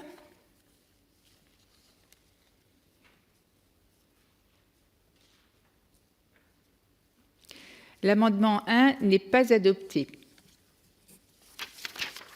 Amendement numéro 2. La parole est à Monsieur Yildiz pour soutenir l'amendement numéro 2. 1 minute. Madam Chair, indeed, I don't want to confuse anybody, but this wording is only about PKK. And PKK is a terrorist organization recognized as such by almost every member country here, by international courts, by UN authorities. If we don't describe it that way, it will serve the purposes of the terror organization. As a diplomat, I know that very closely. That's why it will be a good confidence building to accept this amendment. I invite every colleague to do this and to remove this setback, because if we don't keep this wording as it is, everybody in Turkey, 90% will approach this report as a biased and suspicious. Thank you. Alors, Monsieur Cox, vous voulez parler contre l'amendement? Je vous écoute. Merci beaucoup, Madame la Présidente. As in the committee, it was clear that our rapporteurs stick to their factual text, and that was also supported by the vast majority of the committee. So I would propose not to accept this amendment. Thank you very much. La Commission avait rejeté cet amendement à la majorité des 2/3. Nous allons donc procéder au vote sur l'amendement numéro 2. Le scrutin est ouvert dans l'hémicycle et à distance.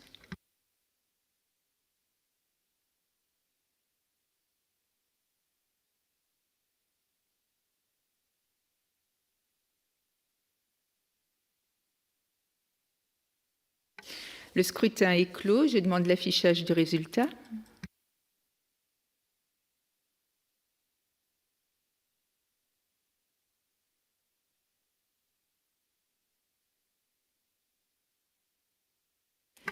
L'amendement numéro 2 n'est pas adopté. Nous passons à l'amendement numéro 3.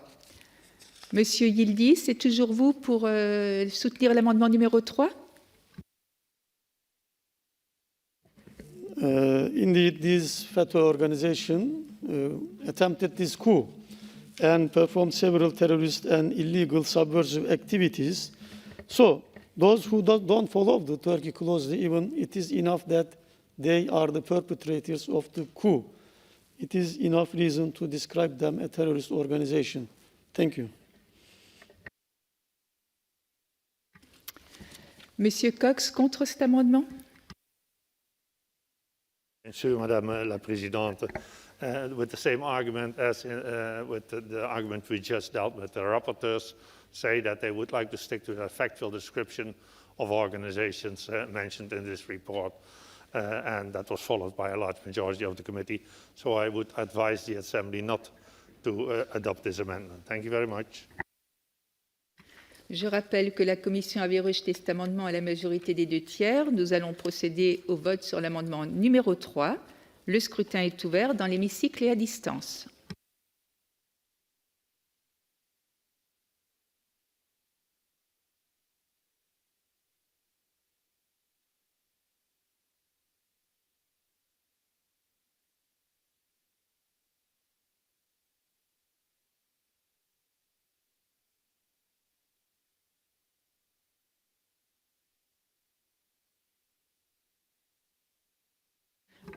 Alors, si. Le scrutin est clos. Je demande l'affichage du résultat.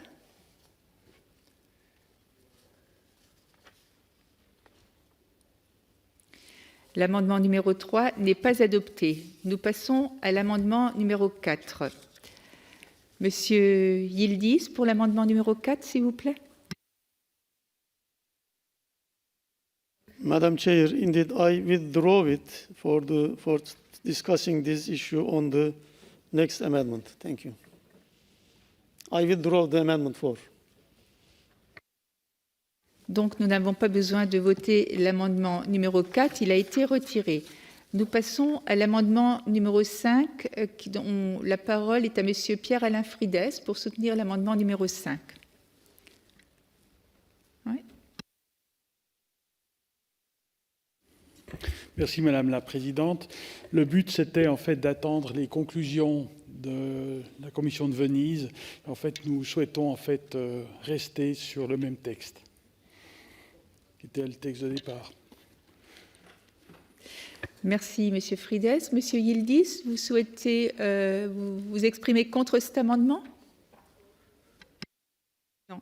Quelqu'un souhaite s'exprimer contre cet amendement? À distance non plus?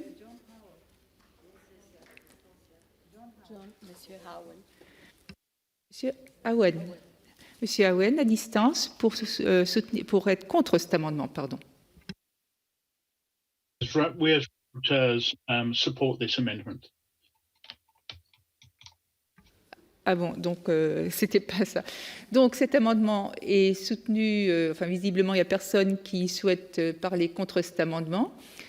La Commission avait adopté cet amendement, effectivement. Nous allons procéder au vote sur l'amendement numéro 5. Le scrutin est ouvert dans l'hémicycle et à distance.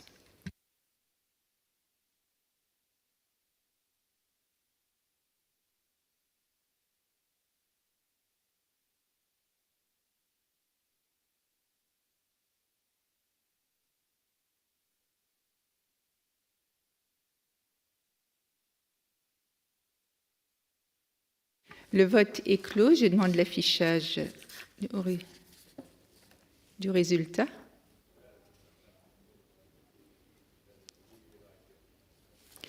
L'amendement a été adopté, l'amendement numéro 5 donc. Nous allons procéder maintenant au vote sur le projet de résolution contenu dans le document ainsi amendé. Les membres présents voteront en se servant du système de vote dans l'hémicycle. Les membres participant à distance se serviront du système de vote à distance. Le scrutin est ouvert dans l'hémicycle et à distance.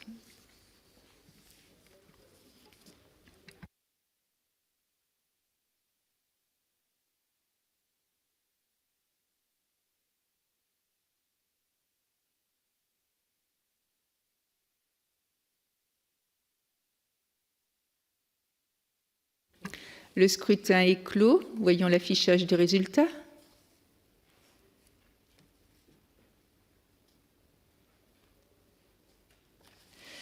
Le projet de résolution contenu dans le document 15-272 a été largement adopté. Je vous remercie.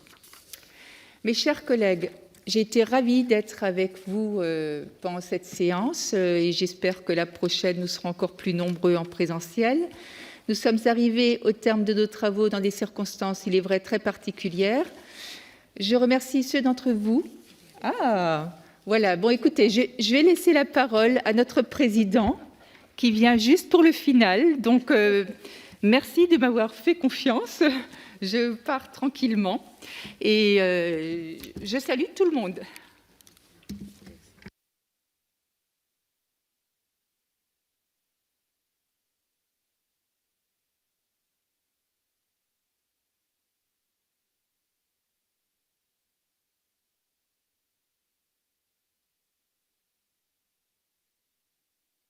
Bien, grand merci Nicole. Maintenant, je donne un peu l'impression comme si je suis en train de chasser une dame.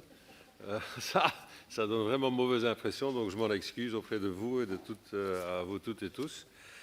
En tout cas, I would like to thank each and every one of you having come down to Strasbourg or come up to Strasbourg, either way you see it or look at it. It was very, very important for us to have the second physical meeting with remote access, which makes it hybrid. We had over 100 colleagues of Parliament coming to Strasbourg. If we count all the persons around them, we basically were able to have more than 500 people down here, which shows that if we are careful, and I hope you all stay careful in the coming days and weeks, that it is doable. Of course, the sanitary conditions, thanks to Despina and her team, were well in place, also thanks to the French authorities. This means that the June session will in any case go in the same manner, except, of course, if everyone is vaccinated in the meantime. And let's hope that even the October session could be 100% physically. Donc j'espère que, effectivement, en juin, on pourrait avoir la même réunion, Madame l'ambassadrice. Je vois que vous êtes là. Et qui sait que fin septembre, on peut changer pour effectivement avoir notre réunion d'une façon normale, entre guillemets. Comme je vous ai dit, je suis en 3e vitesse. Juin, ce sera la 4e. Septembre, on va en 5e. Alors là, pour avoir la grande finale fin d'année, je ne sais pas, on verra bien, on verra bien. En tout cas, un grand merci à vous toutes et tous. Un grand merci à nos services sous le leadership, comme on le dit en beau français, de notre nouvelle secrétaire générale. Grand merci aux interprètes et tout le personnel qui est autour de nous. On a été ravis de travailler avec vous. Jusqu'à présent, on est là 1 heure. Tout s'est passé bien. Donc, espérons que dans les heures qui viennent, tout continue à se passer bien. Voilà. Encore une fois, grand merci. Nous avons eu une session très remplie avec des personnalités, avec 4 rapports, 2 urgents, 2 d'actualité, Madame Merkel, M. Sassoli, la présidente de la Moldavie, le ministre. Wow. Madame, évidemment, notre secrétaire général, notre commissaire aux droits humains. Ça va être difficile de faire mieux en juin, mais quand même, on va faire mieux encore en juin. Grand merci à vous toutes et tous. Thank you to all of you. Safe home and see you back as soon as possible.